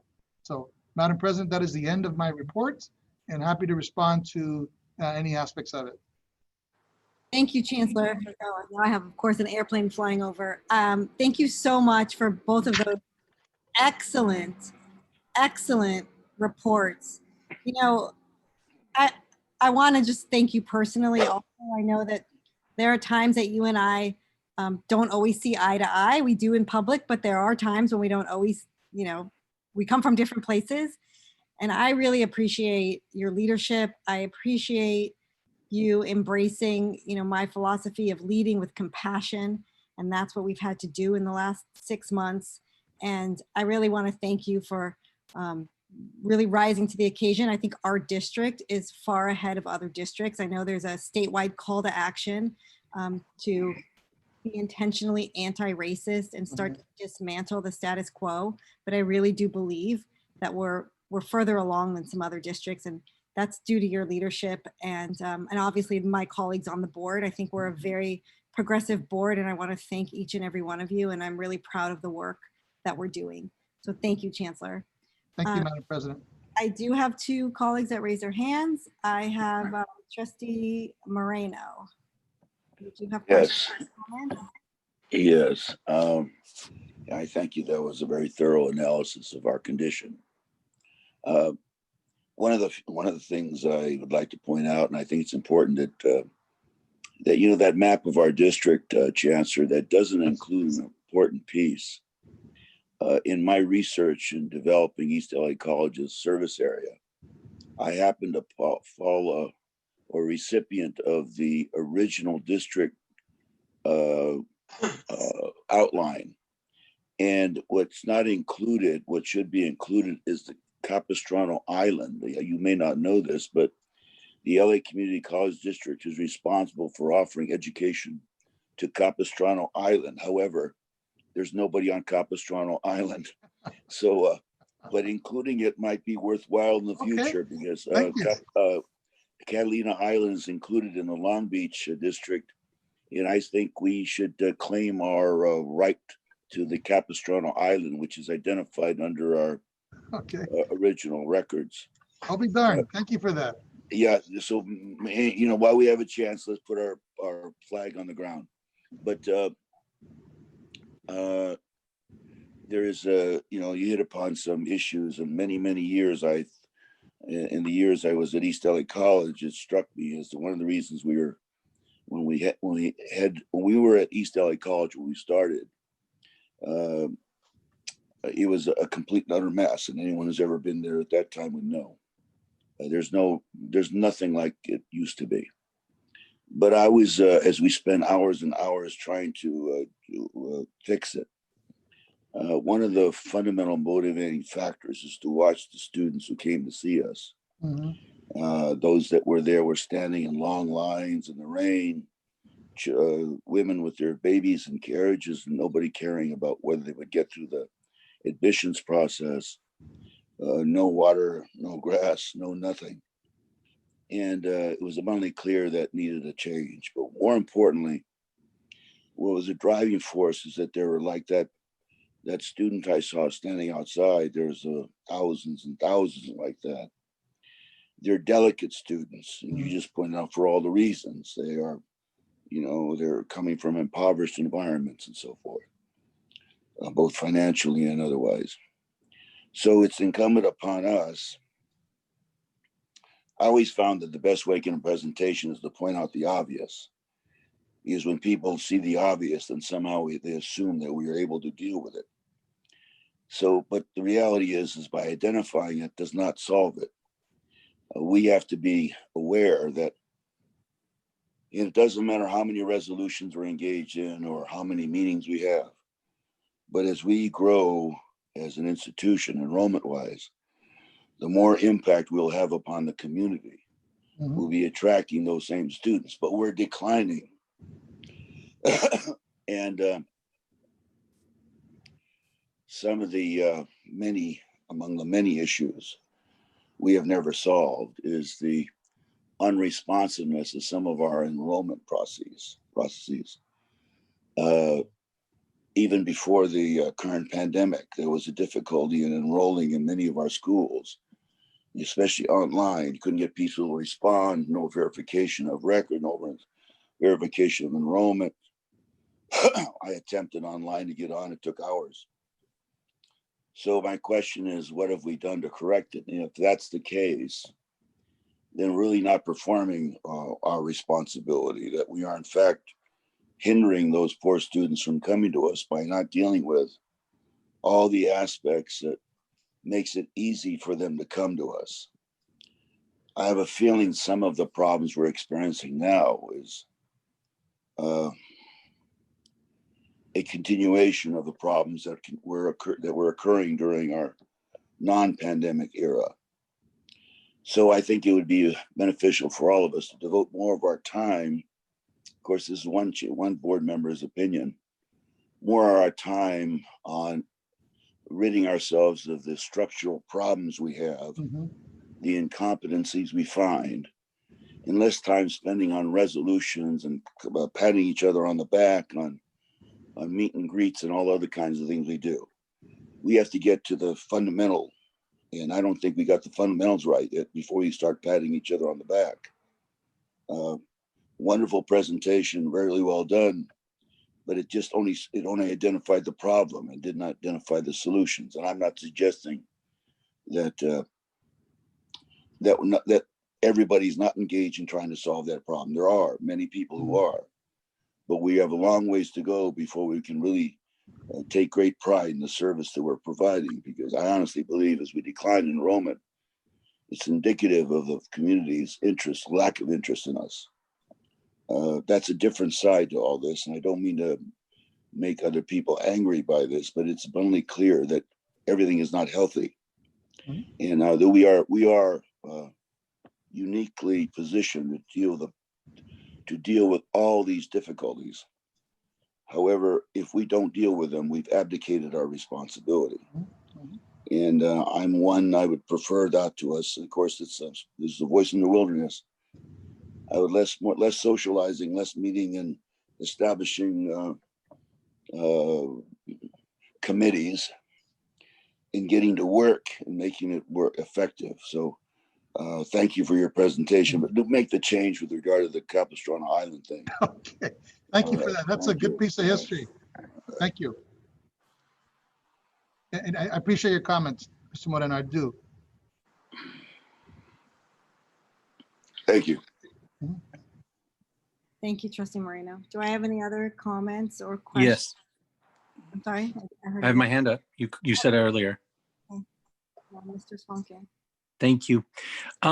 Chancellor, I have one really very specific question that came up earlier, and just it's easy, and then I have a second question. So I'll ask them both at the same time and then let you respond, because that way it's easier. The very specific question had to do with the board approved a contract for the outreach for students that sort of get stuck in the process. Yes. And I think it was about $4 million. How much of that has been spent, and how much is still available and will be spent to address the current challenges? That's one question. The other question is a little more complicated. Over the time I've been on the board, sort of following up on what Trustee Moreno said, there's a lot of good stuff we're talking about, but in the end, if we don't attract students, there's nothing more important that we can do as a district than to have make access for the students that have been underserved, that come from communities that have not had opportunities. There's nothing more important than giving access to people, and that's why we do the promise and other things. So we used to have reports at the board meeting, not just at committees, but more regularly on the agenda, sort of about, so we now talk pretty regularly about enrollment. But if I'm correct, I've seen some statistics from some of the committees recently that show that last year we only gave about 9% of our students AAs, ASs, gave them transfer degrees, and 9% is not very good. You referenced it in one of your slides. We also had a transfer rate last couple of years of under 2%, which is really abysmal. And so the question I have is sort of, you touch on it, but can we get a more sort of, you know, because our strategic planning is a lot about completion. There's a lot of that going on. Is there a way for us to get more regular updates and not wait till the numbers come in, sort of about persistence and how students are likely to complete, so that we can put more emphasis? I assume my colleagues are interested in wanting more people to graduate and to transfer and to attain degrees. And we haven't been talking lately about that. And I think as far as social justice and racial equity, there's nothing more important than getting them in and getting them through the system. And it's been a while, because we've been focused on COVID, to focus again on sort of what can we do as a board? What are the choke points? I think Mr. Moreno or someone said earlier, what are the obstacles for our students that we can address? And you can take a shot at it tonight, but if you and the leadership can please figure out a way to have us be more deliberative about, well, what can we do each meeting to help invest, support, encourage transfer and graduation and completion? Because I don't think anything more important for social justice and equity than helping our students succeed. Helping, you know, create an environment's great, and that may lead to it. But there are probably things like, you know, some of the colleges mentioned that students were getting stuck and they weren't, you know, able to sign in or sign on or get their class. And then when they register and get their class, some of the classes aren't being taught online. They're being taught when they can't get there.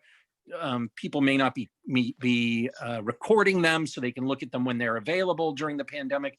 And we need to do everything we can, and we need to negotiate with our partners to say, well, wait a second, if the student can't sit in the class but can watch the class and take the test in a way that's appropriate, we need them to complete and finish. So I know that's a complicated question, but can you let me know how we can be more deliberative on not just tracking enrollment, but tracking and doing more on a regular basis on completion?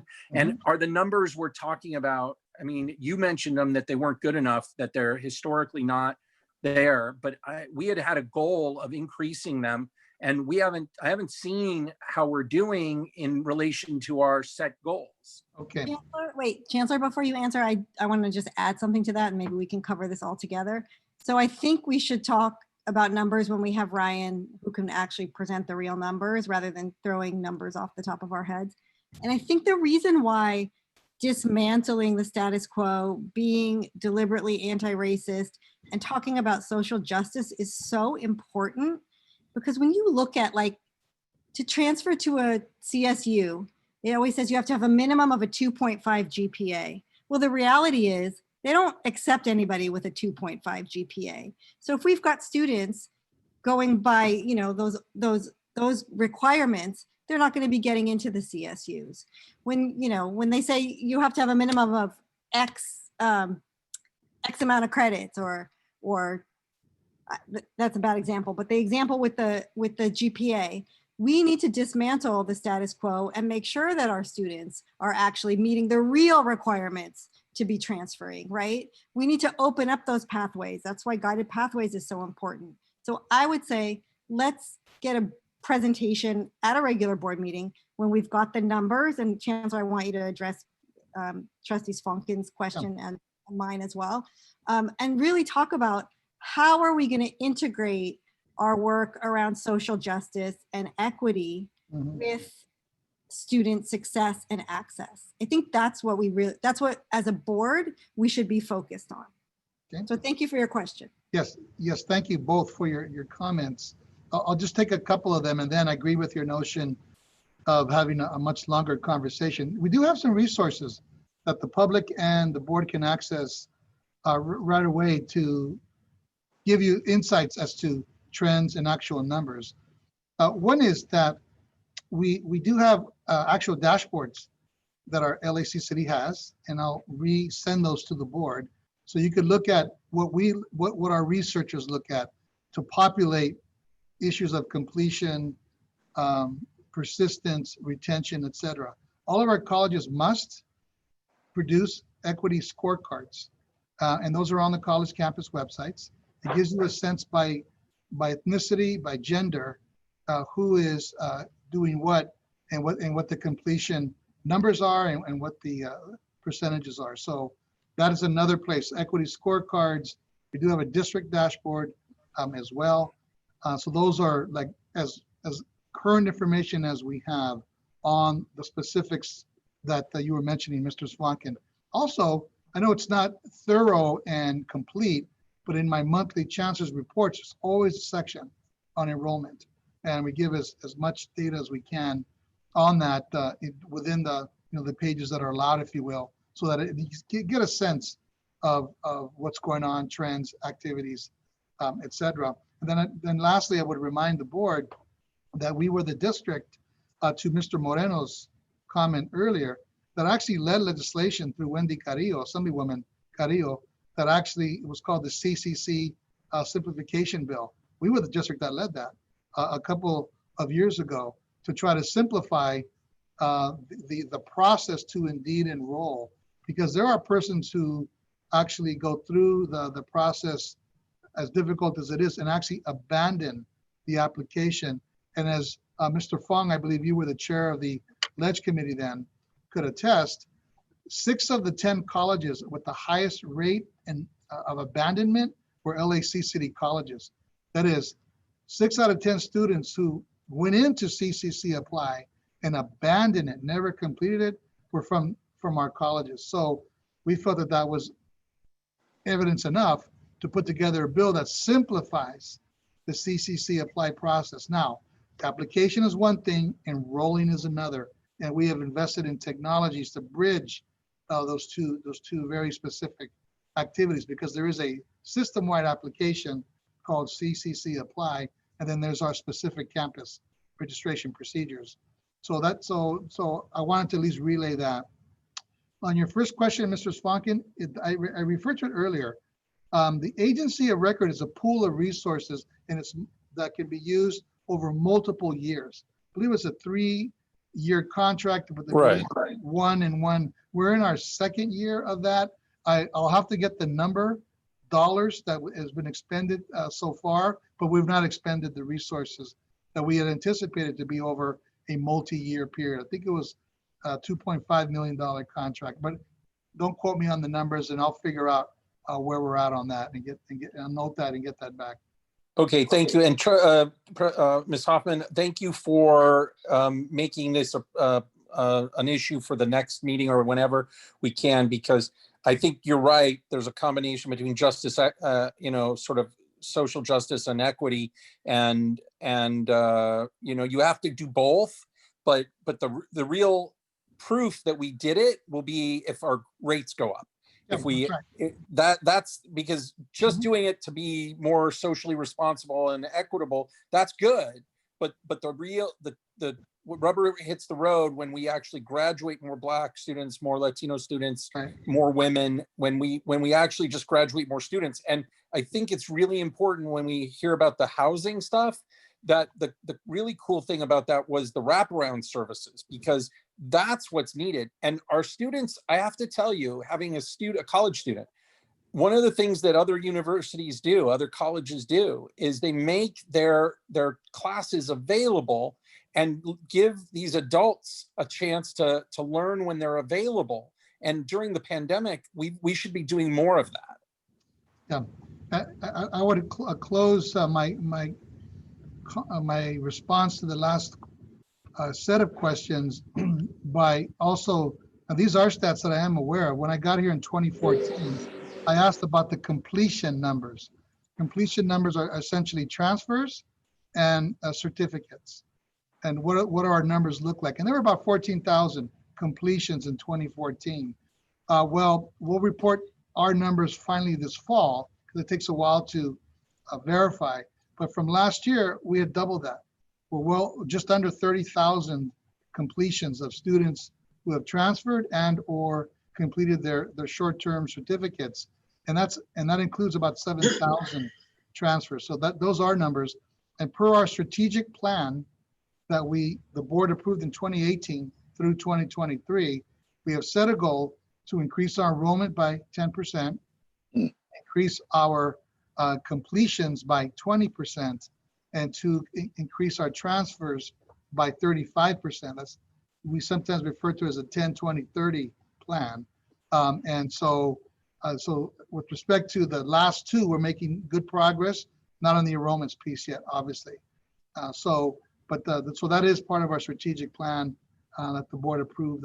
Can we see how we're doing on that? Yeah, we can have an update, and we have to report formally on that as well. So that might be the best way to encapsulate everything we're talking about, Mr. Spankin.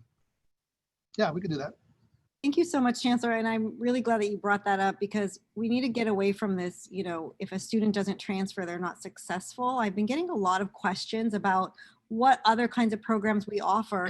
Students who don't want to get a four-year degree, students who want to go into the trades, you know, we have apprenticeship and pre-apprenticeship programs, and we really ought to be focused on, is that student able to achieve their goal, the goal that they came to us with, right? It might not be to transfer, it might be to get a certificate and get a good job.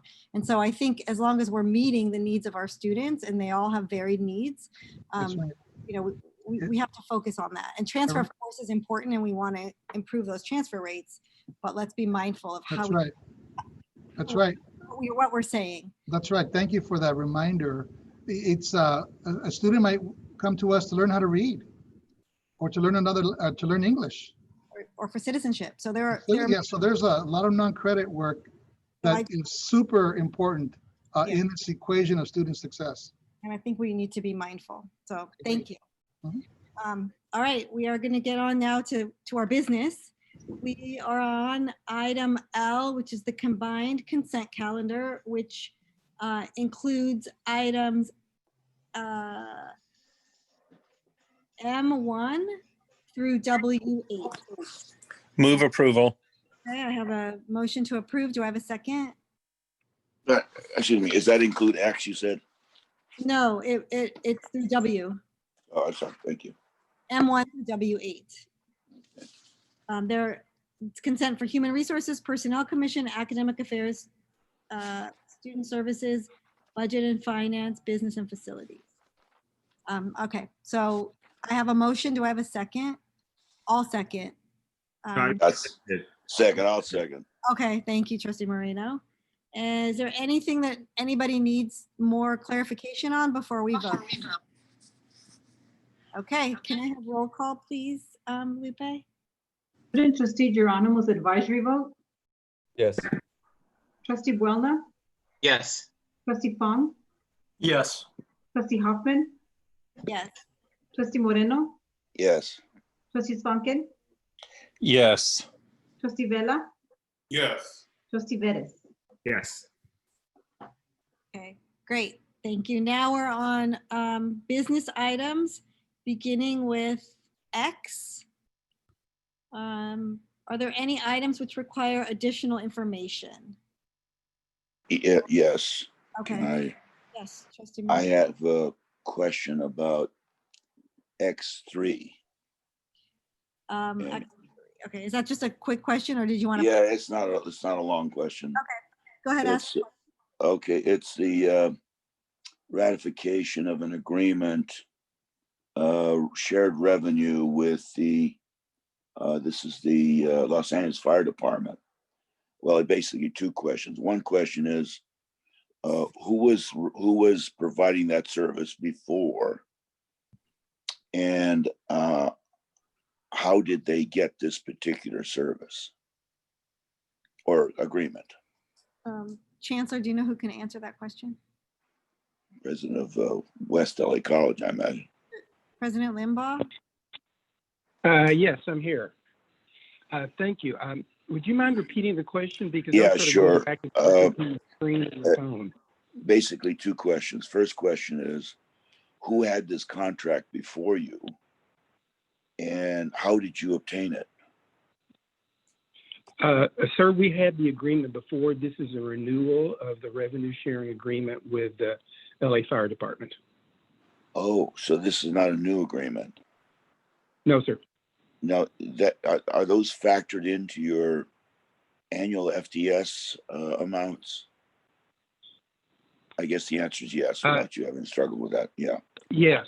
Yes, All they right, are. all right. So, gee, I was hoping that this would be a solution to your situation, but it looks like it's already factored in. So I'm afraid we haven't solved your problem yet. Okay, thank you. Yeah, Mr. Moreno, it's similar to the structure of a sheriff's department contract. No, I'm familiar with that. Yeah. I know all that. I Are did there them any all. other items in X that need further review? No, oh, I'm sorry. No more for me. Anybody? I just want to make mention of the fact that we have MOU with LA Room and Board on here, and we had that presentation, so that's very exciting. Move Okay, approval. great. I've got a motion. Do I have a second? Second.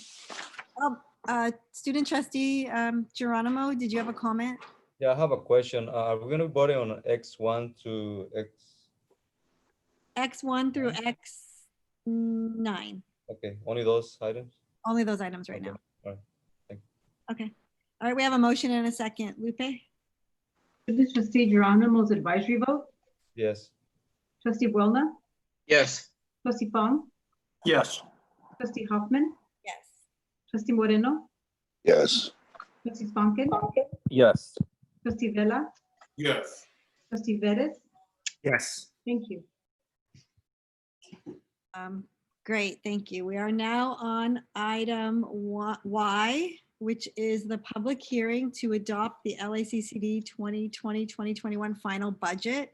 This is something that has to be done at the September board meeting. We had an opportunity to tentative budget. This is now the final budget. The public hearing is now convened. Do I have to adjourn and then convene? Or can I just? You can convene. You can open up the public hearing. All right, so I'm now going to open this up for a public hearing. Chancellor, do you want to make some comments prior to the presentation? And then I believe Ms. Gordon, Yes. I'll turn it over to you. Yes, I would just underscore what you've already said. We did go through this at the Budget and Finance Committee a couple of weeks ago and answered a significant amount of questions from the board, and it did pass out of committee unanimously. So now we'd like to repeat the presentation to the entire board and have Ms. Gordon walk us through the 2021 final budget. It does build on the tentative budget that you all approved in June, and we are mandated, if you will, to pass a budget by law this month. So we will move forward. And Ms. Gordon, if I can have you walk through the budget presentation, and if we could get through the presentation and then respond to questions after, that would be greatly appreciated. Ms. Gordon? Thank you, Ms. Gordon. Good evening. We go to the first page. This is our 2020-2021 state budget agreement. The main thing is it prevents cuts to apportionments and categorical programs. There is no COLA and no growth. The biggest part of this budget is the fact that we have $1.5 billion in cash deferrals, which is $130 million for LACCD. This budget extends the hold harmless provision to 2 additional years through 2023-24. It provides $120 million in COVID-19 response block grants, which part of that is federal money and part of it is state money. Provides $10 million in ongoing support for immigrant legal services, and $5.8 for Dreamer resource liaisons, and repurposes funds to reduce the district STRS PERS pension rates. STRS PERS pension rates were scheduled to increase every year, and what the district had done was set aside funds to offset those increases. So therefore, since the state suspended those increases, it allowed us to be able to give the colleges an additional $8 million to spend this year that don't have to be spent for increases in PERS and STRS. The final budget, the district's final budget is a total of $5.4 billion, which includes the following major budgets. Our building fund is $3.9 billion. The unrestricted general fund is $832 million, and this is the fund where most of our operations are handled. The restricted general fund of $257 million is specially funded programs. Student financial aid fund of 298 million. That's for our student grants and financial aid. Our special reserve fund of 54.1 million for capital outlay projects that are non-bond. These are mostly state capital outlay projects. Our bookstore fund of 29.8 million, which is basically an enterprise fund. Our child development centers of 13.5 million. Debt service of 6.6 and cafeteria of 2.6 million. The changes from our tentative budget to our final budget. In the tentative budget, our tentative budget included a $14.7 million COLA. We had to remove that. Then we add an additional reduction of general fund unrestricted revenue of 5.5 million. That's due to the reduction in the non-resident tuition and some dedicated revenue. We distributed 2019-20 open orders and designated balances. The designated balances of 33.8 million consisted of 17.5 for the colleges, 1.4 for ESC and IT, and 14.9 for district-wide and VDK. The total open orders was 11 million. The budget planning assumptions for unrestricted fund were based on the state adopted budget and the advanced apportionment minimum revenue of 642 million, which is the revenue guarantee, which is our prior year total computational revenue plus COLA. COLA was 0, so it remained at 642 million. The other assumption is maintaining a general reserve of 6.5%, I'm sorry, and a contingency reserve of 3.5%. and 2% for a deferred maintenance fund.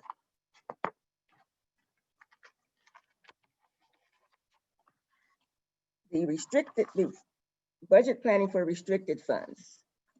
The COVID-19 block grant, those are restricted funds, and they're primarily to mitigate learning loss related to COVID-19. The federal portion, which was, before I said was 54 million for the state, 4.7 million for LACCD. These funds have to be spent by December of 2020. The state portion, which was 66 million for the state, 5.8 for the district, we have until June 30th, 2022 to spend. The federal portion allowed us to charge those expenses that we had for COVID beginning in March through June to this money. So therefore, we actually set up a receivable for that because we knew we were going to get it, which allowed us to give that money out to the colleges. The unrestricted allocation assumptions. The total budget, 832.5 million. Of that, 545 million includes 95.7 million of the EPA funds. The district-wide services accounts are budgeted at 115 million. District office is 30.5 and informational technology is 17.6 million. That 17.6 million of the IT is for the district office portion of IT. Contingency reserve is 24.3 million. General reserve is 45.2 million. Deferred maintenance fund is 13.9. The STRS reserve goes into 2021 at 17.8. It ended in 1920 at 25 million, and we took that $8 million and distributed it to the colleges. And then we have our supplemental retirement program payment of 5.6 million. I think we're in our third year. It's 5.6 million a year for 5 years, of a total of $27 million. Highlights from this restricted but unrestricted budget. The centralization of information technology, which is a total of $47 million, of which 17 million is in the district office and the other 29 million is in district-wide. Security was budgeted at 21.8 million. The contract there was 23 million. We only budgeted half of it because we knew we were going to renegotiating that contract and had no idea how much it would end up being. So we only budgeted the 11.8 and we put the balance into unallocated. And then when we came to provide budget for the framework for racial equity and social justice, we reduced that by 1.7 million and set that aside for framework for racial equity and social justice. And then we have a special project so we could implement the new Title IX regulations of $595,000. And that is basically our 2021 budget, and the document is included in the board docs. The total budget is there. And that concludes the presentation. Thank you. Thank you, Ms. Gordon. Do I have any questions from my colleagues, board members? I think we would speak to it after you close the public part of it. Do we speak when it's still public, or do we close the public part and then have comments? Usually that's how we did it. No, Madam President, once the presentation is over, you can start with the board, or you can start with if there are any members of the public who'd like to speak to the agenda. Okay, so while we're in the public portion, I will ask for any members of the public first who would like to speak to the agenda or to the presentation. This agenda item, excuse me. Okay. So help me, Lupe, in identifying. Yes. So we have 3 people signed up. One of them, I'm going to read her comment into the record. That's Dr. Christian Wright. Okay. But, is Dr. Jones available? Dr. Jones, if you could please show your hand. Yes, I'm here. I have moved Dr. Jones and Mr. Danelia to the panel. Okay, are those the only 3? So you're going to read one into the record. You're going to have 2. We're going to have 2 public speakers. Is there anybody else from the public who would like to speak on this item? Okay, let's go. You have 3 minutes each. I have the clock on. Okay. I'm here. When do I start? You can begin now. Thank you. Can you just identify yourself again, because I can't see everyone? Hi, this is Dr. Oh, should I undo that as well?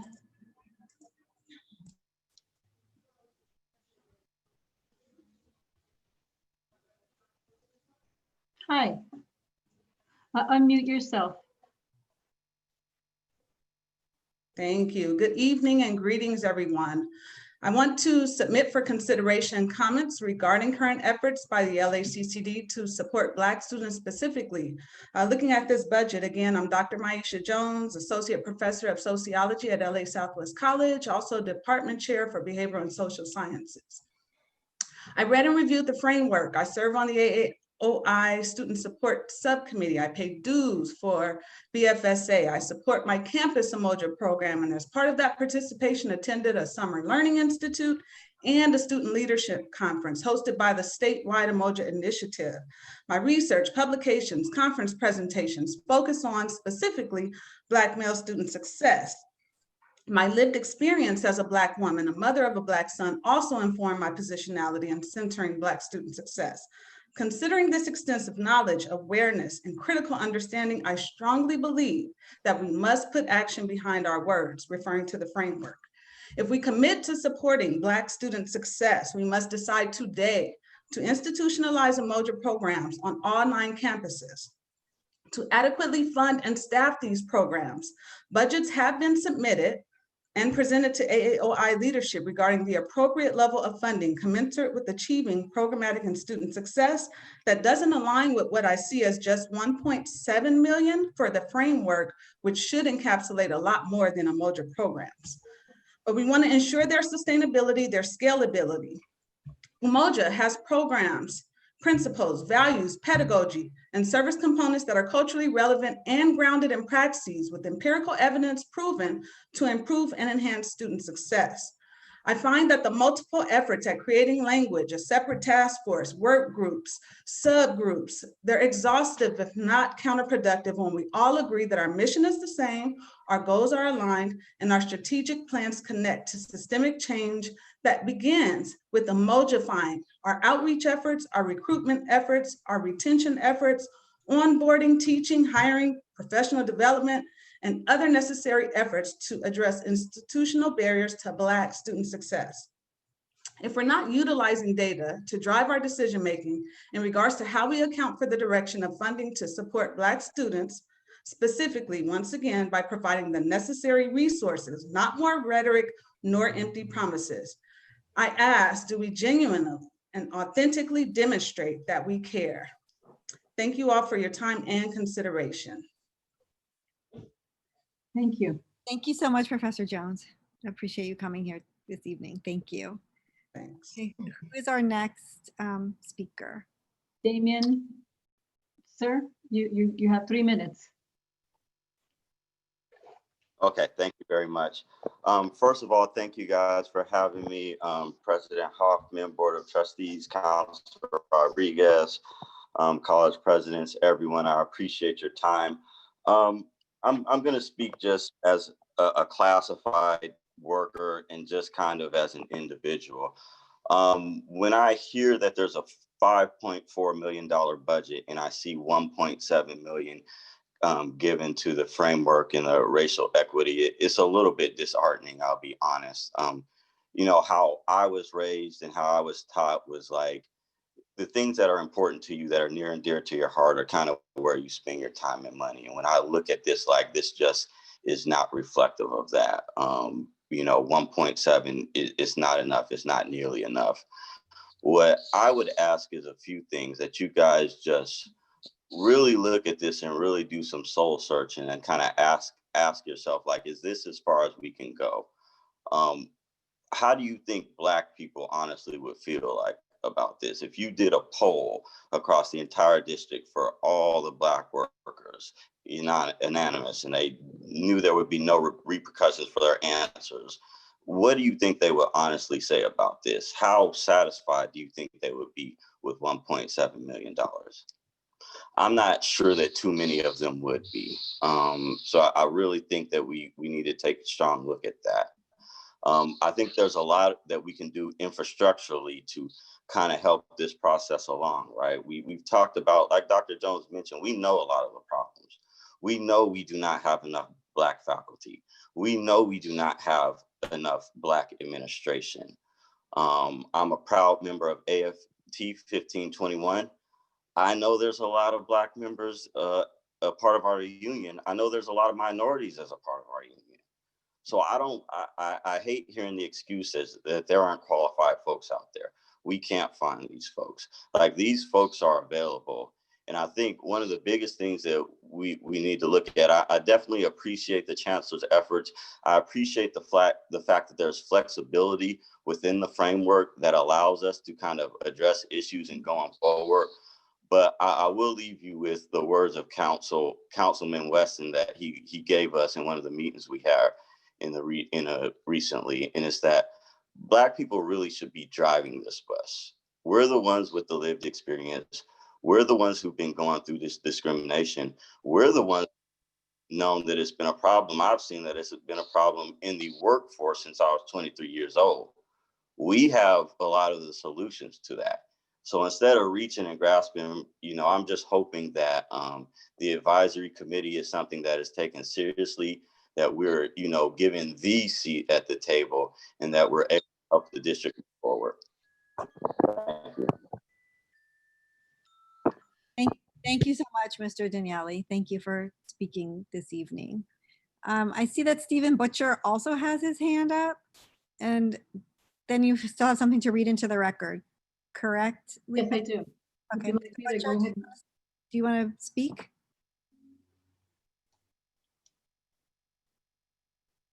Hi, Mr. Butcher should be in now. Okay. Oh, I am. Thank you, Madam President. I just wanted to echo our members' sentiments. He said he's just a classified and that he's speaking for himself and that he's alone, and he's not alone. The staff guild stands with him. The staff guild understands. We see this budget. We see how much you're giving to sheriffs and what you're advocating for Black students. I believe sheriffs just murdered yet another person last night or 2 nights ago. So I think we really need to listen to our members and listen to what they're saying and seriously consider this budget and what we're doing. So I echo Damien's comments and let him know that we stand with him. We're here with him, that he's a member of the staff guild, and he's not alone. He's not the only classified thinking this. So I just wanted to publicly make sure we support him. Thank you so much. Thank you for speaking, Mr. Butcher. Appreciate it. Do we have anybody else wanting to make public comment at this time? Lupe, do you want to read the statement into the record? Yeah, Board President Hoffman, can you hear me? Yeah, is this we're in the middle of the hearing on the budget. Is this related to the budget? It is not, and I will wait. Thank you. Okay, thank you, President Waddell. Lupe, can you read the statement that you have related to the budget into the record, please? Or Crystal? Hi, sorry. I'll have to pull it up. Just give me 1 second. Okay, no problem.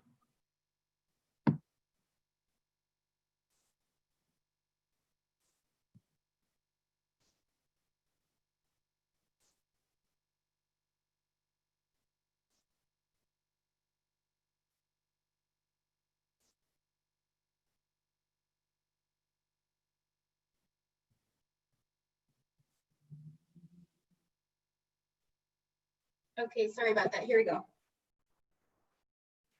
The budget does not reflect the commitment to equity LACCD purports. It is unacceptable that the budget allocated for the framework for racial equity and social justice is only $1.7 million. As a moral document, this budget basically says this district's commitment to racial equity and social justice is less than 1%, only 0.2% literally. Our students, especially African-American students, need much more support.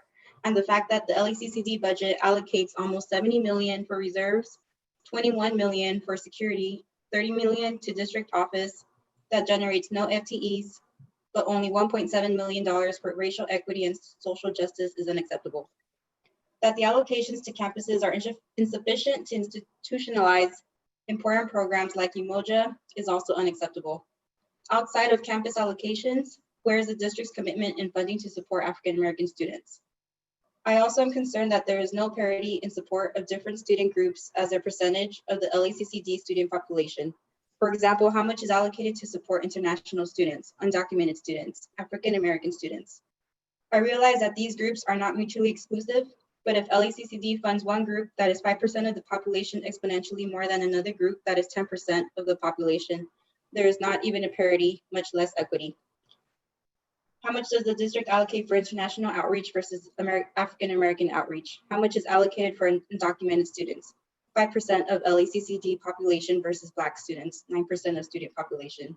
I demand 1, an equitable share of the district budget be allocated to the framework for racial equity and social justice, and 2, a clear documentation of support students receive based on student characteristics. That is the end of the comment, and this was submitted by Professor Christine Wright at Los Angeles Southwest College. Thank you so much, Crystal, for reading that into the record. And is there anybody else on your list to speak publicly before I close the hearing? We don't have any on the list that signed up, but there is one hand raised in the public. Can you find out if that one hand has anything to, is related to the public hearing? Hi, Milagro. Is this public comment related to the budget hearing? Yes, it is. It's related to the budget. Okay, go ahead. Hi, my name is Milagro Jones, and I'm a student at Los Angeles Trade Technical College. I'm very thankful to be a student in the Los Angeles Community College District. It has given me an opportunity that I never thought I would have after a lot of things that I've gone through in life. I would just like to say that I deal with racism in my housing. So every morning I wake up, I have to deal with it. I deal with racism when I step outside of my front door in my neighborhood. When I was still commuting to school, I have to fear every time that I'm in the vehicle driving, I get pulled over and get killed by the police. I have to deal with racism inside of the classroom.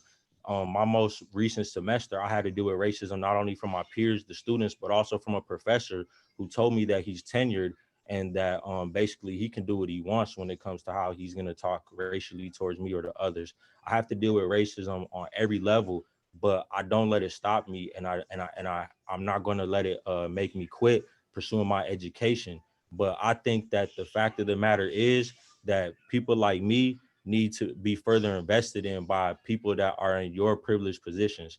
I want to make it to a position like yours one day for my children's behalf and for my grandchildren's behalf and for future generations, not just people like me, but all people. I want to have a positive impact on everybody. You know what I'm saying? And the opportunity is now. The opportunity is here. When you were all making this budget you all had thought about people like me, because people like me come to these meetings and speak in front of you, and you see people like me on the news all the time, and you see people who go through my experiences, and we're not invisible, but you're treating us like we're invisible. And if you're not treating us like we're invisible, then you're treating us like you don't even care about us. I would just say, how dare you create a budget where you don't prioritize the needs of the most vulnerable in your community? How dare you create a budget where you have people that are single parents like myself, who are formerly incarcerated and formerly homeless, who have dealt with racism their entire life and are still trying to pursue their education, and just want you to invest in them a little bit?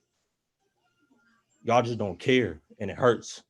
It hurts because y'all don't got no heart, and we all human beings, and y'all treat us like we just animals to y'all or something. Y'all don't even care. So I would just say, please take it in your heart to invest in us and to care about us like human beings, to treat us with some dignity, and to actually invest in us with the money that y'all have, that y'all claim to be such great stewards of, that y'all pat yourselves on the back over all the time. Y'all have people come in here and expose what's really going on behind the scenes. I know the chancellor really wanted his raise. I know he really got exposed for that because he prioritized money in his own pocket instead of the students that should matter. And I know a lot's been exposed, but it's time for y'all to have a heart. It's time for y'all to have a conscience. It's time for y'all to care about people that need it the most, because we are going to make it to the mountaintop. We are going to overcome, and it's always going to be on record throughout history, the decisions that you made. How dare y'all play these videos about things that have gone on in the past and all the work that these righteous workers have made, and you don't want to stand with them and continue to work. You want to pay lip service. So have a soul, have a spirit, have a heart, be real, support us, invest in us. Stop with this, for real. Thank you for your comments, Mr. Jones. Okay. That concludes our public comment on the hearing. I'm going to close the public hearing on the budget, and I will take questions and comments from my colleagues. And I actually have a question, Ms. Gordon. Ms. Gordon, are you there? Yes, I'm still here. So, you know, I think that we got a kind of a high level view of what the budget actually, you know, looks like in large, broad categories. I know that there's $1.7 million set aside for equity and justice, but where else in the budget, because that couldn't be the only amount of money. And, you know, I've been saying our budget is our statement of values. It's, you know, who we are as an institution and what we care about spending our money on and where we want to put our money. I'm confident that within the budget, if you had to break it down line by line, there are areas for Umoja. Correct? Am I correct? There are areas for student equity and achievement. Those are all, you know, buried under line items. I mean, I'm kind of pretty familiar because I run a large program at a community college. But when we approve the final budget, it's the broad categories. So can you just talk a little bit about that? Just to let the public know that we are making. I think I'm off. Okay. What I can say is, I think for 1920, I believe we had numbers of about 2.5 million that the colleges had spent on African-American initiatives. This 1.7 would be in addition to that. That same amount is probably in the budget this year at the college level. This 1.7 would be on top of that. So this 1.7 is at the district level, and then there's additional money at the college level. Yes. Okay. Perhaps we can have a workshop, and I think it would be really helpful to have a public presentation, you know, on the intricacies of the budget and where the money actually is, where it comes from, what it can be spent on. I think that would help the public understand how money is allocated from the state and what we have flexibility with and what we don't have flexibility with. Thank you. Trustee Buelna, I see your hand up. Yes, so within the budget, we just passed the ethics studies resolution, and there's going to be a chancellor's committee. There's going to be discussions with the academic senate. But in order for ethnic studies to even for exponentially grow, it's going to require funding. So where is that funding going to come from? You're going to have faculty from the different campuses doing release time, budget development. It's going to be an expensive proposition. So how do we plan to seed that this year? To seed it and to move it forward. Dr. Bond, well, go ahead, Joanne. I'll follow you. Go ahead. No, I was going to say, did you want to respond? Because what I was going to say, I think that we would find some of that money in the budget already. And if the cost of this of those initiatives exceed what's already in our budgets, then we would have to use our contingency reserve. The contingency reserve is set up for those unanticipated activities that we have during the year. And we can tap on that, which is about $24 million. Thank you, Ms. Gordon. That explains it quite well, actually. Student trustee Geronimo, you have your hand up. You've been waiting a long time. Yeah, sorry. Thank you so much. And I'm sorry, I'm gonna have to go against. I don't know. With all the respect, I have to say that the budget looks ridiculous. Like it doesn't reflect what we are talking about, because the same, maybe not the same, but 50 years ago, as you guys mentioned before, Ruben Salazar was killed by same department has killed Andres Guardado again. And it doesn't make sense to allocate this amount of money during the pandemic. Nobody is on campus unless you want to secure the buildings, unless you want to secure what's inside.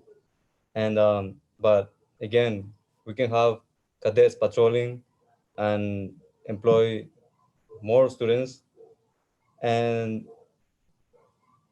right under it says framework for racial equity and social justice. It's nothing, 2%. I think it is at 2%, which is nothing of money allocated there. So I'm gonna have to, if in case we're gonna have to vote on it, I'm against it. Sorry. Thank you. Thank you. You and Trustee Geronimo. Trustee Veras, did you have your hand up and then you took it down?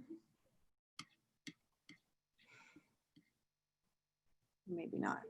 I'm going through a document. Give me a second. Okay.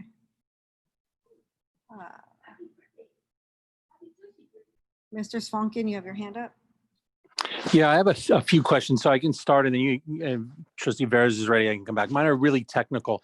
The PERS and STIRS allocation, Ms. Gordon, I know they deferred it, but is there a reason we don't want to continue to invest? Because does our obligation, here's what I just want to try to understand, is does our obligation for PERS and STIRS change with the deferral, or does it just put it off longer? And so we're spending money, because I'm not at retirement yet, but I really believe we have a moral obligation to cover the cost of, the retirees, and that's PERS and STIRS. So help me understand by spending the PERS and STIRS that we were going to invest, so that, because it just keeps going up every year. I mean, that liability gets bigger. Can you explain the deferral versus investing and what the liability becomes in the next 5 years? The PERS STIRS continues. We always have to pay it. The state gave us information that told us we were going to have increases over the next several years. So we actually added those increases up and decided to try to set aside money to relieve the colleges of those increases, a one-time increase in their budgets. So we set money aside, and we've been giving them that money each year to cover the increase. You're always going to have to pay your STIRS and PERS. Right. So they're going to continue to do that.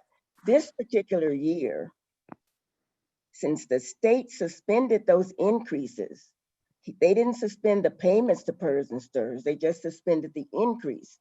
We took the money that we set aside to cover the increase for this year, and we gave it to the colleges just like we always do, but they get to use that for other items because there is no increase to cover this year. What's the liability? Do you have the liability like the next 5 years? Because it goes up exponentially. Yes, it does. I don't have it with me. I think we end up in the last year of the increases, we were paying about $80 million more than we were when it started in, I think it was 2013. Okay. Okay. So it just, I think we need to note for the record that that obligation and that liability, because it is daunting, and it's great that the state put it off a year.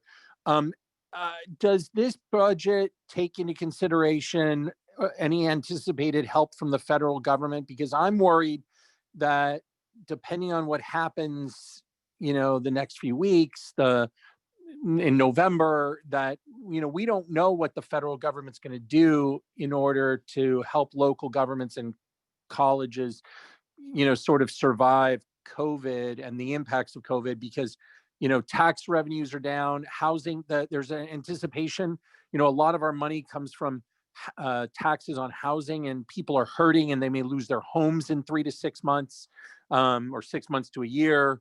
And all these things that could happen that are real from the experts, after a recession, a lot of times in the last recession, a lot of people lost their homes.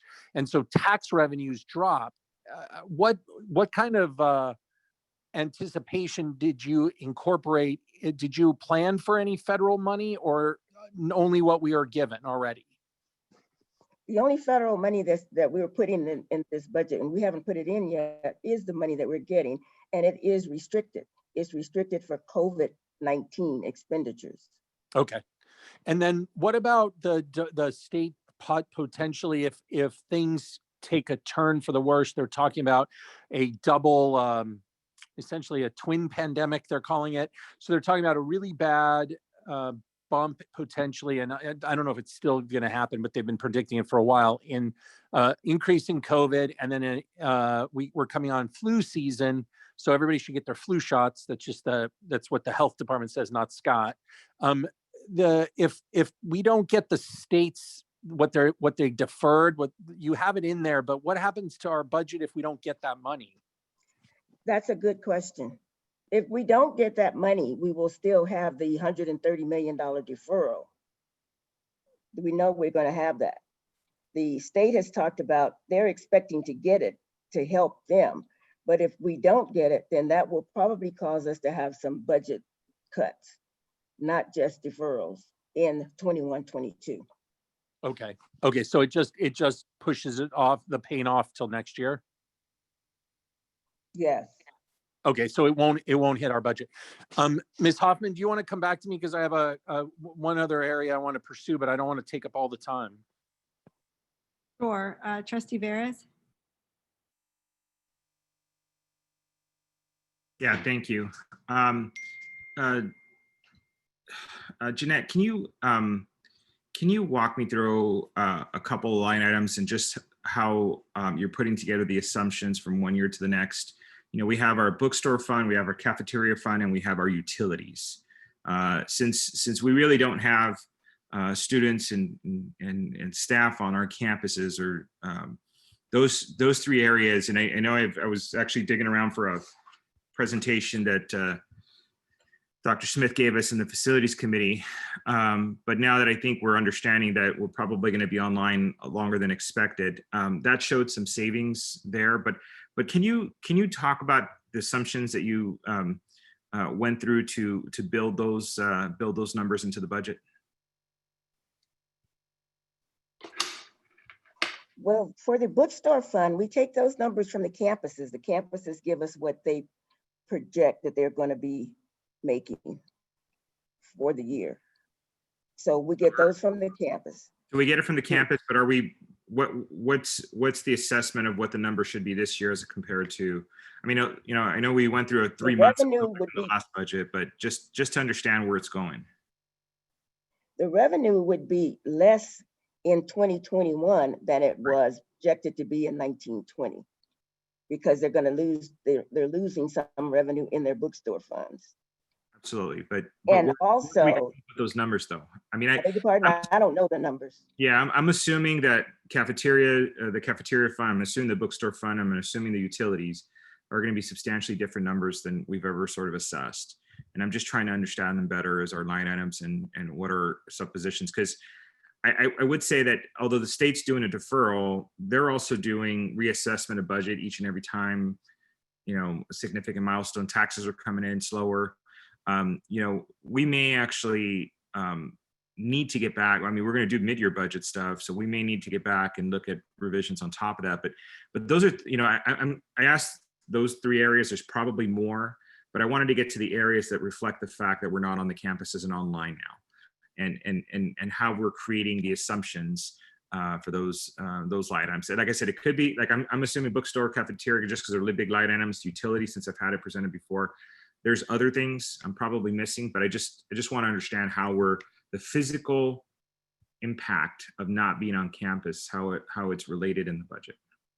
Okay, you know, there are gonna be some savings because of that, but there are also additional expenditures that we're gonna have not being on campus. We've got our whole staff that's working remotely, and they need to be equipped to work remotely, and that's gonna cost money. And unless we get money from the feds or the state to cover those costs, they come out of our regular unrestricted general fund budget. We haven't began to start spending money to keep our colleges working remotely on a full-time basis. And as far as the cafeteria and the bookstore fund, and also the unrestricted general fund, the revenues that have normally been put into this budget have been reduced because of us not being on campus. So I believe that those are already reflected in these projected budgets here. Now, as far as the utilities, that's not a separate line item. It's not a separate line item in this budget that I'm showing you. However, it is a line item, it's part of the maintenance portion of the allocation model, where we set aside a certain amount of money that we anticipate to be spent for maintenance. But, you know, we don't know for sure where it's being spent. Okay. And I guess I'll ask this last question here is, of our budget, I know we've had a few public comments talking about, you know, sort of understanding if we're doing sufficiently enough in terms of equity. I've always been frustrated at times with our budget because so many things are actually like line-imed out and dedicated, and sort of what we get a chance to work with is actually a small sliver of the big budget. So I wonder, like, when it comes to, for example, our employee costs / like these fixed costs that, you know, we're committed to, we're there. What is the actual budget that is considered more of the sort of flexible, movable budget, and ultimately, is that going to just be the reserves? Well, 85 to 90% of our budget is payroll, salaries and benefits. So that's more or less fixed. Non-salary and benefits, you can say, is a little flexible, it can be used. And then, as I said before, if there's some things that come up during the year, unanticipated, we can use contingency reserve. In this particular budget, you've noticed that we only set aside 11 million for security, and we set aside another 11 million for unallocated. Those funds could be used also if we ended up not spending that amount for security. Okay, thank you. Okay, Mr. Svanken. Thank you for coming back to me. I appreciate it. Ms. Gordon, we heard early in the budgeting process that some of the programs were supported by revenue that the colleges generate. Some of them do a good job, some of them do a better job. I wanted to put that nicely. Do you have a sense of how much our colleges have lost in revenue from students not being on campus? Not the expenses, but lost revenue that we would generally have in rentals, in anything that's revenue driven that happens on the campus, food service, vending machines, all of those kinds of things, events. For fiscal 19-20, it was approximately $7 million. That we lost? Yes. So if this pandemic goes on 6 months, could be another 7. And if it goes on 12 months, it could be a 14. Is that accurate then, possibly? Possibly. The difference would be, I believe that they've already accounted for that in the budget for 2021, because they would not have expected to receive that revenue since they lost that revenue last year. Okay, but you're not sure? Well, I'm pretty sure they were doing the budget. They wouldn't put something. Okay. And then I want to address the concerns. And I think that since we have to approve the budget tonight, but I've spoken out and others have spoken out tonight on Professor Jones mentioned it, our student mentioned it, the classified staff member mentioned it, this budget doesn't look like it's investing enough in Black students and in programs. And so I want to make sure that we fully fund the Emoja programs. I think that there's a lot of information from our faculty and our students that those programs work. And I think there is an issue about equity and justice if everybody's saying that those programs work. There's also been a lot of discussion about, we did a really small pilot program, and there have been a lot of speakers who have talked about how do we recruit and retain more Black students. And so I know that there's a lot of work being done, but this budget is clear. And if we're giving millions of dollars that we just deferred from PERS and STIRS to the colleges, so that historically millions of dollars would have been spent. I think the number 10 million, Ms. Gordon? No, it was 8. 8 million. So there's $8 million that nobody knew was coming when this all began. The state only decided a little while ago that they were going to defer that. So the colleges are getting $8 million. There's a pot of money that could be used. And it's not my job as one trustee or even the board's job necessarily to say, hey, colleges, you must spend that money this way. I mean, we could do it theoretically because we're responsible. Our job is fiduciary. But there's $8 million that we could say, each college, you will invest some percentage of this newfound money or money we get if there's federal stimulus dollars or other things, that you must invest this money in helping Black students attract them, recruiting it, and in recruiting, we heard from the groups that are doing it, we need to recruit at roller skating rinks and at churches. We need to recruit online and other places. And we've been talking about increasing and scaling some of these programs. That $8 million could be used to build more partnerships like the housing partnership. So I don't think we need to not approve the budget tonight, but I do think that it would be really nice for all of the speakers and for the board and the chancellor to say, this is just a down payment, this $1.7 million. That is not our full commitment. And we are going to work with every college to fund Emoja programs, to fund outreach programs, because the district, as the chancellor said earlier, even though the district should be responsible for making sure plans are in place because it's our job, the work gets done, as Mr. Moreno has always said, on the colleges, in the community. So I just really want to encourage my colleagues to look at, there's money that we've gotten and there may be more money we get. Now, if we don't get any stimulus dollars and the state ends up not getting money and they end up shorting us, tens of millions of dollars, then we're going to have to rely on the reserves. Now, I do have a question. That's my comment is that we should, say to the chancellor, if we're not spending, with $8 million, we could spend $500,000 at every college to work on these issues, and they still would have $500,000. You have one more question because you're. I do. I have one more issue, and that is,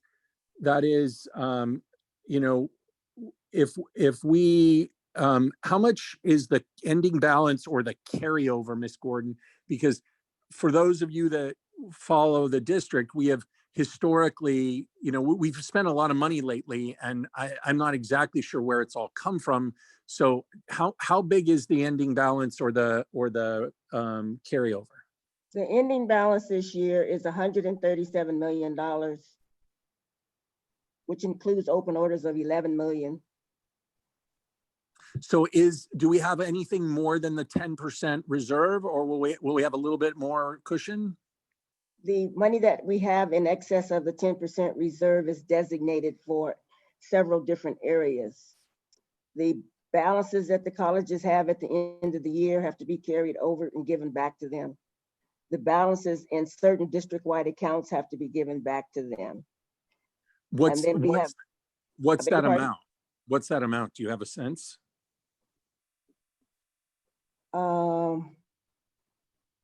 It's about 30, let's see, 60, it's about 30 million. So, and is that $30 million, is that already allocated in their new budget, or is that money that they would have to invest in helping our students, should we want them to allocate money for programs like Emoja, homeless students, some of the basic needs? One of those items is the $17 million that you see for STIRS PERS. That's designated, set aside for that. That's where all that money goes. Mm-hmm. Also, $1.7 million is not all the money that's set aside for these programs. No, I understand. There's probably another 2.5 million already there. I wanted to make sure that you understood that when I said it. No, so it's about $4 million that's set aside. Thank you. I would like to make a comment and a question. Okay, I just wanted to see that there's money there that's not in the reserves that could be used should we want to. Thanks. So I'm a little concerned, and I do want to just get a clarification. When I first came on the board, there was, I want to say, $57 million of one-time money that the district received. Correct, Jeanette? Yes. And of that 57 million, I remember there was real interest from some members of this board to, I think, allocate $5 or $6 million specifically for African American outreach and support services. And there were other members of the board that voted against that. So I think we had money at one time, a large chunk of money that we were trying to allocate in the budget, and it was one-time funds. What happened to those one-time funds? Do we still have any of that left over that we could reassign to outreach and social justice programs? There is some of that money left over. I'd have to get back to you with exactly where it is. I know some of it is from the Blue Ribbon group, and then there may be some that was from security. But I'd have to get back to you and tell you how much is left, because we carry that money over every year until we used it up. Okay, so my point is, if we pass this budget tonight, which I believe we have to pass a balanced budget in order for us to function and be funded and be able to offer classes and pay faculty and serve students, can we revisit some of those funds and make sure, based on the comments that we heard this evening, that we are doing more for African American and Black students in terms of outreach and support services, and making sure we have Emoja programs on all of our campuses. That would be what I would suggest, because I think we need to get this budget passed. We do have money, and hopefully this board, this progressive board that cares so much about our students and our faculty and staff, will be inclined to vote to allocate that money for those purposes. Yes, we can do that. Okay. Okay. So what do you need from us I now? support that, Madam President. We need you to approve the budget. Okay. So do I have a motion to approve the budget? So moved. Moved by Trustee Moreno. Do I have a second? Second. All right, seconded by you, Dr. Bona. Yes. Ms. Hoffman, can we have your comments and my comments in the record so that we can have something come back? Yes. Can we have those comments in the record, please, Lupe and Chris? Yes, we got it. Thank you. Okay. Thank you. Thank you, Ms. Hoffman. I'd like to initiate discussion since there's a second. I'm sorry, Trustee I Vella? want to initiate discussion since there's a second and I didn't get to speak. Oh, I'm sorry, I didn't see your hand up. Go ahead. I asked if there were any more questions. Go ahead. Sorry about that. I apologize. I apologize.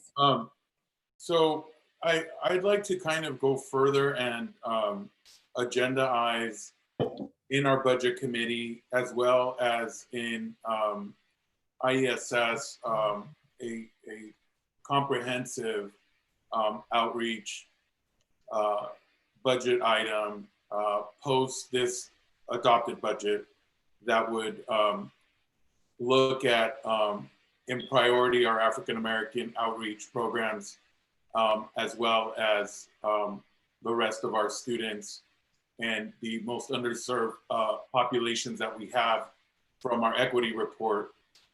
Thank you very much. Thank you, Trustee Vella. So there's a motion and a second. Can I have roll call, please? Student to treat your animals advisory vote. No. Trustee Buelna, Yes. Trustee Fong, Yes, and thank you to Ms. Sabella for those comments as well. We got to deny yes. Thank you. Trustee Hoffman, Yes. Trustee Moreno, Yes. Trustee Swankin, Yes. Trustee Vella, Yes. Trustee Vettis. Yes. And I want to thank you, Ms. Gordon, for your presentation and for answering the questions and having all the information. Thank you. You're welcome. Thank you. All right, our next item, let me pull this up, is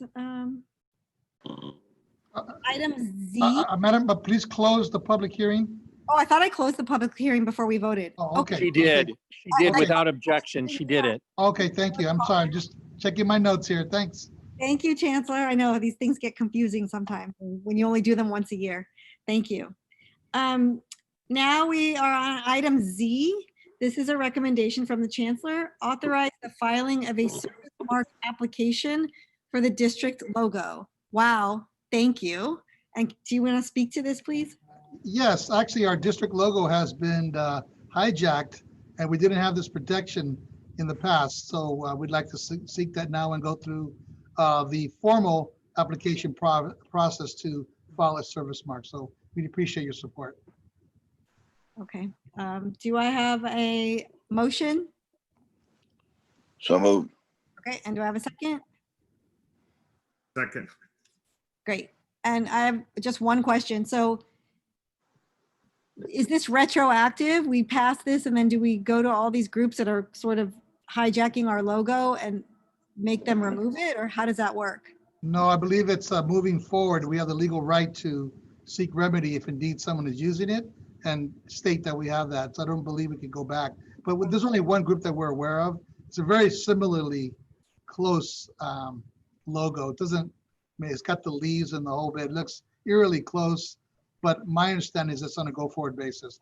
But it would prevent us from moving forward. Mr. Prieto?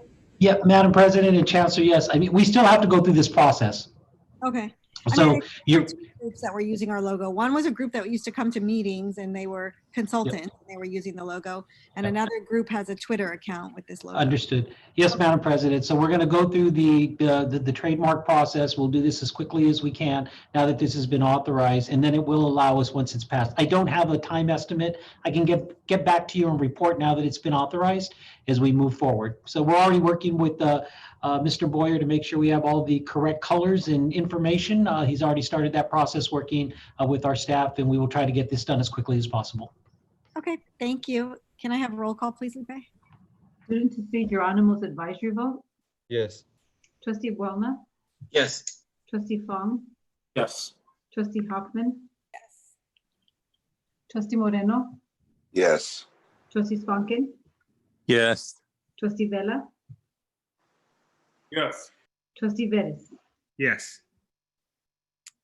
Great, thank you. And now we have another recommendation from the Chancellor to authorize an agreement with PARS, the Public Agency Retirement Services, to design and administer a supplementary retirement plan known as a SERP for eligible employees. Do I have a motion? Excuse me, Madam Chair. On this is all correct. The technical aspects of what we're proposing as it stands today are indeed correct, but I would like to make one correction to the second paragraph. We will be, with your approval today, we will bring back to the board the November 4th meeting, not the October 7th meeting, our final recommendation for potential approval. So it says October 7th there. My apologies, it should be November 4th. Everything else is currently correct as it stands today. Okay, so we are, do I have a motion to approve this with the change of coming? So moved. Okay. Thank you. I have a motion. Second. Can I have roll call, please? No, sorry, excuse me, the student doesn't vote on this. Trustee Buelna, Yes. Trustee Fong, Yes. Trustee Hoffman, Yes. Trustee Moreno, Yes. Trustee Swankin, Yes. Trustee Vella, Yes. Trustee Vettis. Yes. Thank you. Thank you. We are now on the facilities items, AA1 through AA10.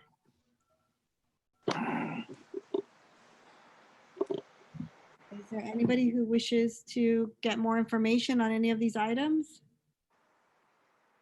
Okay, do I have a motion to approve? So moved. Moved by Trustee Veras. Do I have a second? Second. Okay, seconded by Trustee Vella. Roll call, please. Student Trustee Geronimo's advisory vote, Yes. Trustee Buelna, Yes. Trustee Fong, Yes. Trustee Hoffman, Yes. Trustee Moreno, Yes. Trustee Swankin, Sure. Trustee Vella, Yes. Trustee Vettis. Yes. That passes. So we are now on BB, matters requiring a supermajority vote. Mr. Prieto, just so we don't have any issues, can you please clarify exactly what a supermajority vote would be this evening? Yes, Madam President, that is a 2/3 vote based on our particular, our board rule. So this is an emergency resolution. This did occur. We do require, I'm going to do them. I was just going to go look at the book. It is a 2/3 of 7, which rounds up to 6. We need 6 votes. Move approval. Okay, do we need an explanation? I have a motion to approve. Do I have a second? Second. Seconded by Trustee Moreno. Does anybody need any more explanation, or is this for an emergency resolution to repair high voltage campus electrical feeder at Los Angeles Pierce College at a cost of $112,350? Okay, I have a motion and a second. Can I have roll call? Student Trustee Geronimo's advisory vote, Yes. Trustee Buelna, Yes. Trustee Fong, Yes. Trustee Hoffman, Yes.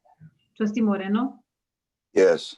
Trustee Swankin, Yes. Trustee Vella, Yes. Trustee Vettis. Yes.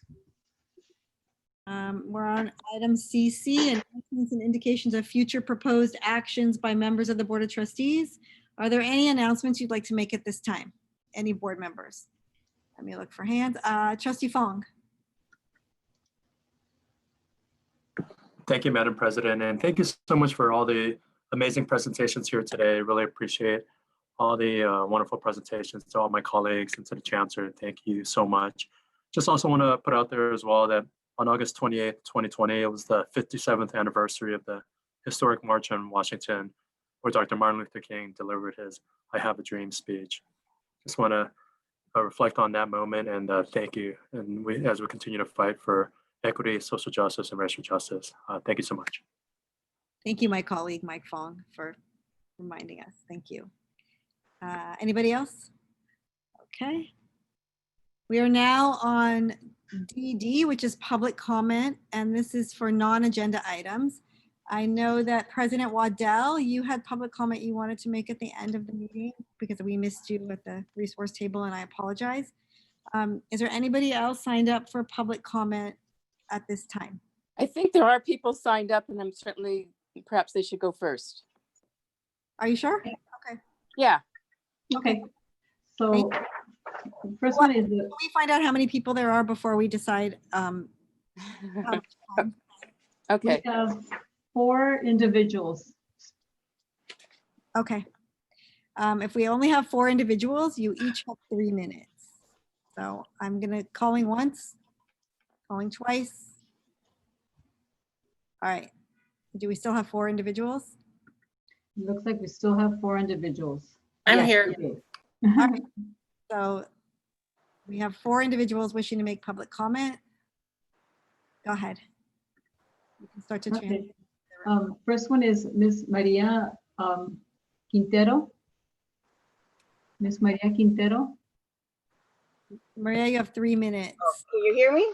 We can hear you. Yes. Okay, great. Well, good evening, Honorable Board of Trustees.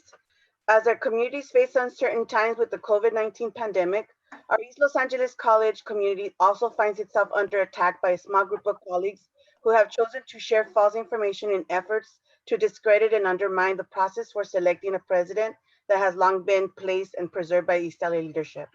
It has been shocking and disappointing and unfortunate to witness the racist and misogynistic undertone, both covertly and overtly displayed at our last Board of Trustees meeting and in social media. The deliberate misinformation and continued attacks are glaring against women, leaders throughout our district, and are attempting to defame, malign, and dehumanize our colleagues by depicting them as white-collar cholos and cholas and mafia criminals. We are currently working on building an anti-racist culture at East Los Angeles College to break down the systematic oppressions of students, staff, faculty, and administration. And yet this group and their affiliates are attempting to subvert our efforts to build an equitable campus with their deliberate actions. There's also deliberate attempts to undermine collegial shared governance by attempting to subvert and discredit policies, processes, and committee structures that are in place at the college. We, the employees who have signed this letter, want to communicate that we are not in support of such toxic and divisive tactics. For many of us, ELAC is a very special place, especially because so many of us are alumni and or reside in our nearby communities. Many of us also chose to work at ELAC because we want to empower our students to know that they belong and can succeed in higher education. We are committed employees who go beyond our job descriptions to encourage and support students' academic success. As such, our focus is our students, and now more than ever, we need to work together, not against each other. What is occurring through this hiring process is one example of the hostility and negativity and personal agendas that spill into our campus culture and climate that must be addressed in order to protect the many employees that are doing the good work of serving our students and moving our college mission forward. This kind of public slander on social media and in online platforms hurt not only the reputation of our campus, but it also hurts our entire district. We want to continue, as we have in the past, to work collaboratively in creative partnership among faculty, staff, administration to ensure that students are supported during these difficult times. We trust that the process for selecting our next president is fair and supported by the appropriate of campus leadership who will be seeking a leader with the skills, abilities, and vision to take East Los Angeles College to the next level of success. By sending this letter, we look to the Board of Trustees to acknowledge that there are deliberate attacks to derail efforts at ELAC regarding the presidential hiring process, and to acknowledge that disparate opinions can occur, but this information and campaign with undertone of racist, misogynistic comments should not be tolerated nor supported. We look forward to continue to collaborate with our Board of Trustees to ensure that ELAC students are always the priority. Thank you for your time and please be well and safe. Thank you so much, Ms. Quintero. Okay, next one is Mr. Daniel Judge. Okay, good evening. Good evening, Mr. Judge. Good.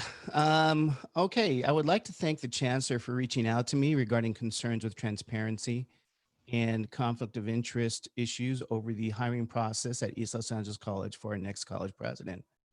I'd like the Board of Trustees to know the Chancellor contacted me, attended our shared governance meeting at East, and made a commitment to publicize the finalists, allow for an open forum to question the finalists, and remove any conflict of interest and the impression of conflict of interest amongst committee members, and to strictly follow EEO guidelines.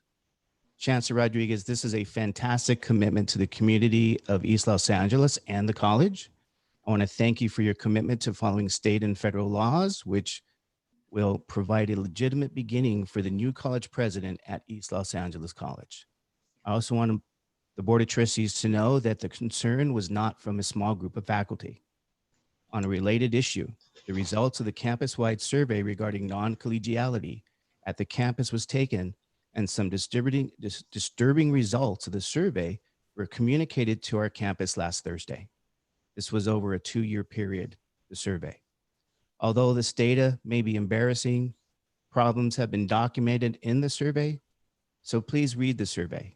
It's interesting, and it did not come from a small group of faculty, but was campus-wide.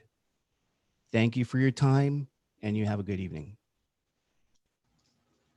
Thank you so much, Mr. Judge. Thank you. Thank you. Do we have any other public speakers? Yes, Ms. Marcia Gasigas. Yes. Thank you. Hi, good evening. How are you? I'm good. How y'all doing today? It's been a long day.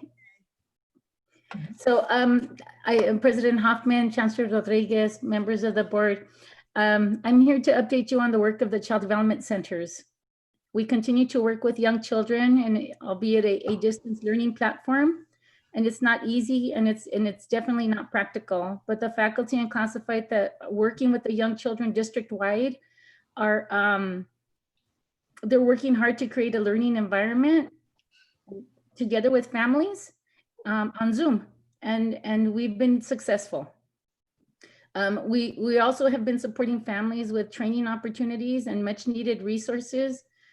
Families that have food insecurities, seeking shelter, looking for mental health resources and or laptops.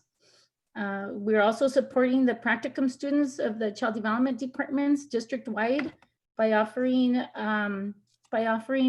training opportunities so they can graduate, so they can get their certificate as early education educators. And I just wanted to thank you for your continued support of LACCD's youngest learners and future educators of young children. So thank you. Thank you. Thank you for being here today. Appreciate it. Okay. And last one is East LA College Theater Student Town Hall #1. Okay. Yes, I'm here. Can you hear me?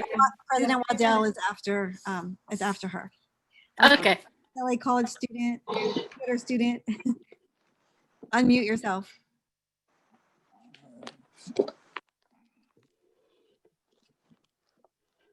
You're muted.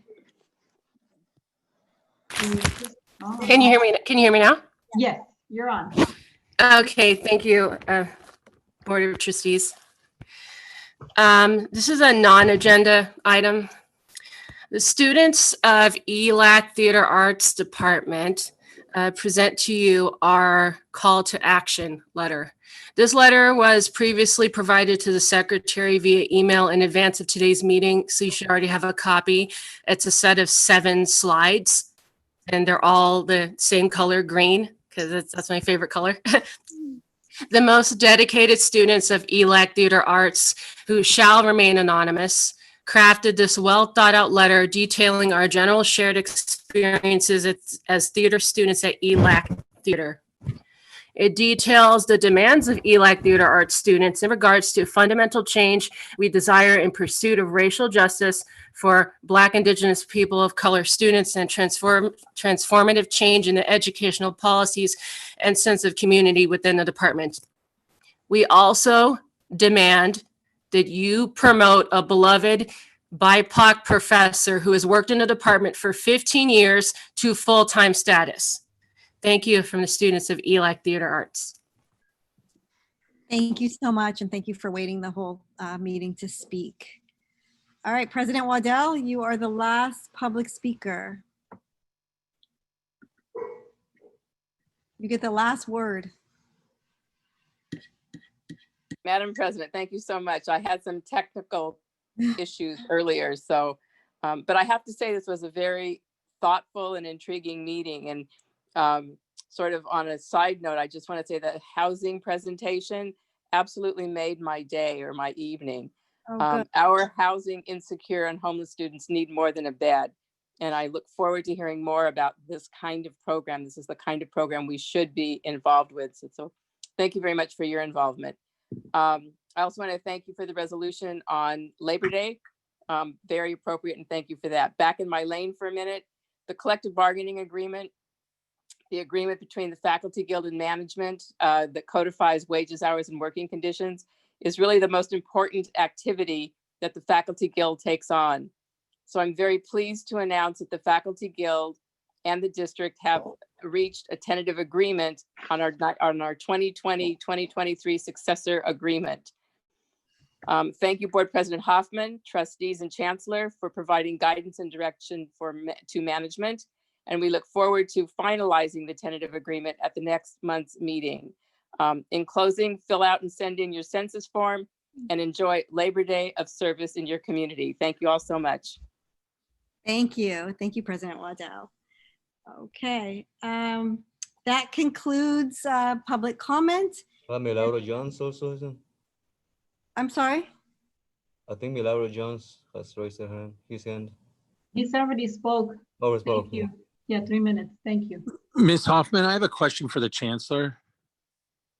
Is this the appropriate time to do that? Yeah, there was a reference of a survey that was mentioned. Can we get a copy of it? Sure, yeah, I wrote that note myself. I will have a copy delivered to the board. Yeah, because if 60-some% of the folks think they're being bullied, that's really scary, and we need to do something and not just wait till this whole thing plays out, because if it's faculty feeling bullied, over 60% of them, that's a really serious issue, and we need to address it now. Let's get the survey and we can take a look at it. Thank you. One more comment that I meant to make earlier when we were talking about all of our campuses being voting centers. Something else really exciting happened. The county is going to put secure drop boxes on all of our campuses as well, so that folks who are nervous to go to the post office can drop it off at the drop box on one of our campuses, and that's created a lot more access for community members who live near an LACCD campus. So thank you, Chancellor, for your leadership on that. Thank you, Mr. Pareto, and everybody else who was involved in making that happen. I really appreciate it, and I think the rest of the board appreciates it as well. So thank you. Are there any, we're gonna recess into closed session.